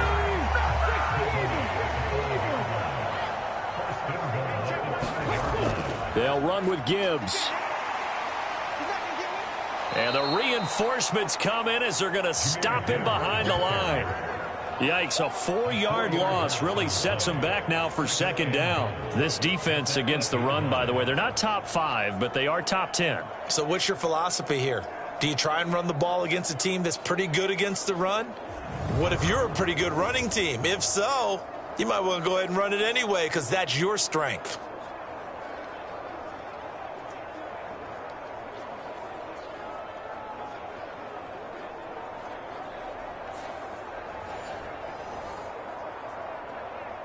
Two of their 3 red zone trips so far, they've come up empty on. They'll look to reverse that trend on 2nd and goal. Again, it's Gibbs. And he'll take it into the end zone for a Cowboy touchdown. Jahmyr Gibbs, an 8-yard touchdown run. And the Cowboys are able to stretch out their lead. Solid blocking up front from the guys on the offensive line allowed him to get in for the touchdown. Yeah, some might say that the guys on the offensive line were in concert. I used to have a coach who called it marrying up, meaning when you get on a guy, you just stay right there, and each guy has his own assignment. That allowed the runner to make the big move towards the end zone. Extra point by Gay is up and good, and that makes it a 21-10 game. That one was an extended drive, 14 plays all told. And it was all capped off by a touchdown run from Jahmyr Gibbs. The kick team out there for the Cowboys as they run up to send this one away. And taken down just past the 20 at about the 21-yard line. Minnesota's offense takes over possession. They'll look to make some inroads here, trailing 21-10 as they come up on a 1st and 10.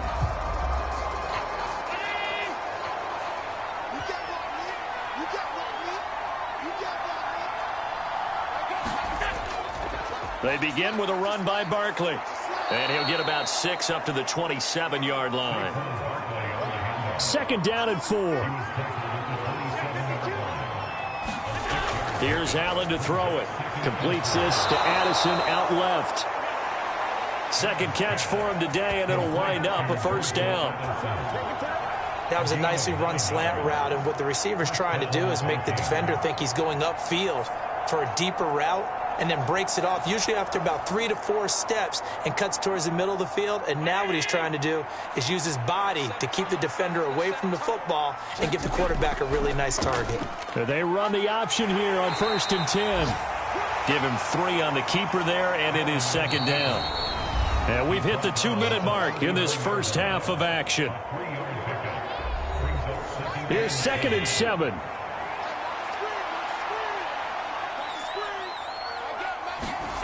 To the air, Allen. Over the middle and complete to Addison. And he's going to have another first down here as the tackle's made at the Cowboys' 41-yard line. 19 yards to pick up there. Move the chains. Even against double coverage, he found enough of an opening for a noticeable gain. 2 guys on him, yet he finds a way to uncover downfield for the completion.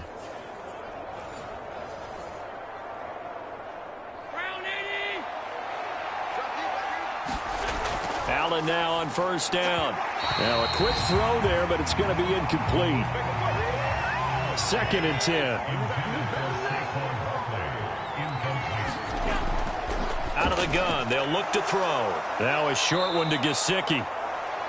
9 yards, not quite enough, and they'll be left now with 3rd and 1. Again, he'll drop to throw. Oh, he's hit. He lost the football. Put it on the carpet. It's picked up by the Cowboys. Down the numbers. There he goes. He's going to pick up the first down and then some. And this is going to be brought back for a fumble return touchdown by the Cowboys. And that's a linebacker showing he can move pretty good with a football in his hand. That's not just a short shuttle now. He took it and went a pretty good distance, didn't he? Did you get the 40 time on that? I didn't, but he got 6 points out of it. I know that in a great play for that defensive unit. Gay is on for the point after.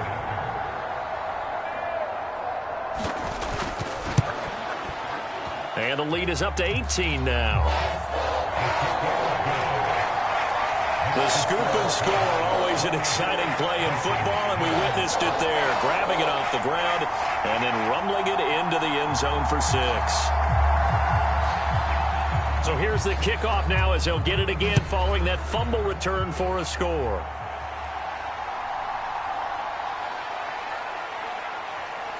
And he will make it to the 20-yard line and no further.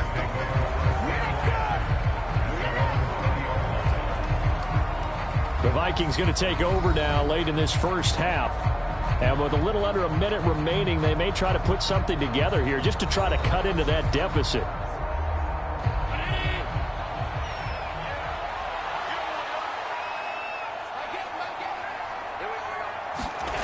First down, and they're going to throw with Allen. And he'll complete this one to Berrios. The Vikings going to signal for the first of their timeouts as they get the stoppage with a little over 50 seconds to go in the first half. Here's Allen on 1st and 10.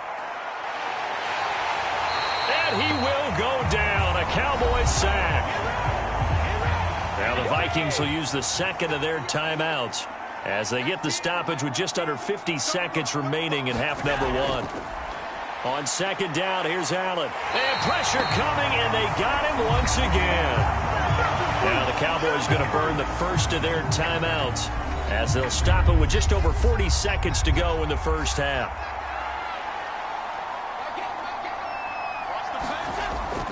On 3rd down, Barkley. And the second wave of tacklers is going to get him as they stop him behind the line. The Cowboys going to use their second timeout now as they'll stop it with 40 seconds remaining in this first half. His first punt, 48 yards. This one looks equally as good. And taken right at the 35. A 46-yard boot, but just 36 following a pretty decent return of 10 yards. And the Cowboys will take over the football with a 1st and 10.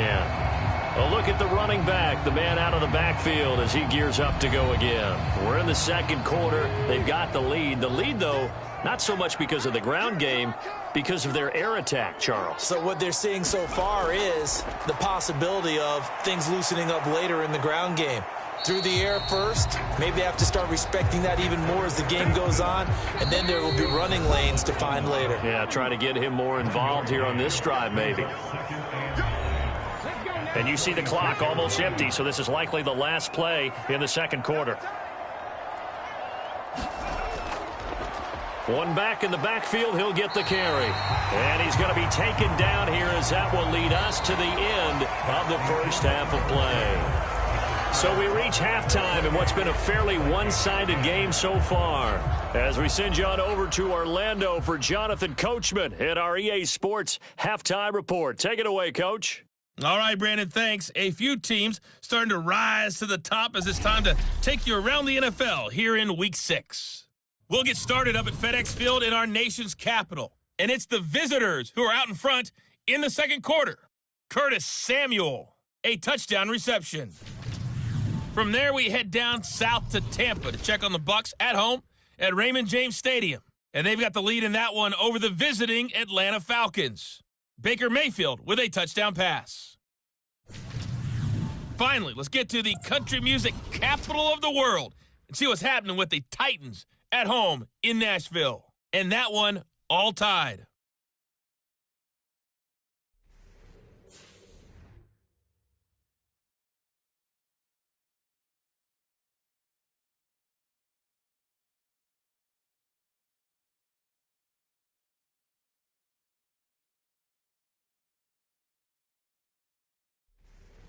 Okay, Coach, thanks as always to you and the gang in Orlando as we welcome everyone back in for quarter number 3. The Cowboys will get the football first here, and they have the lead as well as we are underway in quarter 3. And this will not be returned, so the second half begins with a touchback. The Cowboy offense set to go to begin this third quarter.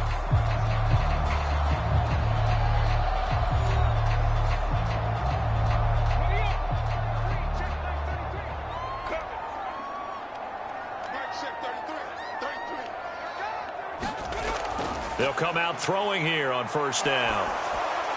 Got this complete to the tight end Pitts. And they get him down, but not before he takes it across the 40-yard line. The catch and run, good for 18 and a first down. His position, and he's listed as a tight end, but he certainly doesn't run like one, and that's what we're seeing more and more coming into the league. Those guys who can run, make plays after the catch, and gain that additional yardage. And using that speed there to turn it into a pretty nice little game. One play has him up past the 40 already, and another 1st and 10. He'll look to throw. Slant pass complete to Olave. And they're well past midfield, just a yard or two shy of the 40. 2 catches in the first half. Now he's got a third here, and it's good for a first. Not only have they completed a couple on this drive, but they peeled off some pretty good chunks of yardage, too. Absolutely. Great start. 2 nice plays in the pass game. Now can they continue to feed off that? From Viking territory now, they'll come up 1st and 10 at the 41. Back to throw here. He still makes a catch, even though it was tapped by the linebacker. And he got blown up, losing yardage on the play back at the 44. Despite the completion, they're going to wind up losing 3 there. 2nd down. Partner, I know the bounces are supposed to equal out over the course of a game, but not so far in this one. Now this afternoon, the bounces are theirs. The scoreboard also there. Totally reflects it. They've got a big advantage.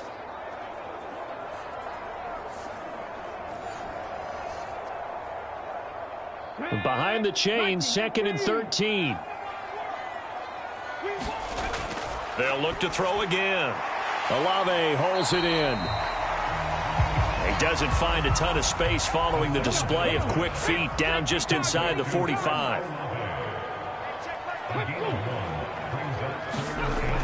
They'll stick with the passing game as he looks to throw. That's into the hands of Pitts, the tight end.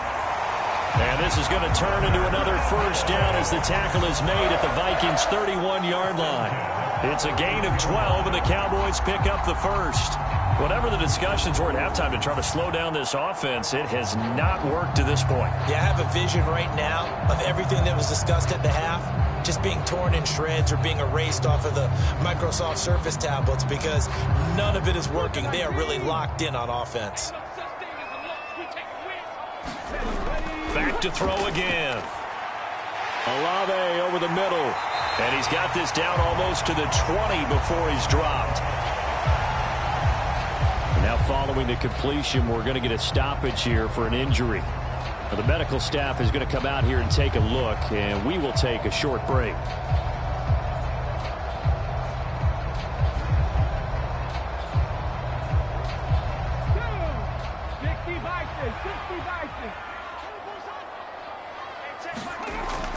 Now on first down, he'll drop to throw it. Over the middle, complete. It's Lamb. Now this will leave him a yard short.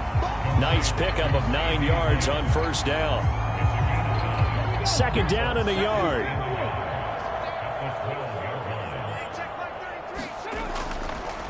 One back in the backfield, he'll get the carry. And here he'll get it down to the 7. 4 yards on the play, and that leads to the first and goal. They're in a pretty good spot right now with a convincing lead. I think this is where they put on the boxing gloves, start to try and pound them into submission. And the offensive line, they've controlled this game. I don't see why that trend would change now. Running game working. They'll stick with it on first down. And he'll be stopped just outside the 5 at the 6.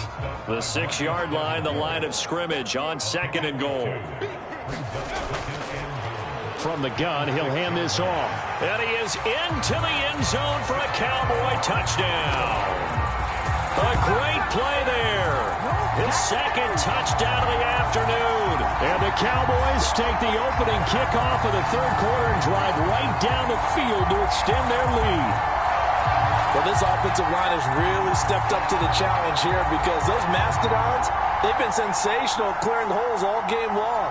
And this is great work down here near the goal line to give their back the space he needs to work his way into the end zone.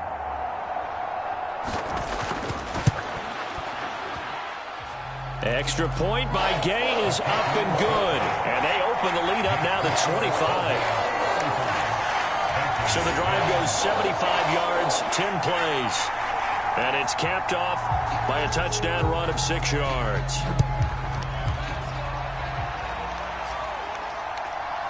From a couple yards deep, he'll bring it out of the end zone. And only able to get this to the 19, so probably should have opted for the touchback. It's the Vikings' turn on offense. We get ready for their first possession of the second half. CD, they certainly know the hole that they face as they begin the second half. They have to do what precious few teams have done in NFL history, and that's try to come back from a 4-possession deficit. And, partner, you know as that team gathers, they're saying to each other, you never say never, right? Because if you're on an NFL roster, that's how you have to think. You can always come back and win a ball game. And let's face it, we saw a certain Super Bowl, a 25-point lead late that wasn't enough to put someone away. But that being said, this task is near impossible. Let's face it. And bottom line is, it officially becomes impossible if this possession is an empty one. Second catch for him today, and it'll wind up a first down. Well, the margin on that scoreboard, obviously, for them, it looks daunting. But I don't know, Charles. They're probably not focused on that right now. Maybe just chaining together a positive drive with plays like we just saw, giving themselves something to build on. Yeah, I think you're right about that. And what they have to be careful of is getting glued to that scoreboard trying to do too much. Because if you do that, you're all but guaranteed to start making mistakes. Just focus on one play at a time and make each one successful.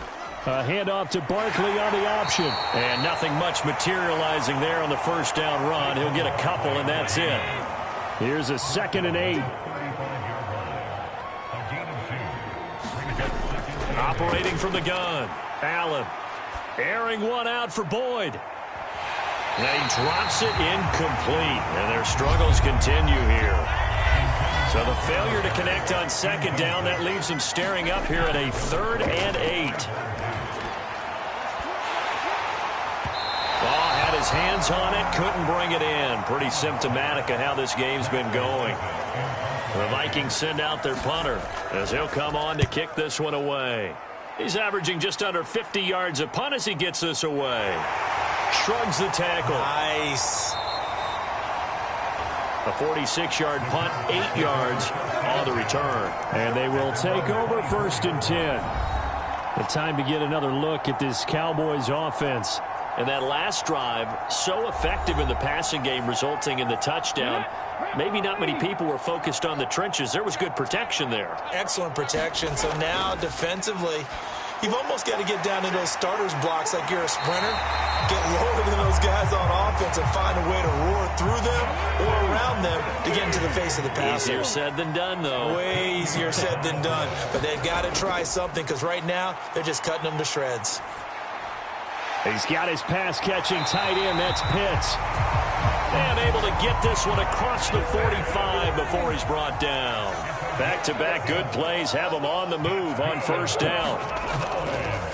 The play-action fake. They'll look to throw. He completes it to Olave. And they're going to get this down near the 35-yard line.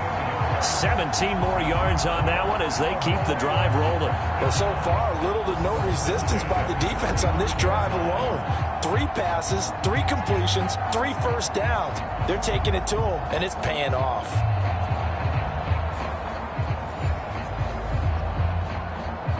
So 1st and 10, and if they score on this drive, might have to start digging in our second-half blowout material.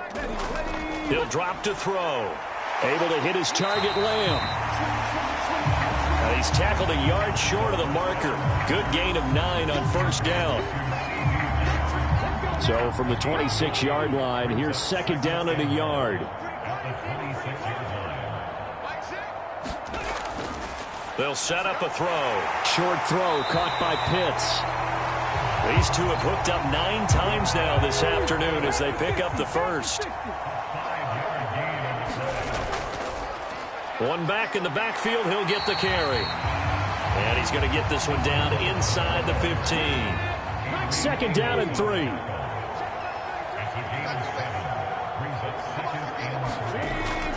Looking to throw. Left side to Lamb. And it looks like he'll be just a yard shy of the 5 here as he's out at the 6. 9 yards on the play there, and it sets him up 1st and goal. A little football 101 there. You just see the receiver try to run down the defender, meaning he goes right at him and really trying to move him a little bit towards the center of the field so he can put his foot in the ground and break to the out, to the sideline, and make a catch. They'll try and run for it on 1st and goal. And he'll take it into the end zone for a Cowboy touchdown. A great effort there. His 3rd touchdown of the game, number 14 on the year. And the Cowboys are pouring it on. Boy, another score. This lead gets even bigger. And, Charles, we haven't even hit the 4th quarter yet. Well, forget the deficit, right? They're really not going to cut into that a heck of a lot. But how can they get out of here with some dignity? Can they get a stop or two? Can they make a play on offense themselves? Anything to start to feel better about what's happened to them here in this one. Extra point by Gain is up and good. And the lead grows even larger here in the 3rd quarter.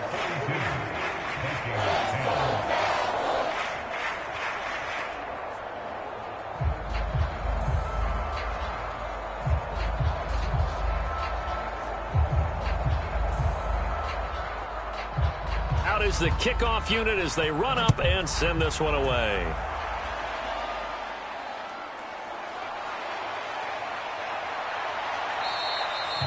And a good return as he'll be stopped just shy of the 30-yard line.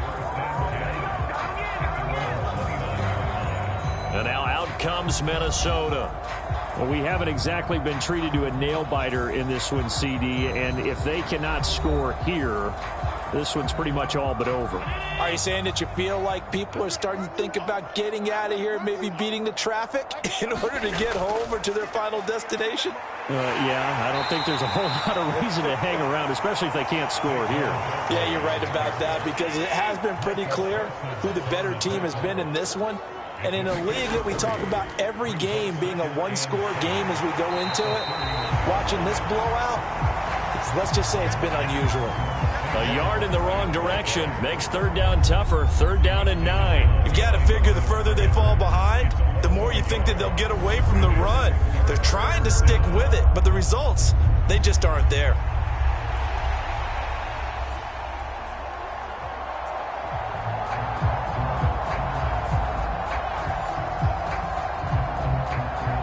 They'll come up now, third and 9.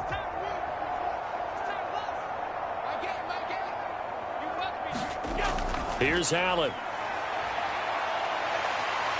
And the Cowboys' pressure gets there this time for the sack. Will Anderson, he's the one to get him, and that is sack number 7 for him on the year. It's been a tough one all game long for this offensive line. They're already down big, and now you know they're just going to come after the quarterback in a big way, don't you? Yeah, they just can't get out of their own way right now. It's created an avalanche, and an avalanche is coming right on top of them.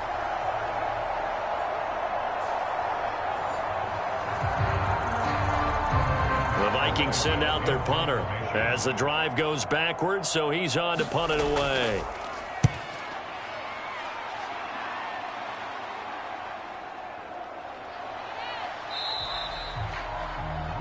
A punt of 46, a return of 5. And that will come the offense as they take over. There again is the running back as he trots onto the field. He's had a touchdown for every quarter so far. 3 here in the third, and probably hoping he's not done yet. And this is a situation where it's okay to be greedy. When you've already scored 3 times, you want 4, you want more than that. And guess what? That only helps your team. Yeah, so far 3, now in search of 4. Now a throw over the middle, and he's got it to start the drive. So the completion good for 7 there. And that'll make it second down. That's a staple of this offense. Drag route to the tight end. Yeah, he's unable to use his size to break off much more yardage after the catch, but still an effective gain nonetheless. From the 43, it's 2nd and 3.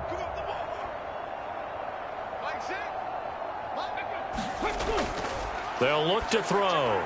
Complete to Mooney on the slant. And he'll be corralled out across midfield down to the 45. The quick slant, good for a first down, a gain of 12.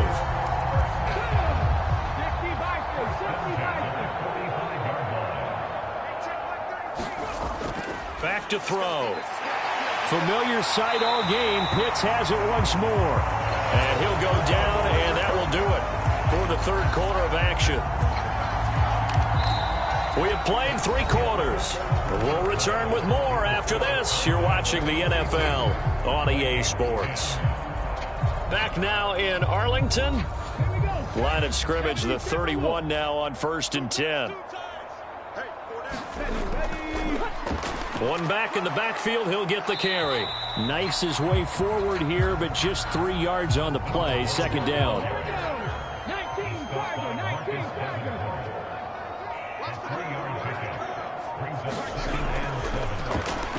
And they'll give him another shot here on the ground. And he'll be brought down at about the 25 after a pickup of 4. The offense on third down, they have been superb. 5 for 6 to this point. This is 3rd and 4. So the offense a little antsy. The flag comes out. And a 5-yard penalty. Well, this O-line's been great. They've got the big lead, so give them a pass there, I guess. Yeah, I would think so, because if we were grading them on their performance in this game, a lot of pluses in their boxes so far. On third down, he'll drop to throw. Short throw caught by Pitts. And this is going to turn into another first down as the tackle is made at the Vikings' 20-yard line. Give them 10 yards there as this offense is on a roll. This drive continues to plunge forward. Partner, I have to tell you, just one word keeps coming to mind from watching them this afternoon, and that's impressive. They have been impressive from the opening kickoff, and they haven't let up here even into the fourth quarter.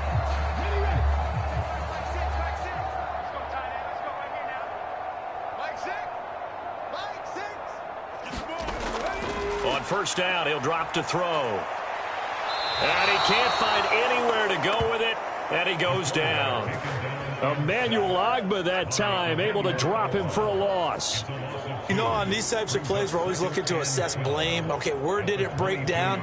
Sometimes it's just a great play.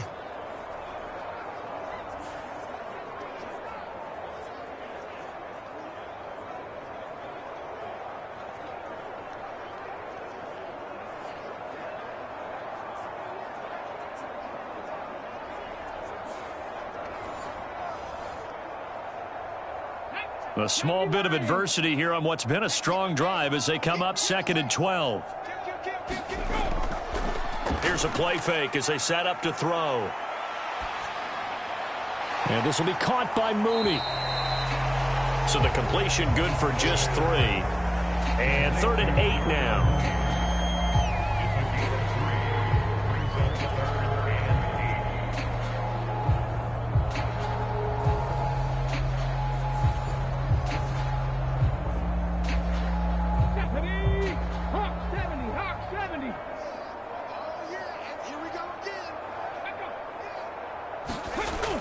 They're going to look to throw.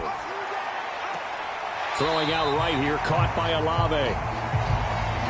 And able to get this down inside the 15 to either the 13 or 14 before he's out of bounds. Timing is everything, and they work on this cut all the time. They work on all the timing patterns, and this time it paid off for them. Worked him to the center of the field, cut it to the outside, ball's delivered, gets both feet down for the completion. And Gay knocks this one through, and that will extend their lead even further.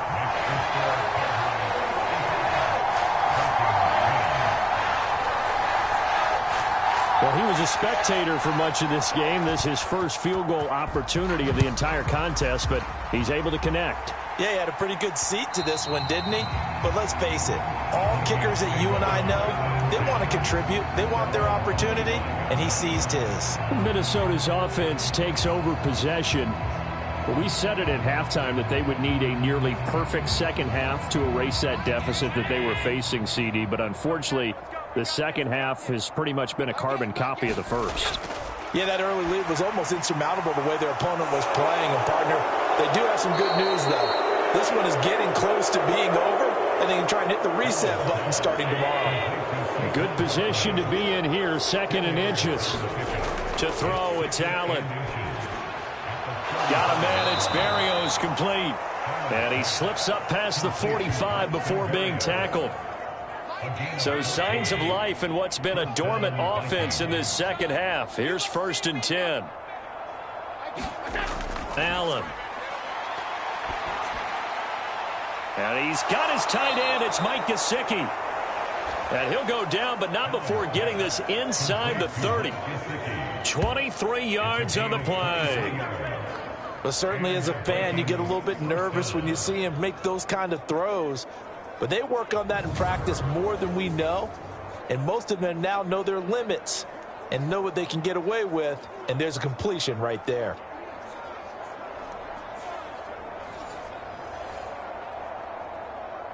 So from Cowboy territory now, here's 1st and 10 as they're down to the 29-yard line.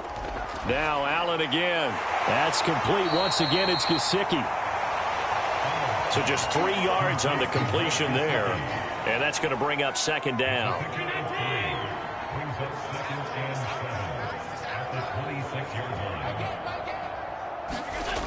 Allen going to throw.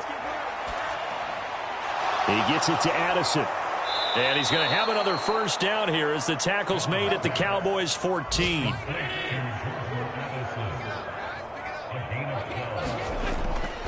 Up the middle with Barkley. He's going to get 4 out of this as he's down to the 10-yard line. 2nd and 6 from the 10. Now Allen. And right with it here over the middle. Touchdown, Vikings. Brock Wright, his 1st touchdown on the year. And the Vikings get a small measure of revenge as they cut into this 4th quarter deficit. Well, it's been a tough day, but they finally were able to get one into the end zone, and maybe the offense will feel a little bit better about itself going into next week. And if you're a coach taking that into next week, I know you're upset, but it is a little bit more respectable, somewhat of a moral victory, right? Yeah, they probably won't say a lot of that to the team, but it is true. It's something for them to build on, and then they can call their mom and tell her, hey, Mom, for your fantasy points, we got you a few down the stretch. Extra point up and good by Dicker. And that'll cut the lead down a bit to 28. So that winds up a 7-play drive all told. And it all culminates in a touchdown for Minnesota.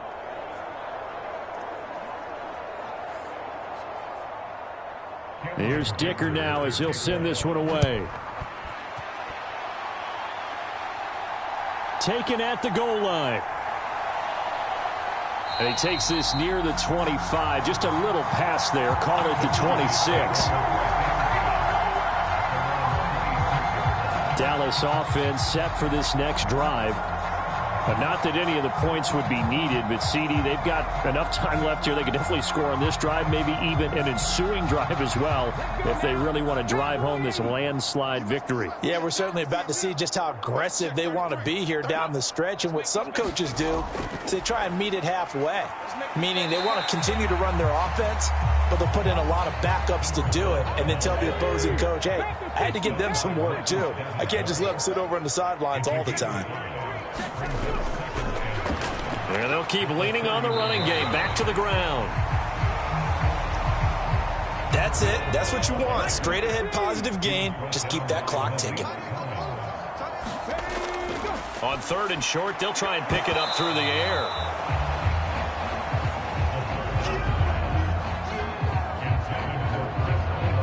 A CD, they're up big, but they're still passing it. I mean, this is an offense that's had a lot of success in this game, and it seems like they're just having fun out there. And it does feel like there's been a shift out there, doesn't it, partner? Listen, if you're up, you can continue to do what you want to do. It's up to the other team to make you change how you do things. They'll continue to throw it around until stopped. On 4th down, the punt team is on as this is sent away. A good kick, 49 yards, just 3 on the return. And the Vikings will be backed up deep to begin their drive as they take over 1st and 10. And now out comes Minnesota. Even though they were able to force the punt defensively, still a big hole to climb out of, especially at this late stage of the contest. On 1st down, Allen. This one goes out wide for Barkley. And from the 15, they're able to work this up to the 20 for a pickup of a handful. Allen now looks to throw. Now a short one to Gesicki. 2 yards on the pickup there. And now it's 3rd and 3. To the air, Allen. They'll set up the screen to Barkley. And he'll be out of bounds, but able to get it up past the 45. It's a gain of 26 as they pick up the 1st down in the process. That was a beautifully executed screen pass. Let the rushers get upfield. The blocking forms in front. Lofted it to the runner. And now, not only does he have open space in front of him, he's got an escort as well, and they pick up big yardage. And meanwhile, Allen's and the throw here caught by Addison. So give him 5 yards there on the pitch and catch, and that will bring up 2nd down.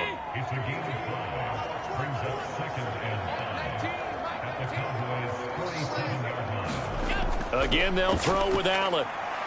Over the middle, he gets it to Barrios. 7 catches for him now, and this last one, a 1st down.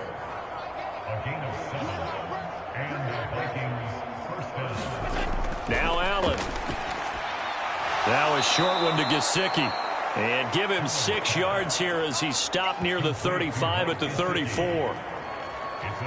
Now that's staying ahead of the chains. Really good pickup on 1st down, hitting the tight end there. Now it brings up a 2nd and manageable. Just found a hole in that zone. And from the 34, here's 2nd and 4.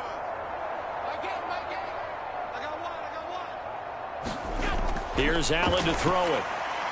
Now they set up the screen. That's complete. And he's going to have another first down here as the tackle's made at the Cowboys' 23.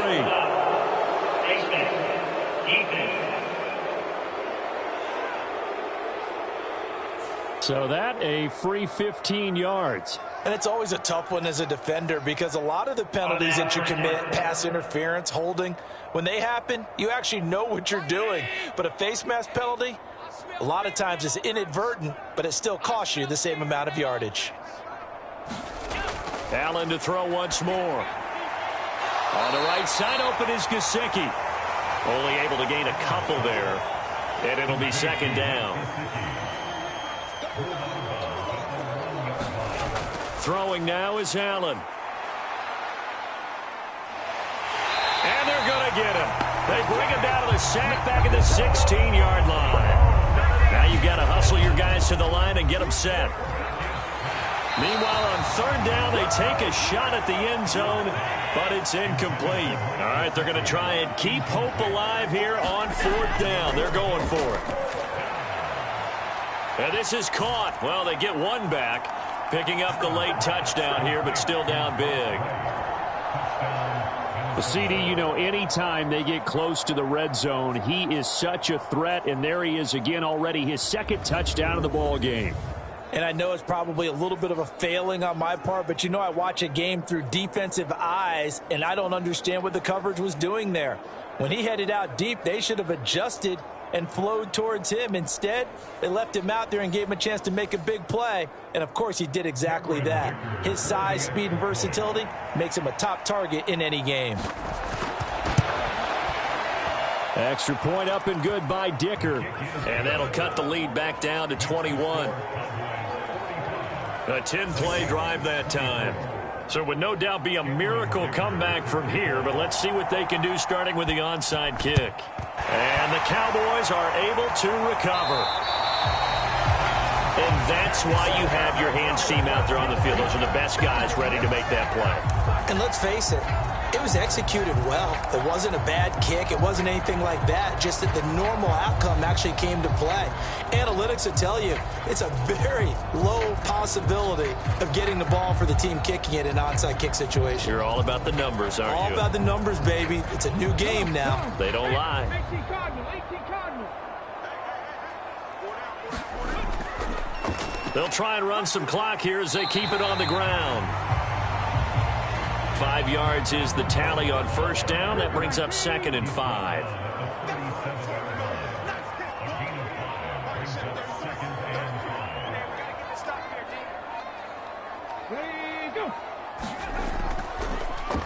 And they'll give him another shot here on the ground.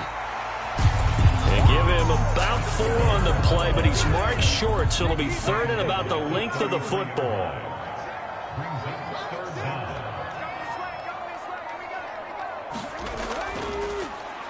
On third down, they're going to run for it here. And inside the 20 before he's brought down. Charles, a lot of happy faces heading into the tunnel as this one ends, and understandably so. Not only did they get the win, but, boy, their offense was on fire in this ball game. And, partner, I have no idea what the top speed is on one of those high-end sports cars. What's the top gear you can get into? This offense, they certainly were there in this one, huh? Everything clicking for them in this contest, the kind of performance that they're going to cherish. So for Dallas, their strong start to the year continues as they're up to 5-1. And they'll get another home date next week as the Saints will come to town. Meanwhile, for the Vikings, the loss will drop them to 4-2 on the year. And they'll look to get back on track next week as they travel up to Detroit to take on the Lions. So that'll do it for us. For my partner, Charles Davis, and all the hard-working men and women on our crew, I'm Brandon Gaudin. You've been watching the NFL right here on EA Sports.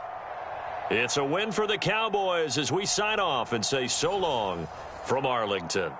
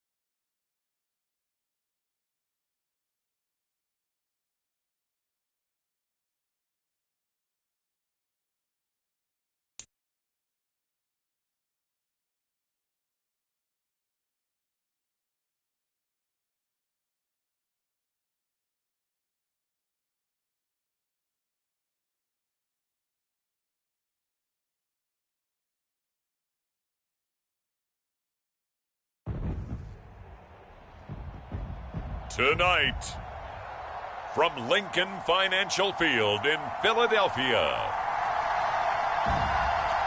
it's a special prime time edition of the NFL on EA Sports.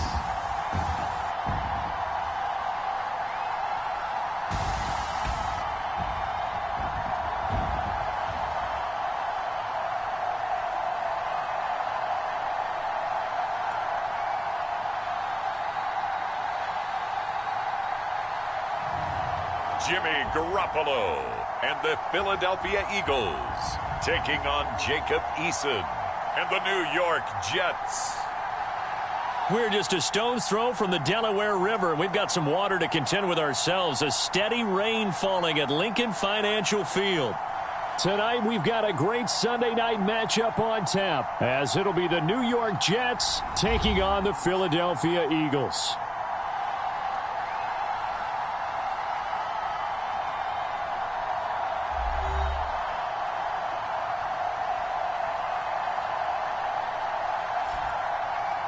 With Charles Davis, I'm Brandon Gaudin. And Charles, you look at this Eagles team as they interplay here. They're off to a terrific start, unbeaten at 5-0 through the first month and change. And you can hang a lot of this early success on their defense.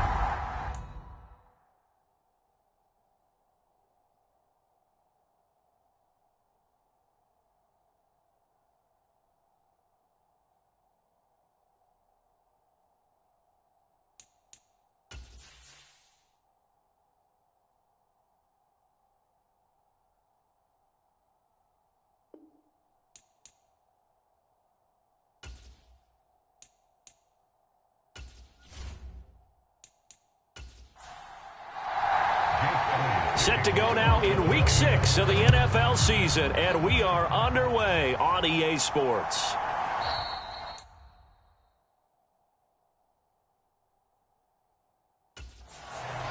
And they will elect to not bring this one out, as our first drive will begin at the 25. So now here comes the Jet offense as they get ready to take over.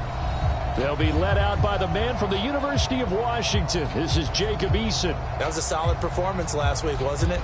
2 touchdowns, no interceptions, ran the team well, won the ball game. Bottom line, may not have been earth-shattering, but it didn't need to be.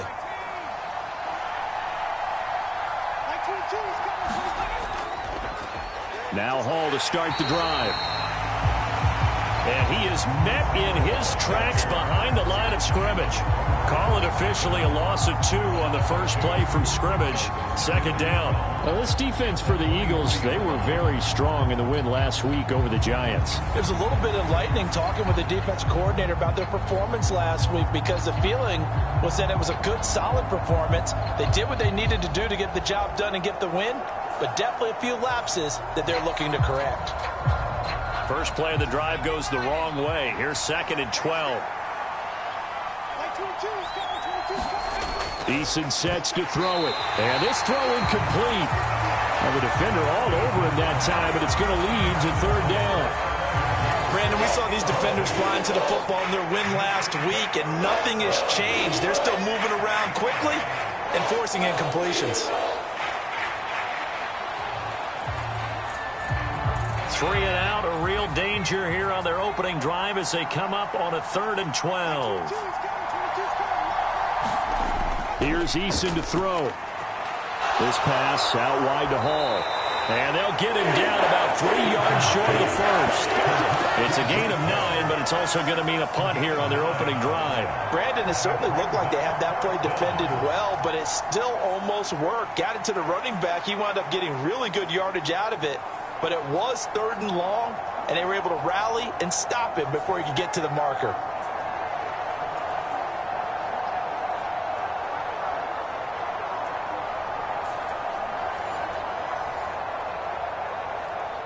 On 4th down, A.J. Cole comes on to punt.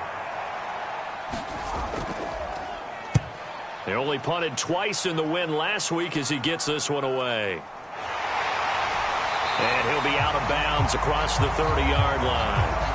It'll be 37 yards there on the punt. And the Eagles will have it, taking over 1st and 10. So now here comes the Eagles offense as they get ready to take over. They'll have Jimmy G calling the shots. Grew up in the northern suburbs of Chicago, went to Eastern Illinois. Jimmy Garoppolo. And Jimmy Garoppolo has shown that he can be a Super Bowl quarterback, but his biggest problem, his ability to stay healthy and remain on the field.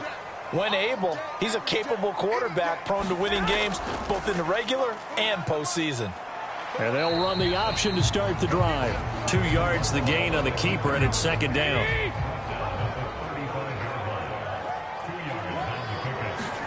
To throw, it's Garoppolo. And the Jets pressure too much as down he goes. Jermaine Johnson credited with that sack. I thought there at the end he may have had a chance to release that, but that pocket closed a little too quickly and down he went. Yeah, he was certainly trying to do everything he could to extend the life of the play, probably counting in his head 1, 2, and then he ran out of time.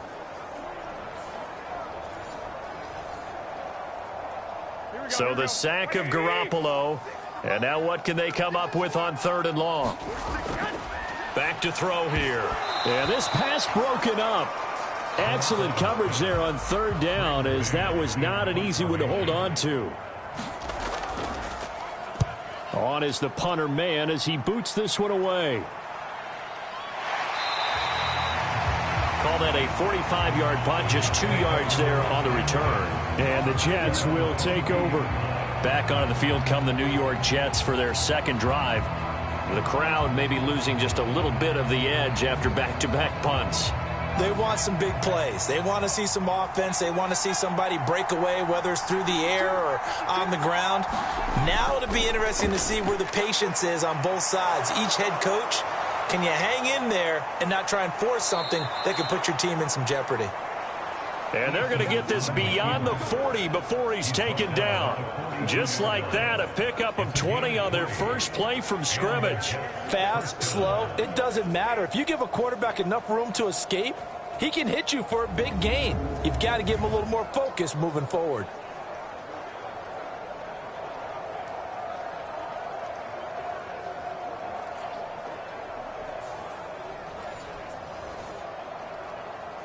One play has him up past the 40 already, and another 1st and 10.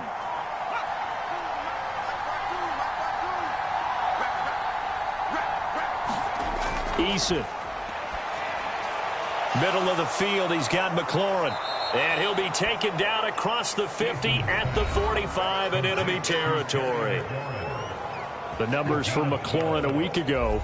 6 catches, 52 yards. Better tighten up the coverage if you expect to slow this guy down, because if he gets going, he'll eat you up. Back-to-back good plays have him on the move on 1st down. Throwing is Eason. And that's to Amon-Ra St. Brown. And he gets it inside the 35 and just shy of the 30. Line of scrimmage, the 31 now on 1st and 10. On 1st and 10, it's Hall. And he'll lose yardage. Brought down at the 32. He'll lose a yard there, and it's 2nd and 11. You look at this Eagle defense. In that win last week over the Giants, they were very good. And the big difference in the game, their ability to force turnovers. Multiple, in fact. Being able to take the ball away, give it back to their offense, the big difference in the game. It was impressive. Now the question, can they duplicate it? So after the loss of a yard, they'll look to push forward here on 2nd down and 11. On 2nd down, a run with Hall. And a lot of talent on this Eagle defense, and you've seen it on these last 2 plays, both losses. The 2nd down play results in a loss of 2 yards. When a draw works, it can be a thing of beauty. But when it doesn't, oh, it can be ugly. And in this case, loss of yardage ugly.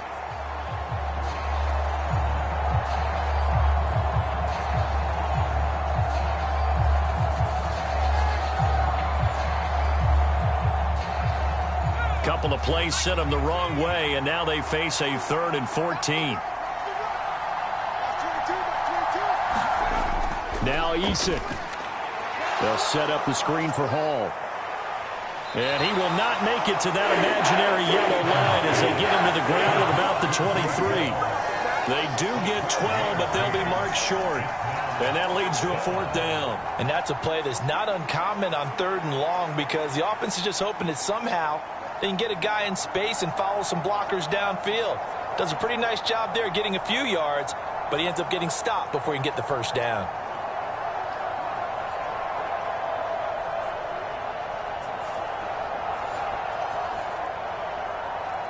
The offense staying out. They're going to go on 4th and 2. Here we go with Williams. And he will have the first before he's brought down right on the chalk of the 20. Clock rolling as we hit the midway point of this first quarter. Straight ahead is Hall. And he'll take this inside the 20 and down to the 18. It was Josh Sweat who got him down on the defensive side. Not a big run, not an explosive run, but they've held the ball for plenty of plays on this drive. They're just trying to impose their will on the defense right now. 2nd and 7.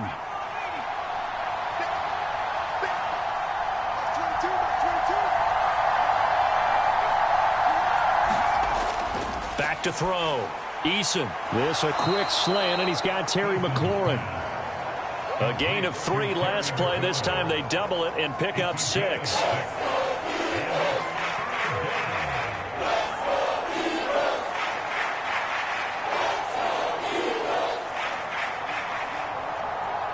A yard all they need, but it's 3rd down.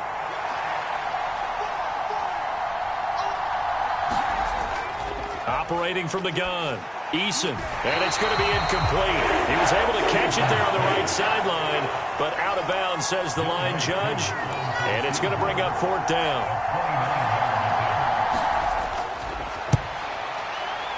Koo knocks this one through the post, and the Jets hit the board first. It's 3-0.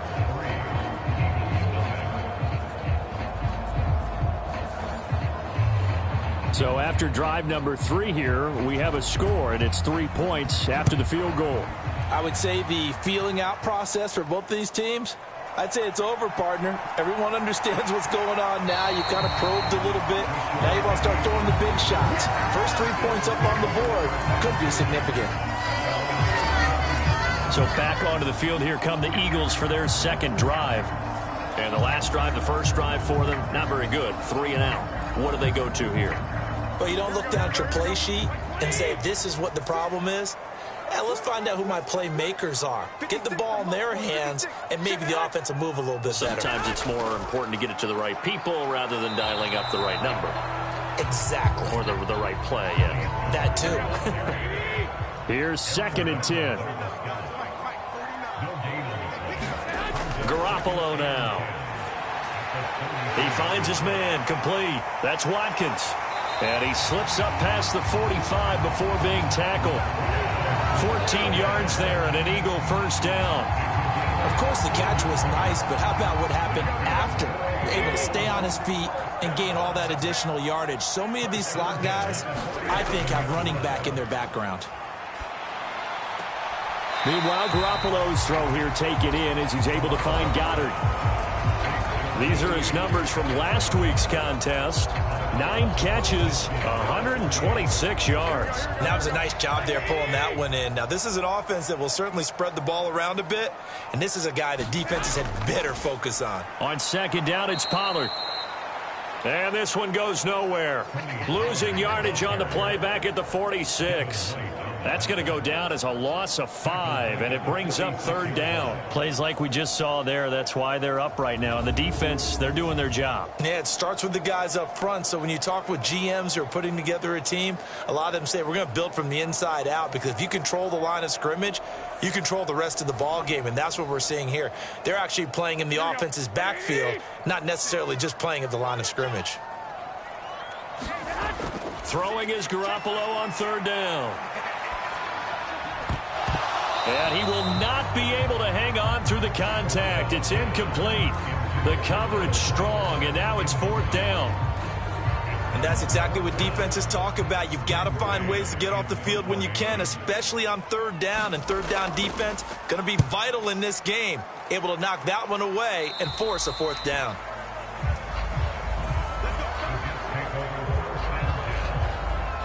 Another drive coming up for New York's offense. They've got a 3-0 lead and the football as they start 1st and 10.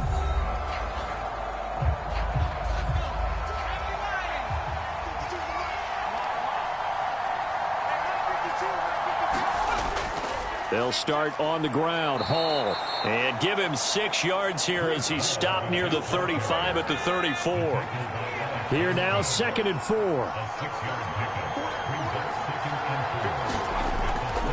Looking to throw.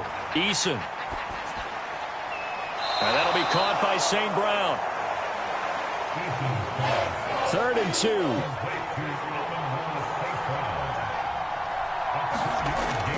They go play action with Eason. And he will slide to a stop. He does have the 1st down.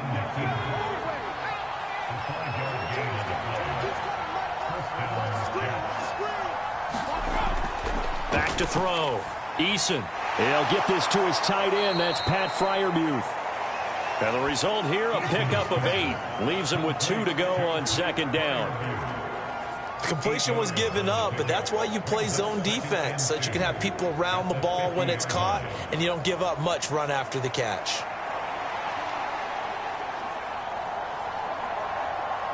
The clock running here, under a minute to go now in the 1st quarter of a 3-0 game. From the midfield stripe, they'll look to throw. Throw to the right here, taken in by McLaurin. And he has another 1st down as they'll get the ball down to the Eagles' 39. A nice pickup there of 11 yards, and it'll move the sticks. So from the 39 now, they'll come up on a 1st and 10. Looking to throw. Eason. And that's off the mark, incomplete. Now a 2nd and 10.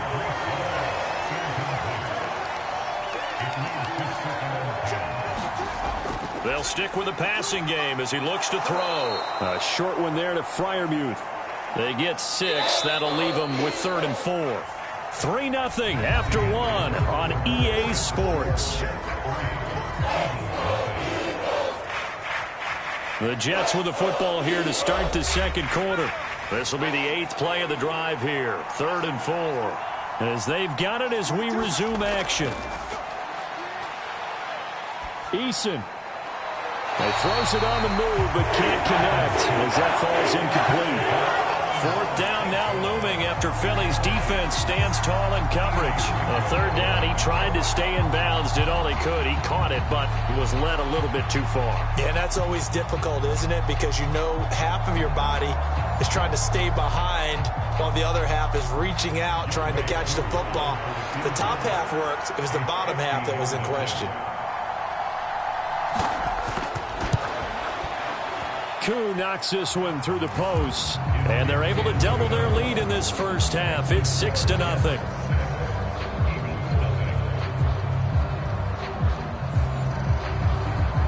These kickers now, it's like we take them for granted. Kicks like that used to be such a big deal, and now you just expect them to make it. Yeah, you're exactly right, and we shouldn't take them for granted, but I have a theory about it. You want to hear it? Yep. They are more athletic now than ever before. Talk about kickers. Trace their backgrounds, trace their histories. You'll find that they were big-time athletes all along, but their kicking was so prevalent that we made them specialists. Well, and now those 50-plus yarders seem easy for some reason. The slot man in motion right. Jet sweep. Garoppolo taps it forward. Oh, it's out. Smith lost it. And it's scooped up down the numbers. There he goes. And he takes it to the house. It's a fumble recovery for a Jet touchdown. The pass receiver turned into a runner, then he turned into a fumbler, and it goes the other way for 6. I love your description. Although for the offense, they're not too happy about it. But for the defense, what a big-time play for them. Never give up on anything. Sometimes you create your own points. But the receiver, hard to fault him. He's just going for extra yards. That's exactly what you're supposed to do, but you have to take care of the football. Footing always a concern, but the extra point's up and good. And the lead now stands at 13.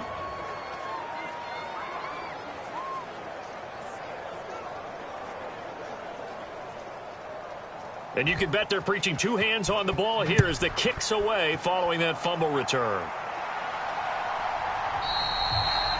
And he won't return this one. He'll go down to a knee, and they'll They'll start at the 25. It's Devontae Smith and the Eagles ready to go on offense. They've got to be thinking, how can we get him a little bit more involved here? Second quarter, you're down, and really, he's been out of the mix. I would agree with that, and oftentimes you hear, well, we're just taking what the defense is giving us, but sometimes that's just not good enough. Sometimes you have to take what you want, and that means getting him the football. Yeah, so far just a single catch in this game. Yeah, that one drops down, incomplete. Good coverage there, forced the ball free, and it's second down. Looking to throw, Garoppolo. This short throw caught by Goddard. 9 yards, and that leaves him just short, so it'll be third and less than a yard. Trying to run for it with Pollard, and he will have a first down as they get him to the ground at the 37. A third down gain of 3 yards, and that'll be enough. The Eagles at a perfect 5-0 here to begin the campaign. They've certainly found their groove of late, winners of 5 in a row. And this team is absolutely playing their best football right now. This is the best that we've seen them play in a long time, partner. Sky's the limit as far as they're concerned. Their confidence really soaring. Line of scrimmage, the 37 on 1st and 10. Now Garoppolo. Out to the left there and complete to the tight end, Goddard. So, Charles, you look at this offense, what a start to the season. 5 wins without a loss. When do you think that you start believing that maybe you're in the midst of something special? Well, you and I both know every head coach never wants that thought to creep into a locker room. But the truth of the matter is, not quite at this time, because if we look at the Steelers in 2020, they're a great example. Remember, they started 11-0, then lost 5 of 6 and went out in the first round. But I think if you get toward mid-November, the Thanksgiving time frame, and you're still doing this, that's when things start to get real for a ball club. Another down on the scoreboard, but the urge to go for it is almost irresistible here on 4th and short. Yeah, I know they're on their own side of the field. I was going to say. Normally I would say punt the ball away, but I'm feeling it. I say go for it.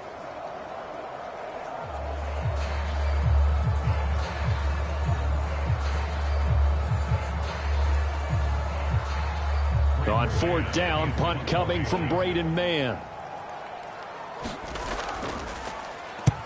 He's been a busy man here in this first half as he gets it away. Calls for the fair catch, makes the fair catch just inside the 15-yard line. It'll wind up just a 35-yard punt, no return. And the Jets offense will be backed up to start this drive as they've got it 1st and 10. Jets offense coming up now to start their next drive.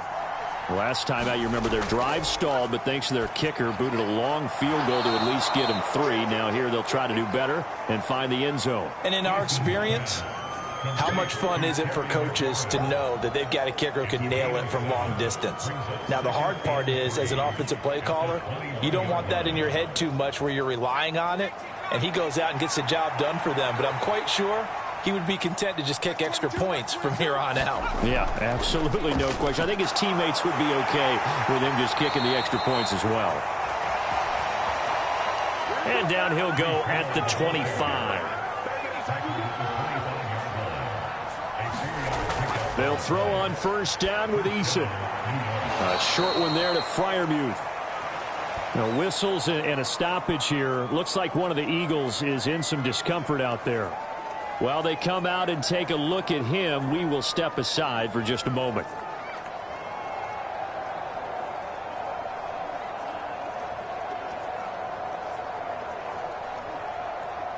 They'll break the huddle, come up on 2nd and 8 at the 27-yard line. Back to throw. Eason. Here's Freiermuth again. A gain of 8 there on the play. And now 1 yard to go on 3rd down.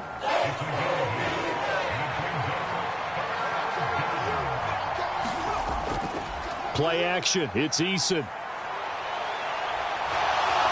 And he will slide to a stop. He does have the first down. The drive stays alive. A 3rd down gain of 8. He really looked comfortable there, scanning the situation, analyzing things, feeling the pressure, and then stepping up right through the middle and sprinting for a first down.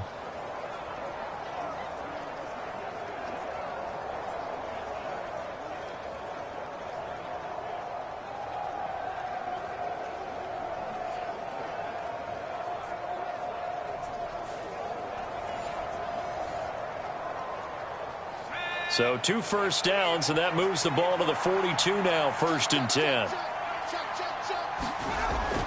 Looking to throw. Eason got St. Brown running the quick slant here. And he'll work it across midfield inside the 45.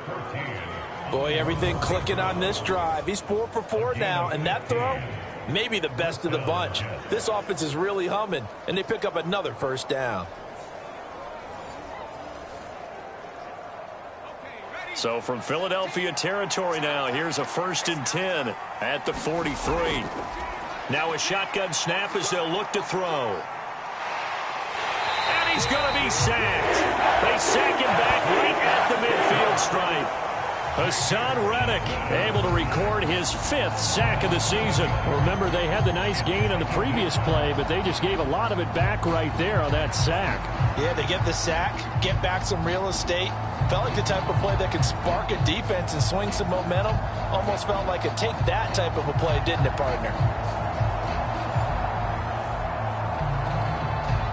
Now following the sack, they'll look to make amends on a 2nd down and 17. From the shotgun, he'll look to throw. Open man, that's the tight end Freiermuth. That's good. The completion there for 7 yards. And that brings up 3rd and a full 10 yards. They gave up the completion there, but this is what zone defenses count on. Catching the ball and not much run after the catch. It's been a pretty long drive. This will be play number 9. And they need 10 yards out of it on 3rd. Back to throw. Eason. Dancing away. Eason gets hit, and the ball pops free. And it's picked up by the Eagles.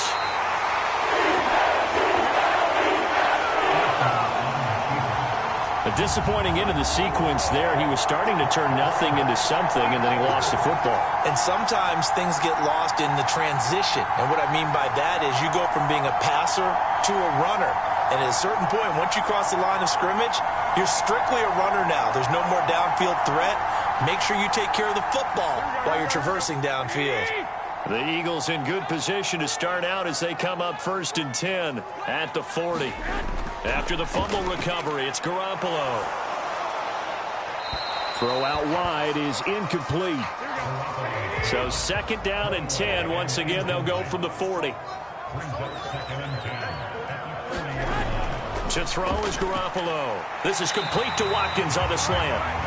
9 yards, not quite enough, and they'll be left now with 3rd and 1. Option play, here's Pollard.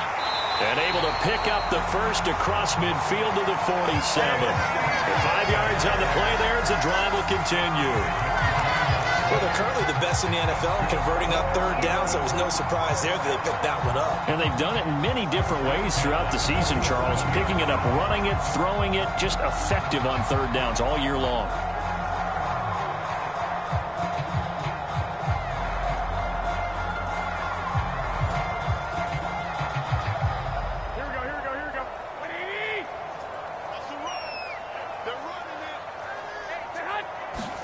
Garoppolo on 1st down. He finds his man, Pollard. They showed off a nice juke of the defender before the next wave could bring him down.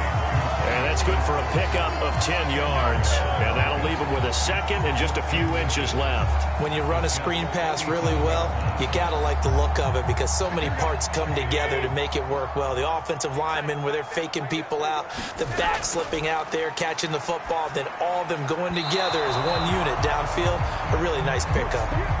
Some of the fans here don't seem too happy about what we've seen in this first half. No, not at all, and I understand why. They've looked lethargic, out of sync, and it shows on the scoreboard.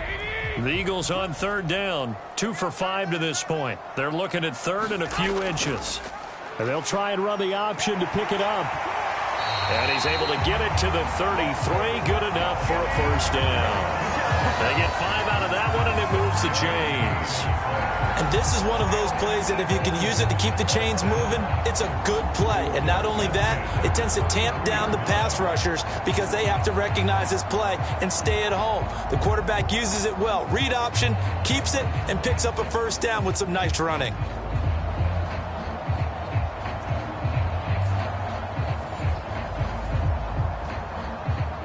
This offense finding its legs now. Here's another 1st and 10. They run straight ahead here with Pollard. And not much running room. Down to the 32. Just a yard on the first down carry, so it's 2nd and 9. The passing game's been working quite well so far, but the running game's been a little bit of a struggle, and that's a surprise to me. Typically, when you can throw it, you've opened up lanes for your runners. Garoppolo. Quick slant here to Smith. A gain of 8 there on the 8th play of the drive. So they need 2 yards here on 3rd down. Remember, they're already 2 of 2 on 3rd down conversions on this drive. He is going nowhere as he is enveloped behind the line. Call it no gain that time, and they're going to be left looking up at a 4th and 1.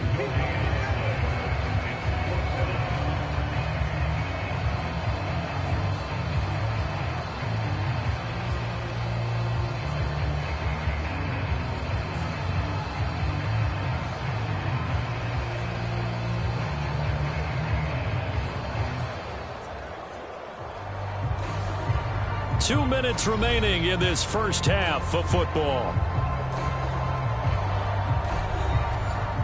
So on comes the Eagle kicker, Jake Elliott, on 4th down. From the right hash, it's a 41-yard attempt. The kick by Elliott is good. And they will indeed get on the board here, but still trailing. It's now 13-3.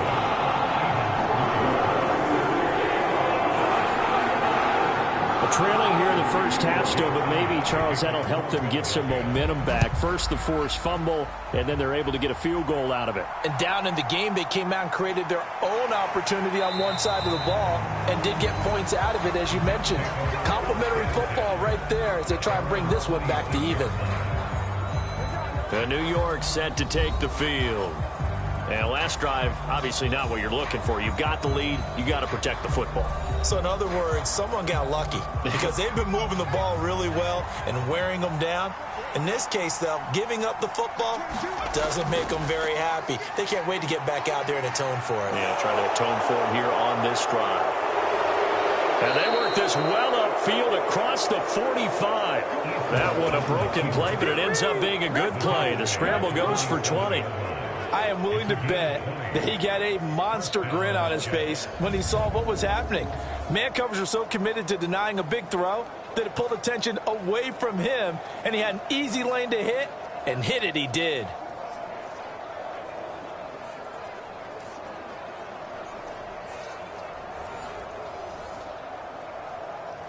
A big hitter to start the drive has him up near midfield here for 1st and 10.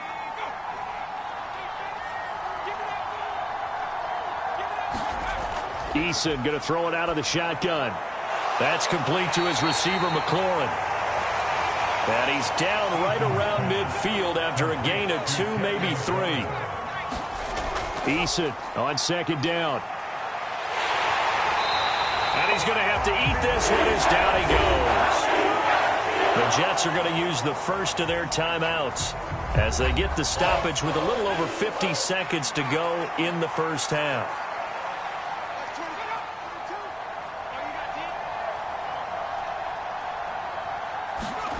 To throw on 3rd down, Eason. Under pressure again, and down he goes again. The Eagles going to take the first of their timeouts as the clock's going to stop with 47 seconds to go in half number 1. Here's A.J. Cole now to punt this one away.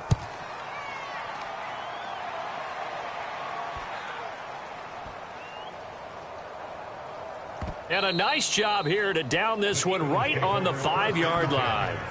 That punt was near perfection as it checked up inside the 5-yard line. You never know where these things are going to go, do you? No, what was it? You got a John Heisman quote about that, right? Yeah, he said the football is roughly a prolate spheroid, which means it's going to bounce funny, and you never know where it's going to end up. Here we go.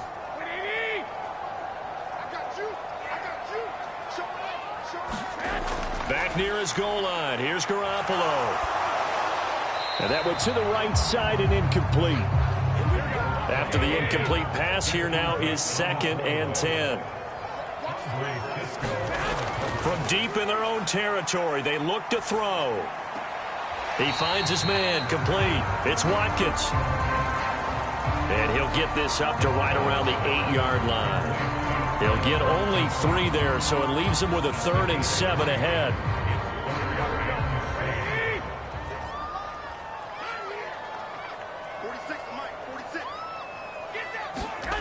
Garoppolo looks to throw. And this pass broken up. The contact well timed there, and now 4th down. It's going to be another frustrating end to a drive here. This offense, they've not been able to get anything going in this first half. And now it's going to be time to gather on the sidelines and try and figure out what's going wrong. Who has an idea? Who has a plan? Time to implement it. They call that a punt of 38 yards officially. And control of the football switching hands with very little time remaining until the half. And the Jets going to go on offense one last time in this first half. And this is a spot late in the clock near midfield, though. Maybe take a couple chances, see if you get in field goal range. You do that if you have trust. And this should be a position now where the great ones, they relish this opportunity to try and put points on the board. And he's corralled, but not before getting it inside the 35. Now a timeout signaled for, and they'll get it with 10 seconds to go before halftime. From the 34 now, here's 1st and 10. From the gun is Eason. That'll be caught. It's St. Brown. And he takes this just a few yards shy of the red zone before going out.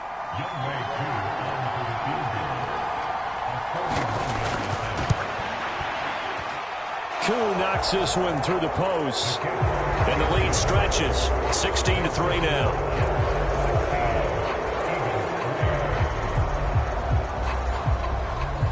So he's been a busy man here in this first half. That's 3 field goals for him now. And not just 3 field goals, but 3 for 3. So even though the offense has struggled a bit putting it in the end zone, they've still been able to come away with points due to his leg.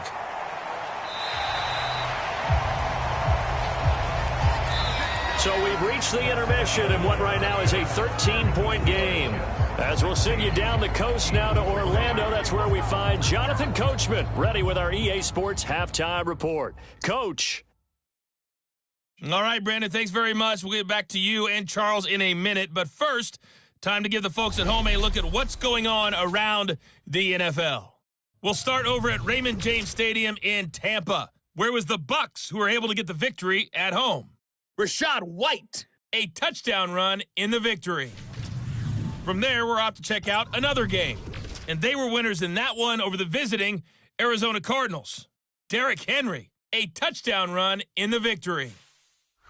And finally, a good one on Monday Night Football between the Chicago Bears and the Carolina Panthers.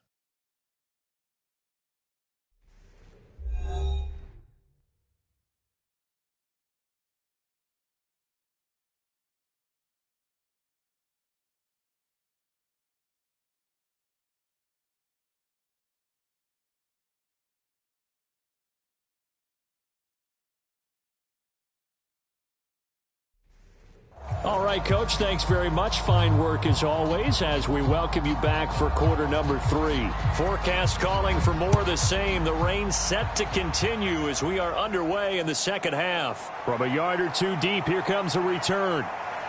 And it's a pretty good return here as he'll get this up to the 29.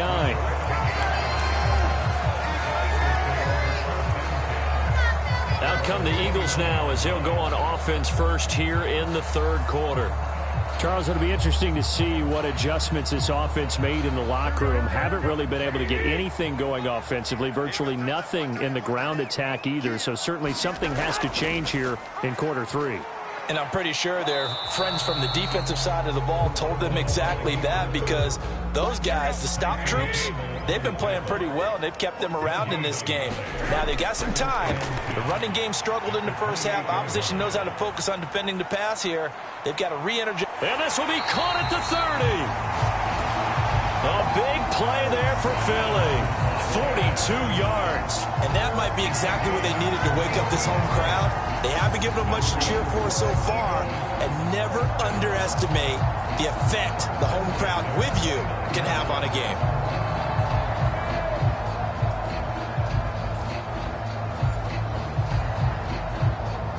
So now then, the big play has him all the way inside the 30 now, 1st and 10. Looking to throw, Garoppolo. He finds his man, complete. That's Watkins. 2 yards to go, 2nd down. Now they'll try and set up the quarterback draw here. And he'll be taken down at the 20 after a gain of just 1. Haven't met a defense coordinator yet that thinks 2nd and 2 is a fun situation to try and defend. Playbook is wide open for an offense, partner. Nice job. Hold him to 1 after that 8-yard pickup on 1st down. 3rd down and 1.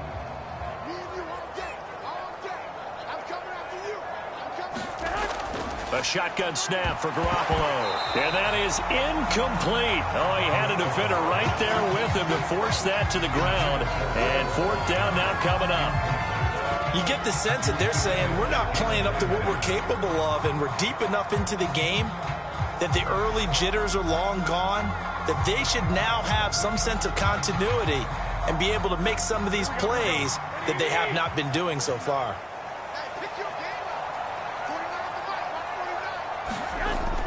They'll run for it with Pollard. And he's going to have a 1st down here as he gets this one to the 17-yard line. From the gun, it's Garoppolo. Oh, he's got a man wide open, complete. And the Eagles are going to have a 1st and goal as the tackle is made at about the 5. Now what we're seeing, this is much better from this offense, because so far in this game, no touchdown to this point. And what's usually a direct correlation? Very few explosive plays. That's been their issue. Not able to make that big shot downfield or break one off, but a nice game there for a 1st down. Pollard again, and he's in. Touchdown, Eagles. Tony Pollard with his 6th rushing touchdown on the year. And the Eagles are back within a score. No touchdowns for them in the first half, but their defense kept them in this ball game. So now, maybe this can loosen them up a little, because they played tight so far, and they get right back in it with a touchdown run.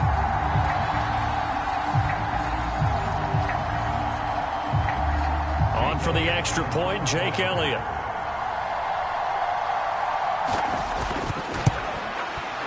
And it's up. This is good, and it makes it a 16-10 game now. That time, a 9-play drive, and it ends with a 1-yard touchdown run.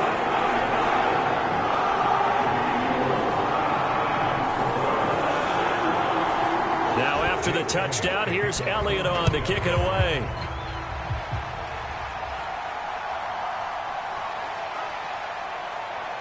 A solid return, pretty good field position. They'll start at the 32.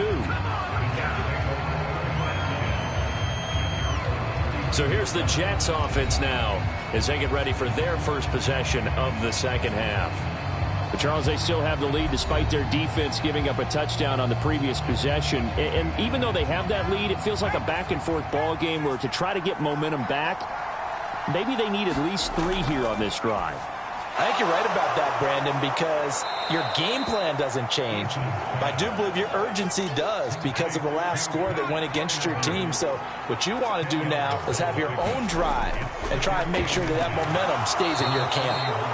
And he'll get up near the 45. They'll spot it at the 44. They'll get 3 as the drive continues. It's a first down.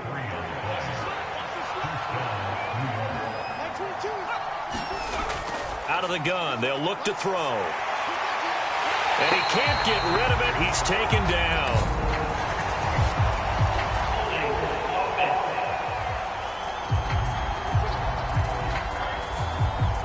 So following the hold, they're in a bit of a hole here with a 1st and 20.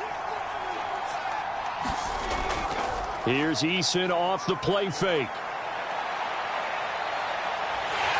And the pressure gets to him again. He couldn't get rid of it. He winds up losing a yard. It's 2nd down. Well, for last week's performance, which was so good, he was named NFC Defensive Player of the Week. He got a lot of praise, and understandably so, from national media. Looking pretty good on that play, too. And I love what he told us this week before the game. He talked about how much time they spend working on pass rush moves, every position, because anyone could go after the quarterback in their defense, and you can see how they've all absorbed their lessons. Pass protection has been a problem all night long as they come up facing 2nd and a bundle. Eason sets to throw it. Oh, that's into a double team, and it's intercepted. And this one will be returned to right around the 38-yard line. They set themselves behind the chains, tried to get it all back in one play, and it backfired. Didn't it feel like a pitcher working his way into a 3-0 count, right? You're behind. What do your coaches always tell you? Get it back one pitch at a time.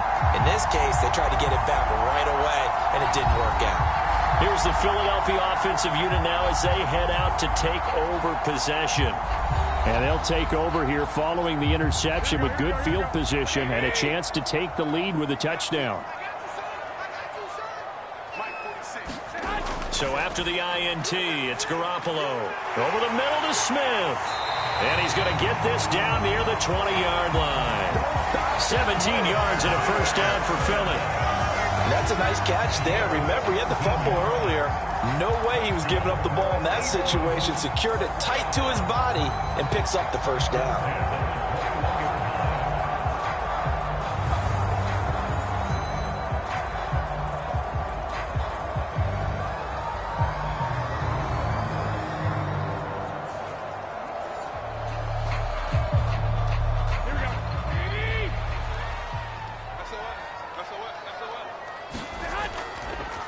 And right side, they're going to go option here. And he's brought down just outside of the 10 at the 11. In need of only about the length of the football here on 2nd down. To throw, it's Garoppolo. Got his man complete over the middle. That's Smith. And the Eagles are going to have a 1st and goal coming up as the tackle made at the 3-yard line. Pollard. And they'll bring him down after just a short pickup. And a stoppage here. We're going to need to take a moment as a jet was shaken up on that one. The medical staff will attend to him, and we will step aside.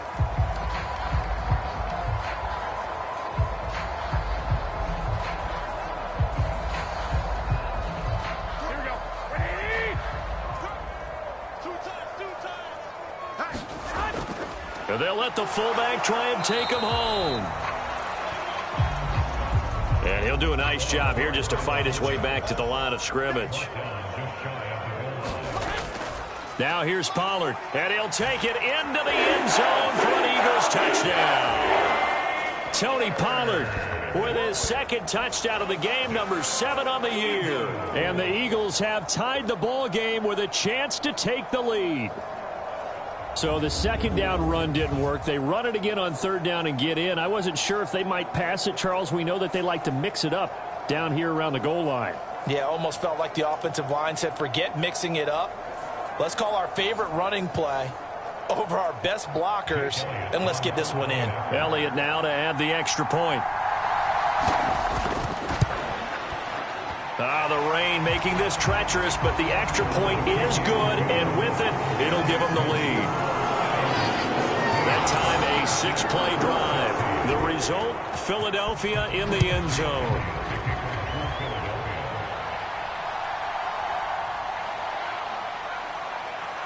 And out a little across the 25 to the 27.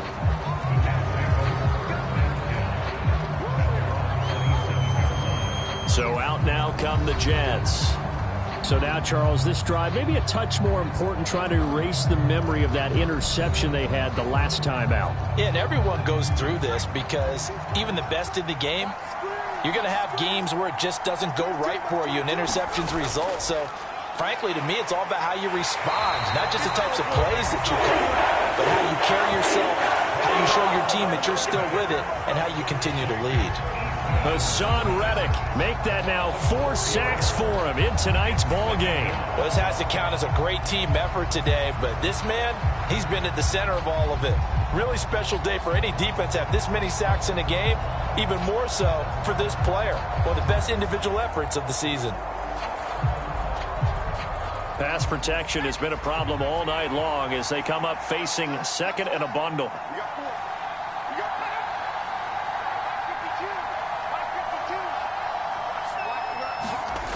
Here's Eason to throw. Looking for McLaurin, and he's got him. And a pretty little juke move there on a nice gain. So the completion results there in 9 yards. And it's 3rd and 4 now.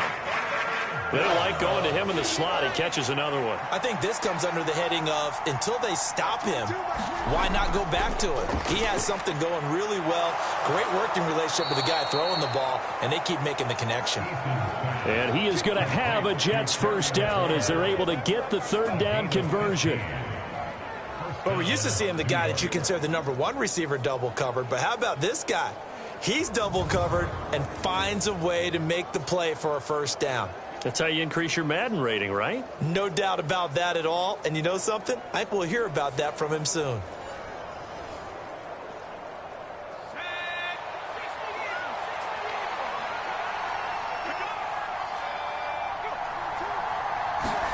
On first down, Jacob Eason. Eason gets hit, and the ball pops free. And it's picked up by the Eagles. And they will finally get him as he's all the way down near the 40-yard line. We just saw the dilemma for every coach. You want him to fight for the extra yardage, but somehow continue to cover the football.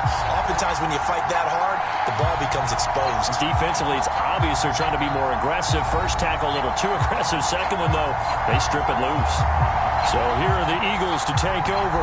Remember, they're riding that 5-game winning streak, and right now in the driver's seat in this ball game as well. They'll set up to run the quarterback draw. And this one's going to go the wrong way. Losing yardage back at the 42. Officially, it's a 1-yard loss. That's going to bring up 2nd and 11. I think we could easily read his mind there. There was just no place to go. He tried to bounce it and get outside on the draw.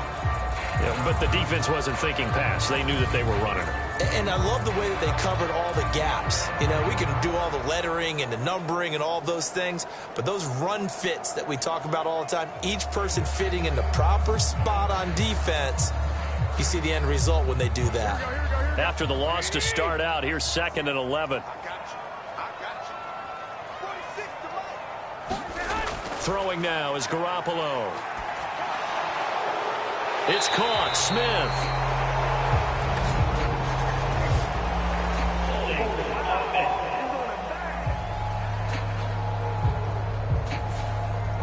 They'll come up now on a 2nd and long after the hold. Working from the gun, Garoppolo.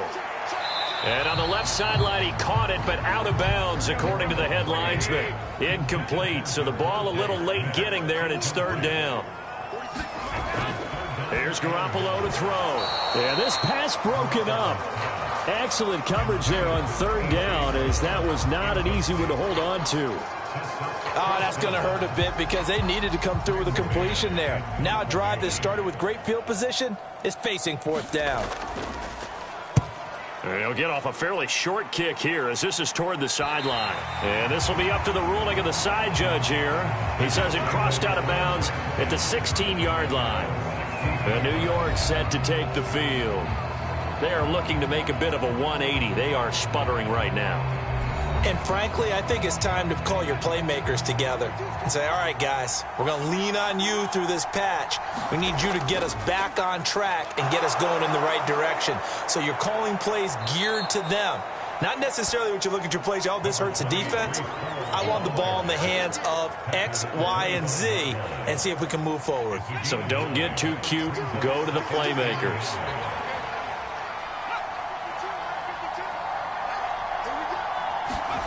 Eason. He's got his tight end Freiermuth right side. And he gets this one just shy of the 40. They'll mark him down at the 39. Back-to-back good plays have him on the move on first down. Paul on a give up the middle. And it's been like this all night long. Nowhere to run as they stop him behind the line. So their task a little bit more difficult now. 2nd and 13 that they're walking up on. Paul again. And a lot of talent on this Eagle defense, and you've seen it on these last 2 plays, both losses. 1 quarter remains here on a Sunday night. We'll return with more after this. This is the NFL, and it's on EA Sports.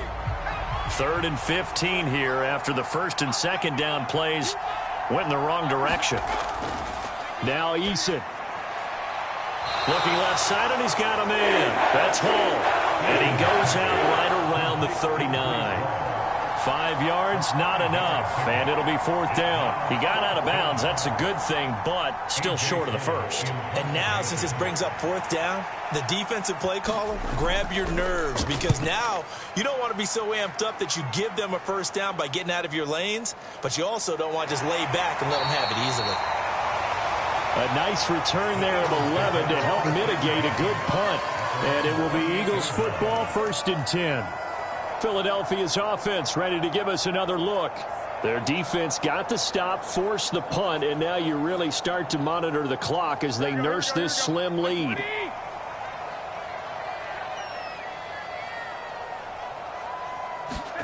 On 1st down, Garoppolo.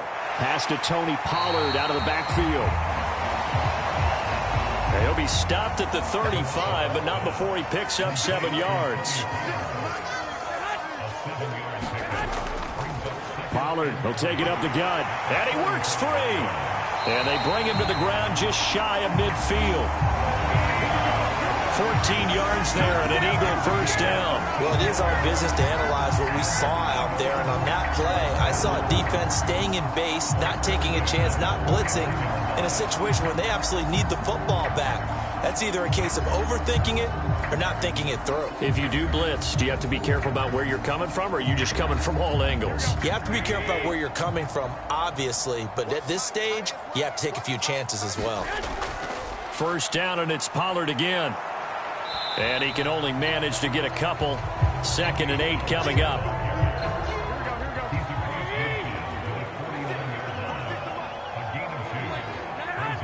Now this is going to be a quarterback draw. And he'll get this into enemy territory, but not by much as he's down to the 48. Now 3rd down and 7. Garoppolo now. He'll be taken down. The Jets get in there for the sack. The perennial Pro Bowler Aaron Donald gets the sack. Well, when you time those screen passes perfectly, they can work perfectly, but that time it took a little too long to develop.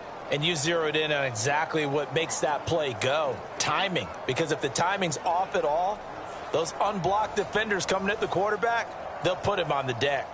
The Eagles send out their punter now, as he'll come on to kick for a 6th time tonight. This is away, but boy, headed straight for the sidelines. And the punt over the side in the air, and the spot will be inside the 35. New York ready to go again offensively. Their defense accomplished step 1 of the mission. They forced the punt. Now they'll look to erase that deficit and take a 4th quarter lead. Now Hall to start the drive. Takes it to about the 37. This a 2nd and 7 from the 37. On second down, a run with Hall. And some good acceleration there as he's across midfield to the 48-yard line. Give him 15 yards on that one, and the Jets move the chains. We'll definitely see some open running lanes, and he's taking advantage of it right now, but that shouldn't be a surprise. Defense has the lead. They're playing for the pass first.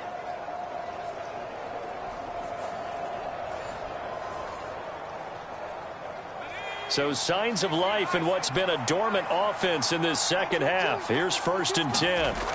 Throwing is Eason. He gets it underneath to Hall. And that's good for a gain of 6. And it's 2nd down.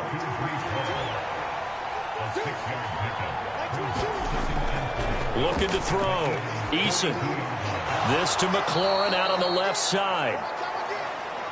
That catch puts him over 70 yards receiving now as he's got a 1st down. Tell you what, he's been able to put the ball in some tight spots all game long. That throw, no different. Yeah, a lot of people would call it a gutsy type of a throw. I think he looks at it as, I can do it, so it's not that big of a deal to me, and I'm going to keep firing. So they'll come up 1st and 10 now from the 33. Back to throw. Eason. Throwing it Terry McLaurin's way again, and he's got it. And he'll maybe get back to the line of scrimmage, but no more than that. On the draw, it's Hall. Call it a gain of 5 that time, and they'll be left with a 3rd and about 4.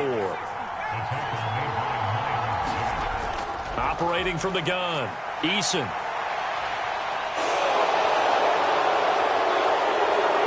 And he gets it inside the 10 to the 9. The coverage may be too good that time as he breaks away for 19 with his legs and a 1st down.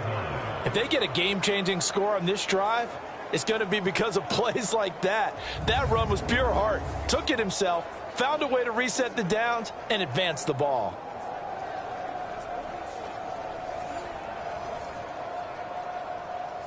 And the question now, how do they want to work the clock here on 1st and goal? A field goal would give them the late lead. Looking to throw. Eason fights loose. And he'll be brought down here at the 3-yard line. So they've been in the red zone 3 times, and it's yielded just 3 points. Can they find the end zone here on 2nd and goal? Williams. And just a short gain that time as they're able to get him down. They give him 2 yards officially, and now it'll be 3rd and goal. Brandon, one thing about blitzes, they really confuse offensive linemen at times, and what you have to do is lock in on the guy right in front of you. If you don't, you saw the end result. Defensive tackle ended up making the play. 3rd and goal now, mere inches from pay dirt.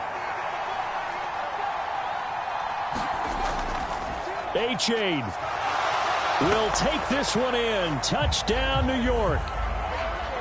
And this is a time of game where offensive lines can really dictate a team's fortunes. It's been a tough battle. They've been out there for a long time.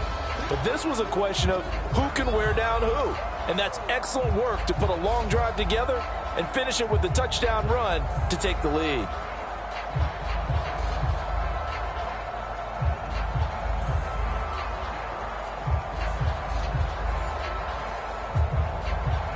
All right, now a big 2-point conversion attempt still to come. They'll try and run it here. And he is not going to make it. So they won't be able to move this lead up to a touchdown as it'll remain a 5-point ball game. Defensively, certainly not fooled there. Play started at the 2, and he was tackled at the 2. That has to feel good for them.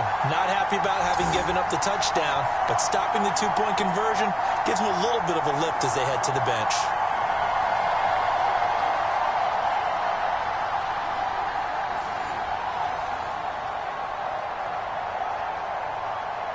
The kickoff unit is out on the field, and they will send this one away.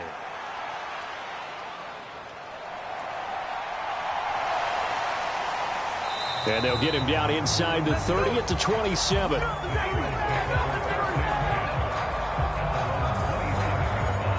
Eagles offense back out, getting set for this next drive.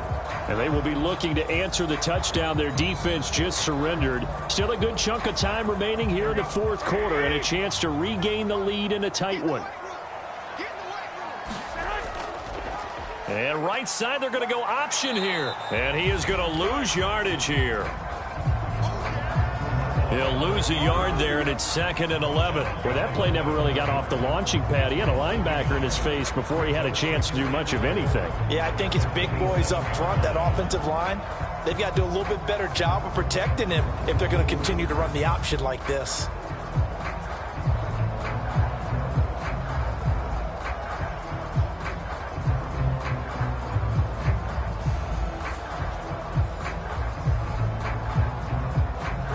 Loss of a yard there to start out. That leads to a 2nd and 11. Looking to throw. Garoppolo. A battle for it, and it's intercepted. And they are going to set up shop at the 32-yard line. Well, that puts a little bit of a wrinkle in their comeback bid. Yeah, everything had turned around for them, hadn't it? I mean, things were now going their way. But you did mention it's a wrinkle in their comeback bid. It's not the death knell for them by any stretch, but now they've got some extra work to do in order to climb all the way back. New York's offense back out there and set to go. Another important fourth quarter series coming up. That last INT helping to maintain their slim advantage. From the 32 now, here's 1st and 10. Throwing to start the drive. Eason. And this turns into a nice gain with a slide at the end. Good coverage downfield led to him taking off, picking up the first down on a 13-yard run. These are running back numbers that he's accumulating right now. Received double-digit carries and has rewarded them by breaking the century mark in rushing, in addition to what he's done through the air. Definitely MVP caliber football we're witnessing. So here's a 1st and 10 now, down inside the 20. Back to throw. Eason. And he will be brought down at about the 6-yard line. Opted to run for it. The decision a good one. Picking up the first, getting 14 yards on the scramble.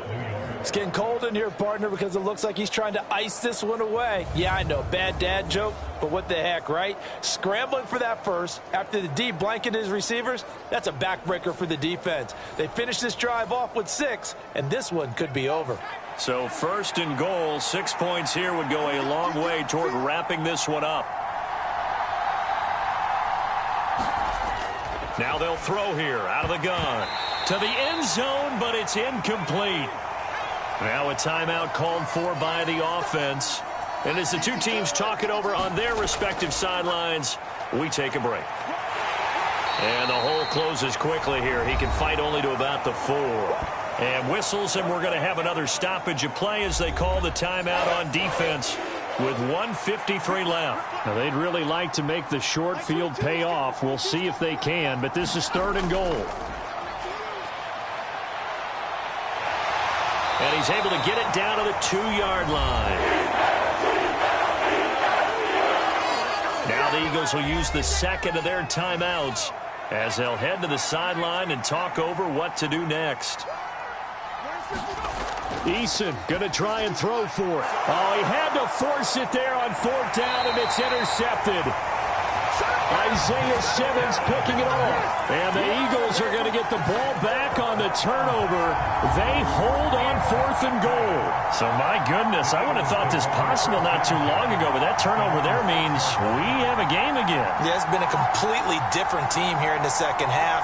I just wonder on the other side of the field, where the starters telling the backups, get ready, you're going to get some playing time. And now guess what? Hope they didn't cut the tape off of their wrists and ankles. They've got to go back out there and play. Here's 1st and 10.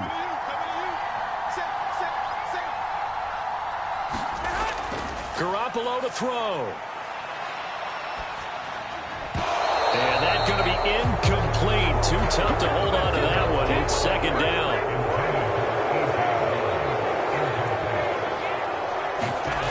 Back to throw. Garoppolo. Finding Watkins. Well, the elements, the crowd, the situation, this is NFL football at its best. Here's third down. And this pass broken up. And the contact well timed there, and now fourth down. And he'll have the first down as he's up to about the 18. One crisis averted, but they still need to move hastily. Garoppolo's throw complete here to Kmet. And he's going to get this one across the 30-yard line. To throw is Garoppolo. It's a short one here, complete to the tight end. And he gets this up across the 35 before he's out of bounds. It didn't check off every box, but the most important one. Got the clock stopped, getting out of bounds. It may be a little short of the first down, but I thought that was the key. Now 2nd and 4.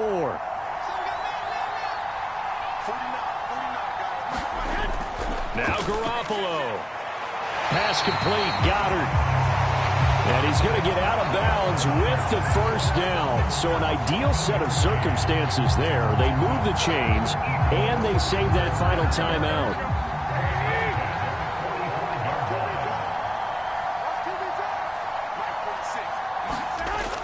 He'll look to throw. A quick throw, but incomplete. Limited time left on the clock after that incompletion, so I think both sides are going to savor every second to prepare before the next snap.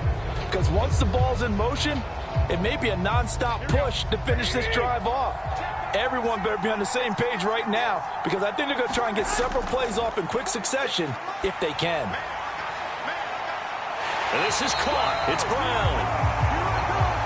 Well, this offense still has the one timeout here, remember. 1st and 10. The Eagles will take their third and final timeout as they'll stop the clock with 12 seconds to go in the football game. He's back to throw.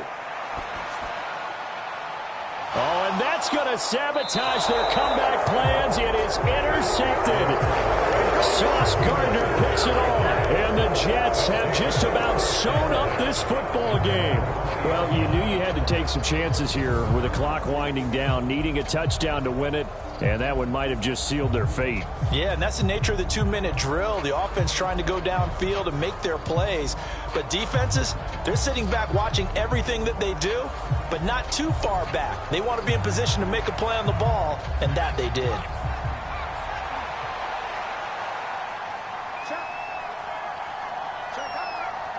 Down to a knee goes Eason, and that should just about do it.